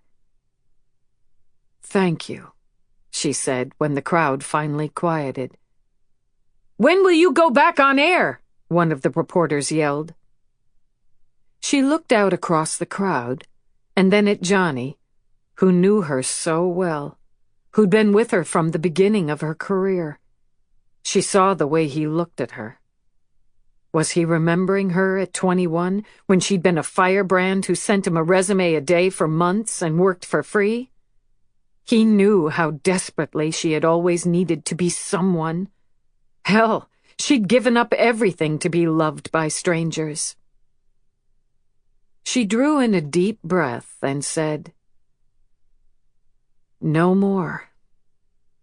She wanted to explain herself, to say that she was done with fame, that she didn't need it anymore, but it was just too hard to gather all those words together and put them in order. She knew what mattered now. The crowd erupted in noise. Questions were hurled at Tully. She turned to Johnny. "I've never been more proud of you," he said, too softly for anyone to hear. "For quitting?" He touched her face with a gentleness that made her breath catch. for never quitting. With the crowd still yelling questions, Johnny took control of the wheelchair and steered her back into the hospital lobby. In no time, they were in the car and heading north on I-5. Where were they going? She was supposed to be going home. Wrong way. "Are you in the driver's seat?" Johnny asked. He didn't glance at her, but she could tell he was smiling. "No, you're not. You're in the passenger seat. I know you've recently suffered a brain injury, but I'm sure you remember that the driver drives the car and the passenger enjoys the view." "Where we going?" "Snohomish." For the first time, Tully thought about her year-long coma. How come no one had told her where she'd been all that time? Were they keeping it from her? And why hadn't the question occurred to her before this? Have Bud and Margie been taking care of me? Nope. You? No. She frowned. Nursing home? He indicated a turn and exited the highway toward Snohomish. You've been staying at your house in Snohomish. With your mother. My mother? His gaze softened. There have been more than a few miracles in all of this. Tully didn't even know what to say. It would have been less surprising to hear that Johnny Depp had nursed her through the long, dark months. And yet, a memory teased her, came close, and then darted away. A slippery combination of words and light. The smell of lavender and Love's Baby Soft. Billy, don't be a hero.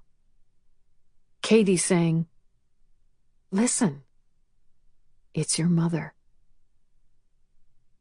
Johnny pulled up in front of the house on Firefly Lane and stopped, turning toward Tully. After a long pause, he said,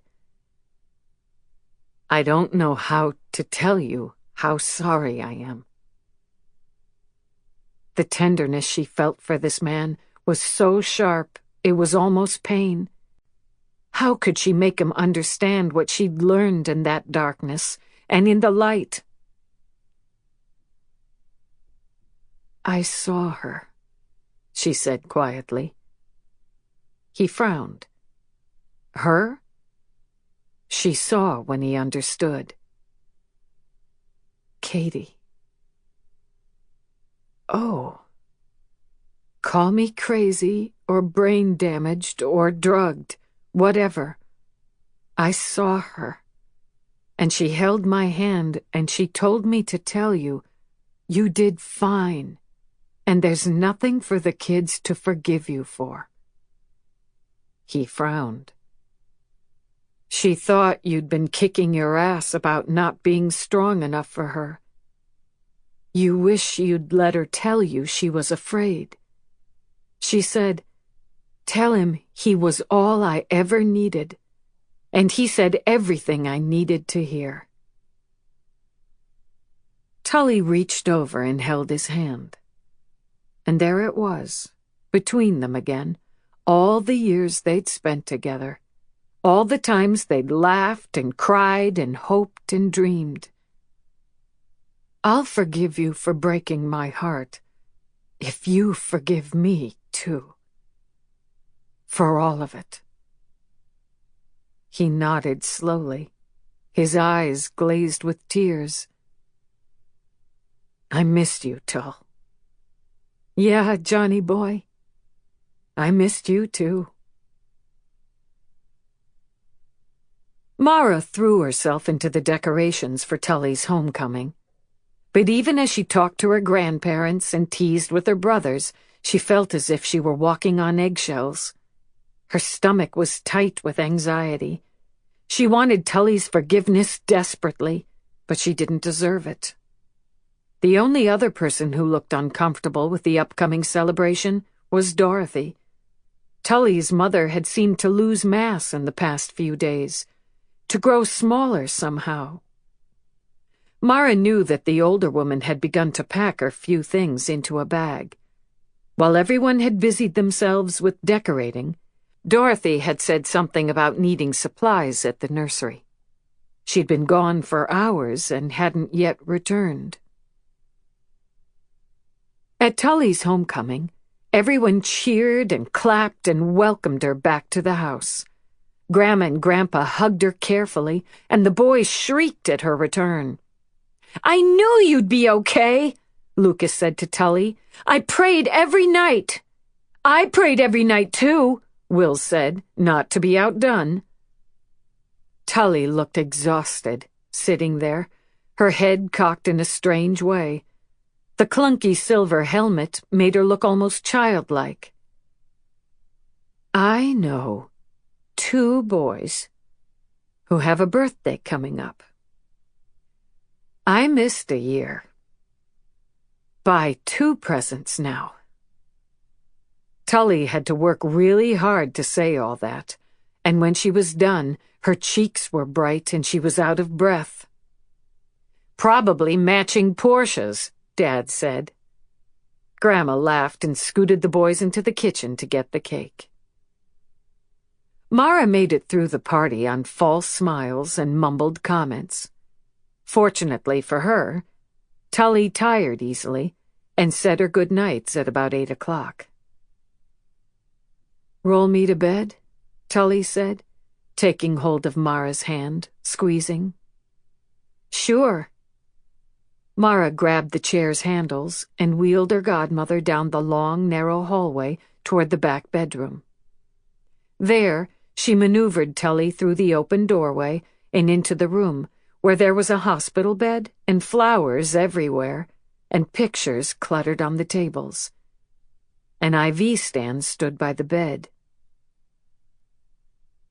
"This is where I've been," Tully said. "For a year." "Yes." "Gardenias," Tully said. "I remember." Mara helped her into the bathroom, where Tully brushed her teeth and slipped into the white lawn nightgown hanging from a hook on the back of the door. Then she got back into the wheelchair, and Mara maneuvered her to the bed. There she helped Tully to her feet. Tully faced her. In one look, Mara saw all of it. "My job is to love you." The fight. "You're my best friend." And the lies.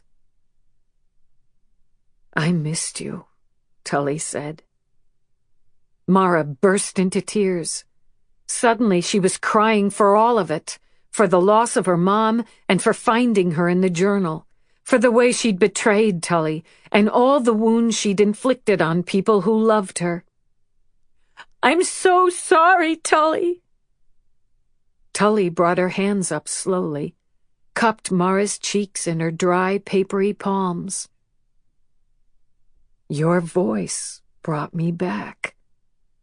"The Star article." "Old news. Here, help me into bed. I'm exhausted." Mara wiped her eyes and pulled back the covers and helped Tully into bed. Then she climbed up into bed beside her, just like in the old days. Tully was quiet for a long moment before she said, "It's true.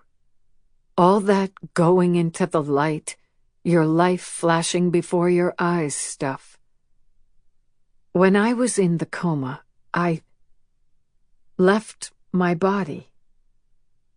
I could see your dad in the hospital room with me.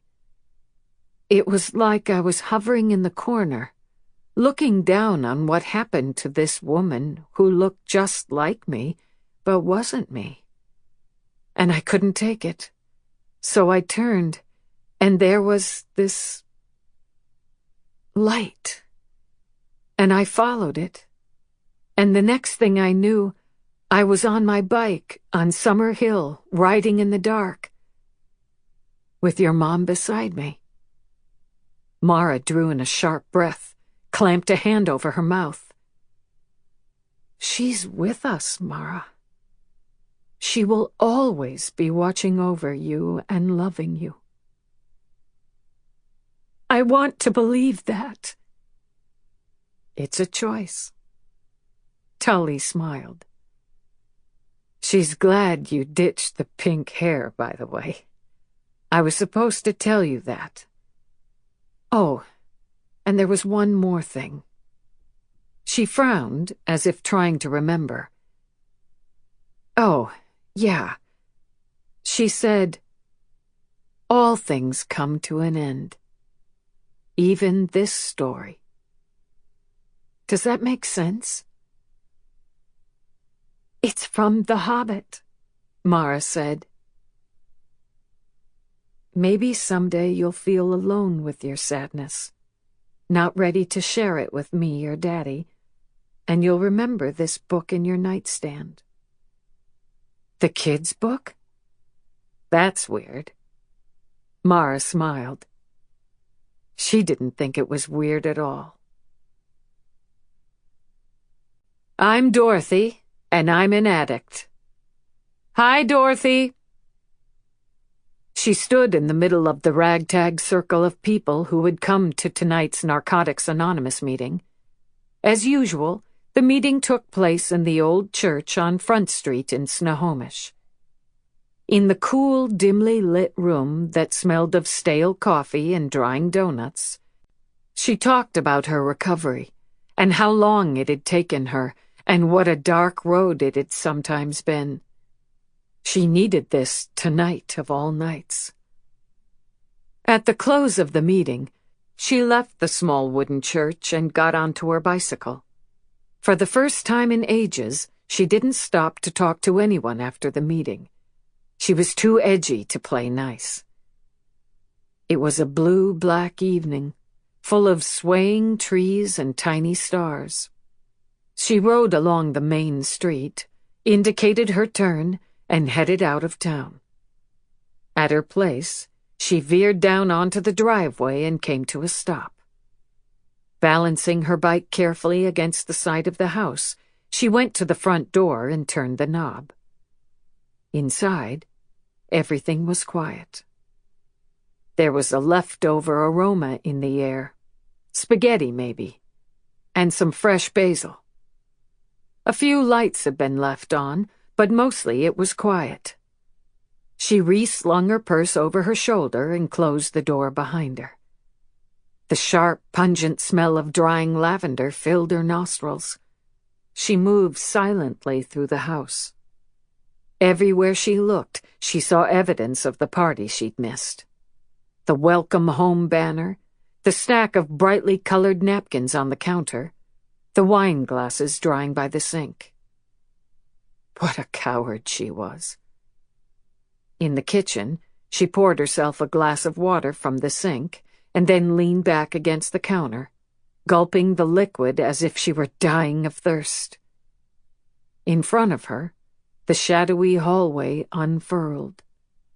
On one side was her bedroom door. On the other was Tully's. Coward, she thought again. Instead of going down the hallway, doing what needed to be done, she found herself drifting through the house, heading toward the back door, going out onto the deck. She smelled cigarette smoke. "You were waiting for me?" she said quietly. Margie stood up. "Of course. I knew how hard this would be for you. But you've been hiding long enough." Dorothy felt her knees almost give out. She had never had a good friend in her life. Not one of those women who would be there for you if you needed them. Until now. She reached out for the wooden chair beside her, held onto it. There were 3 chairs out here. Dorothy had spent months restoring these wooden rockers that she'd found at the Goodwill. When she'd finished sanding and painting them, a wild array of colors, she'd painted names on the back. Dorothy, Tully, Kate. At the time, it had seemed romantic and optimistic. As she held the paintbrush and smeared the bright colors along the rough wood, she'd imagined what Tully would say when she woke up. Now, though, all she saw was the presumption of her actions.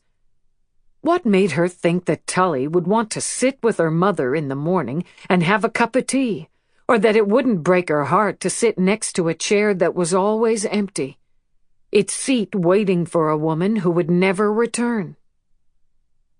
"Do you remember what I told you about motherhood?" Margie said in the darkness, exhaling smoke. Dorothy eased around an empty basket and sat down in the chair with her name on it. Margie, she noticed, was sitting in Tully's chair. "You told me a lot of things," Dorothy said, leaning back with a sigh. "When you're a mom, you learn about fear. You're always afraid, always. About everything from cupboard doors to kidnappers to weather. There is nothing that can't hurt our kids, I swear." She turned. "The irony is that they need us to be strong." Dorothy swallowed hard. "I was strong for my Katie," Margie said. Dorothy heard the way her friend's voice broke on that, and without even thinking, she got up from her chair, crossed the small space between them, and pulled Margie up into her arms.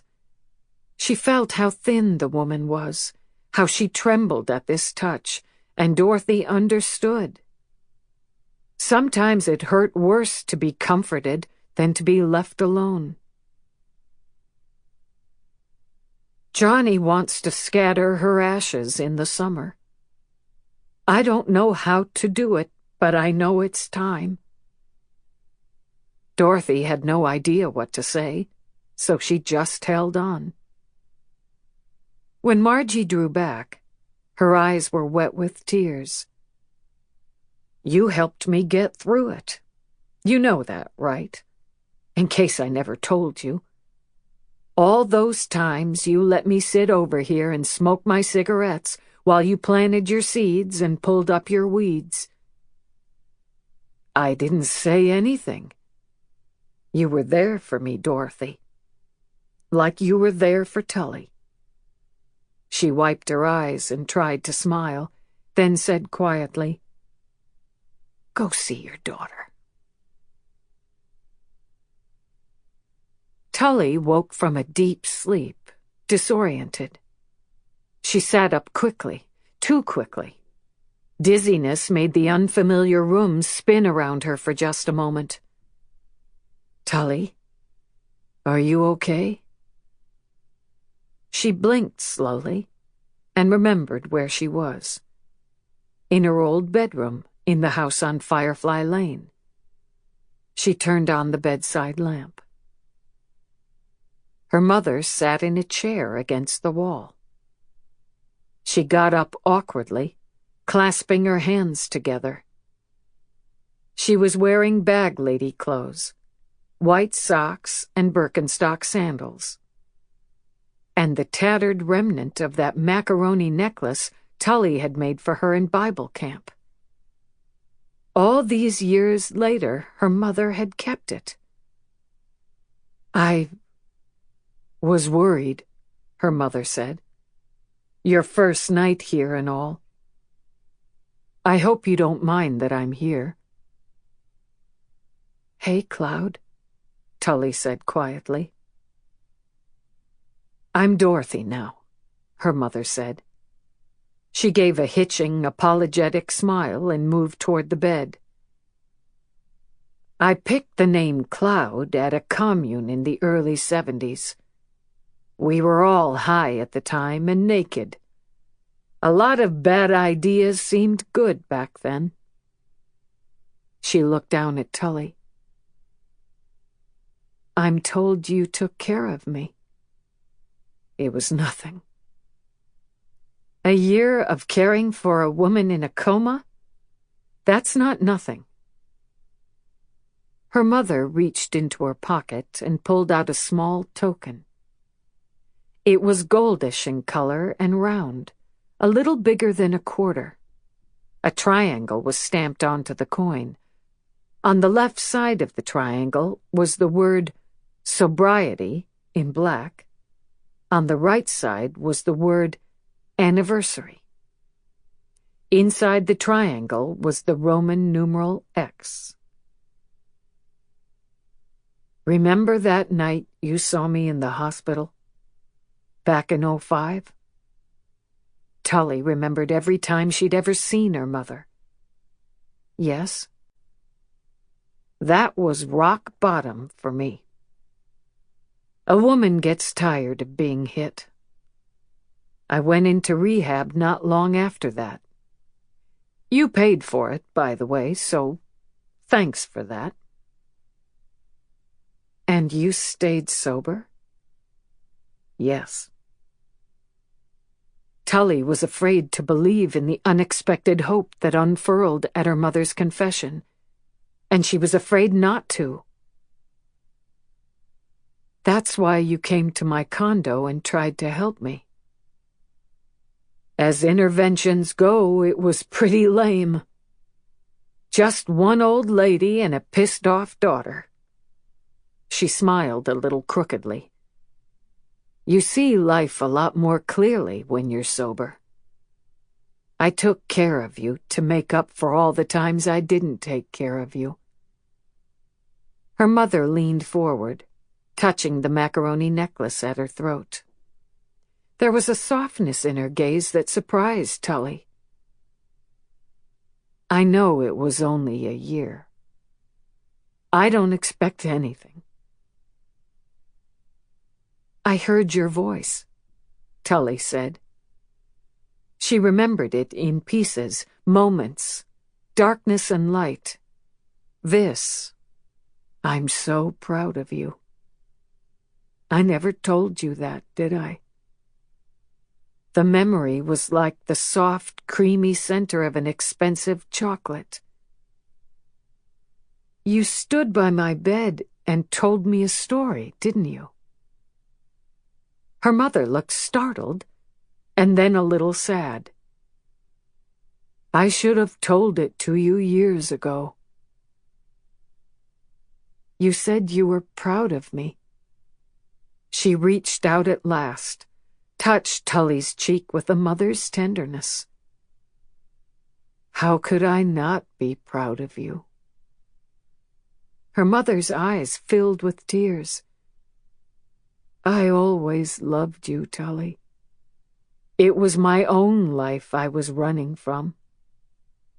Slowly, she reached into the nightstand drawer and pulled out a photograph. Maybe this will be our beginning. She handed the picture to Tully. Tully reached for the photograph that shimmied in her mother's slim, shaking fingers. It was square and small, about the size of a playing card, with white scalloped edges that were bent and mangled. The years had left a crackle-like patina on the black and white print. It was a photograph of a man, a young man, sitting on a dirty porch step, with one booted foot pushed out to reveal a long leg. His hair was long and black and dirty, too. Splotches of sweat darkened the white t-shirt he wore. His cowboy boots had seen better days, and his hands were dark with grime. But his smile was wide and white, and should have been too big for his angular face, but wasn't, and it was tilted the slightest bit to one side. His eyes were as black as night, and seemed to hold 1,000 secrets. Beside him, on the porch step, a brown-haired baby lay sleeping in a baggy gray diaper. The man's big hand lay possessively on the infant's small, bare back. You and your father, her mother said softly. My father? You said you didn't know who... I lied. I fell in love with him in high school. Tully looked back down at the picture. She ran her fingertip over it, studying every line and shadow, barely able to breathe. She had never seen even a hint of her own features in a relative's face. But here was her dad, and she looked like him. I have his smile. Yes, and you laugh just like he did. Tully felt something deep inside of her click into place. He loved you, her mother said. And me, too. Tully heard the break in her mother's voice. When she looked up, the tears in her mother's voice matched her own. Rafael Benicio Montoya. Tully said the name reverently. Rafael. Rafe. Tully couldn't hold on to the emotions swelling inside her heart. This changed everything. Changed her. She had a father, a dad, and he loved her. Rafe died in Vietnam. Tully didn't realize that she'd even constructed a dreamscape, but with that one word, she felt it fall to pieces around her. Oh. I'll tell you all about him, though, her mother said. How he used to sing songs to you in Spanish and throw you into the air to hear you laugh. He picked your name because it was Choctaw, and he said that made you a real American. That's why I always called you Tallulah, to remember him. Tully looked up into her mother's watery eyes and saw love and loss and heartache. And hope, too, the whole of their lives. I've waited so long. Dorothy gently touched Tully's cheek. I know, she said softly. It was the touch Tully had waited for all of her life. In her dreams, Tully is sitting in one of the Adirondack chairs on my deck. I am beside her, of course. We are as we used to be, young and laughing, always talking. In the branches of that old maple tree, dressed now in the scarlet and gold of autumn, several mason jars hang from lengths of twine. In them, votive candles burn brightly over our heads, casting drops of flickering light to the floor. I know that sometimes, when Tully sits in her chair out here, she thinks about me. She remembers the two of us flying down Summer Hill on bikes, our arms outflung, both of us believing the world was impossibly big and bright. Here, in her dreams, we will be friends forever, together, growing old, wearing purple, and singing along to silly songs that mean nothing and everything. Here there will be no cancer, no growing old, no lost chances, no arguments. I'm always with you, I say to her in her sleep, and she knows it's true. I turn, barely a movement at all, just a sideways glance, and I am somewhere else. Somewhen else. Inside my house on Bainbridge Island.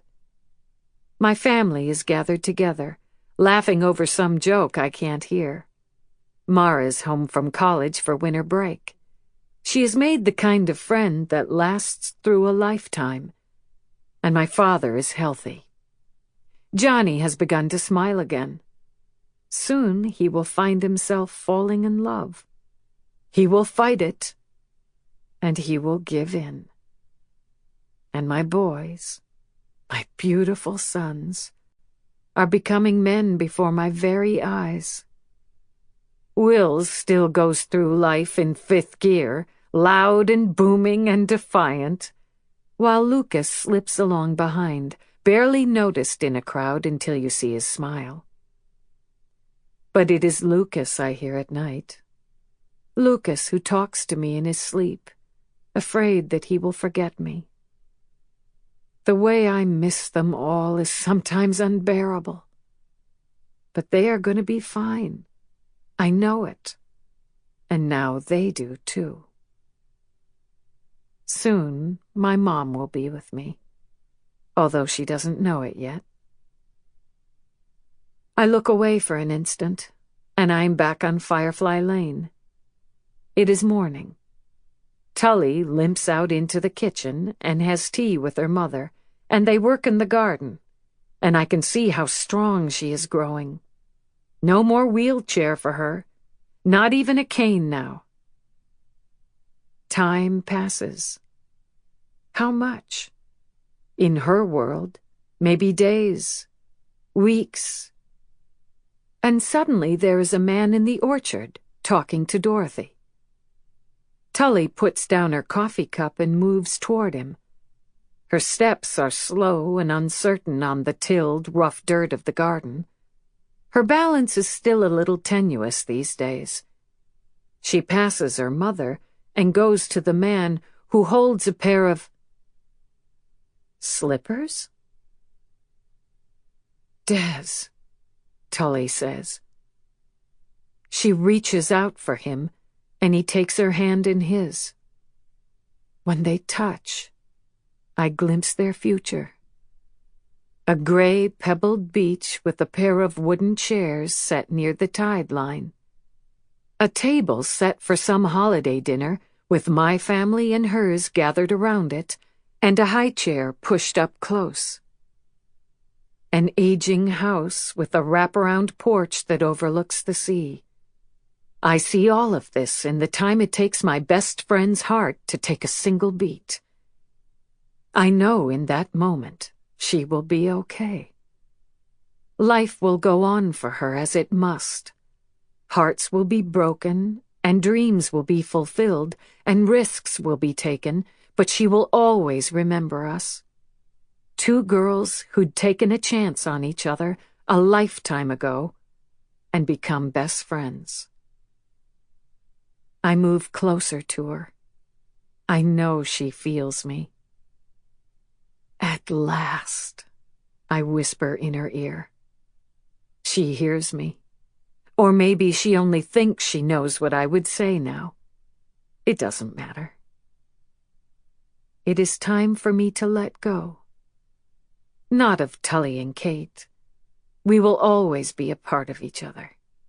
Best friends. But I have to move on, as she has.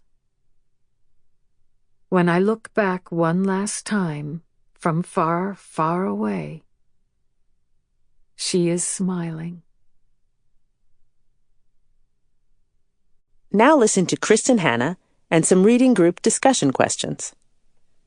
I've been so lucky in the last couple of years to talk to book groups by speakerphone during their meetings, and it has been such a blast. You know, as a writer, you spend so many hours, alone in your room, and for years I never knew anyone who had actually read my books. And so it's such a joy to talk to women from all over the country about books. We talk about anything and everything. My books, other people's books, best friends, kids, sisters, you name it. We can talk about it in a book club. So if you belong to a book club and you've chosen Fly Away as your monthly read, please come on over to my website and see if we can set up a conversation. Unfortunately, I can't promise to fulfill all the requests, but I will certainly do my best. And don't forget to join me on Facebook. I'm actually the one reading and answering, and I love hearing what you have to say. So come on over. And for those of you who are in a reading group right now, let me give you some possible questions to guide your discussion. Who among you has read Firefly Lane? For those of you who haven't, do you wish you had read it before Fly Away, or does Fly Away stand on its own? You could talk about your reasons. In fact, this might be a good time to fill in the haven't reads on some important plot points, but no spoilers. When we first see Tully in Fly Away, she is a train wreck. Why do you think she's still so destroyed by her best friend's death? How did losing Kate contribute to Tully's loss of her own sense of self? And do you believe that one person can really be the glue that holds a whole family together? In Firefly Lane, a dying Kate says these words to Tully: "You're afraid of love, but you've got so much of it to give." Is that true of the Tully we see in Fly Away?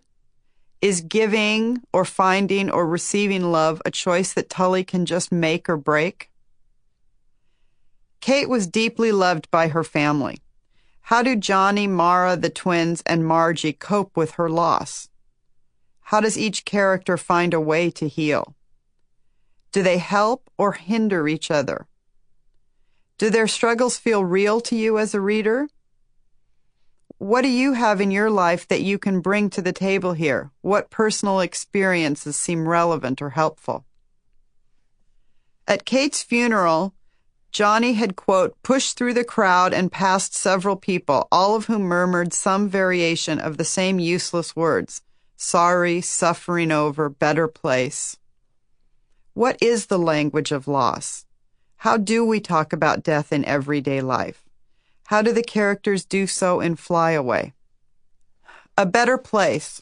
Where is Kate in the world of this novel? How do her loved ones look for signs of her, and how does she find a way to reach them? Talk about what feels real to you as a reader.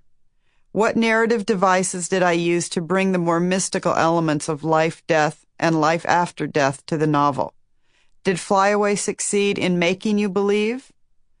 In Fly Away, the dark truth about Dorothy's past comes to light. How could she explain to her daughter what she'd never been able to understand for herself? All her life she had tried to protect Tully from the truth, and it was too late to undo all that damage now. Do you believe that's true? Is it ever too late to tell the people you love about your past? Do you forgive Dorothy for Tully's abandonment? Do you understand why it happened? "I wanted to become a woman the whole world admired," said Tully at one point. "Without fame, who would I be? Just a girl with no family who was easy to leave behind and put aside." Even though Tully enjoyed great success as a celebrity journalist, she paid quite a price. Her downfall unfolded on a national stage. Let's talk for a minute about Tully's public persona versus her private one. How did being famous help Tully during her times of need? How did it hurt her? Do you believe that being a celebrity and loved by strangers can truly make you happy? What passes for entertainment in this age of reality television? How do you think Tully and Tully's celebrity fits into the world as you see it now? Fly Away is a novel about love and loss, family and friendship, and everything in between. It's also about the pursuit of the American dream, offering glimpses into key events, trends, and cultural mores in our country's history. What did being and becoming American mean to Dorothy's Ukrainian parents? To Rafe Montoya? Talk about some of the cultural highlights and lowlights that are woven into Fly Away, from the freewheeling 60s and the Vietnam War to the material girl 80s up to the present day. How does each character embrace or reject the so-called values of his or her era? And what risks or benefits are involved in that? Paxton and Mara, Rafe and Dorothy, Romeo and Juliet. It seemed so romantic at first, Mara thinks, all that us against them. What is it about love that's forbidden, that is so attractive to the characters in Fly Away? Why is the theme of ill-fated love so represented in literature in general? Why do we love stories about love's triumph over everything? If you could ask me anything about Fly Away, clarification on a plot point, a detail about a particular character, scenes from the cutting room floor, what would it be? And you can always try coming over to Facebook and asking me. I'll try to answer. But remember, no spoilers, please.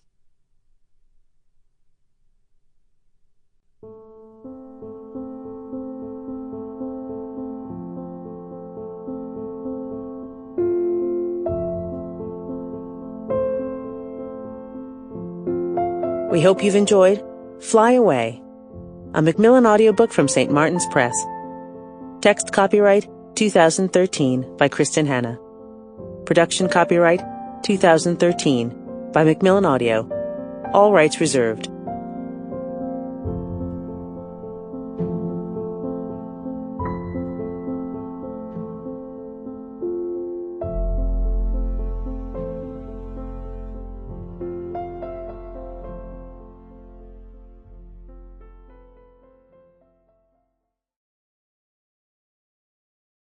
Audible hopes you have enjoyed this program.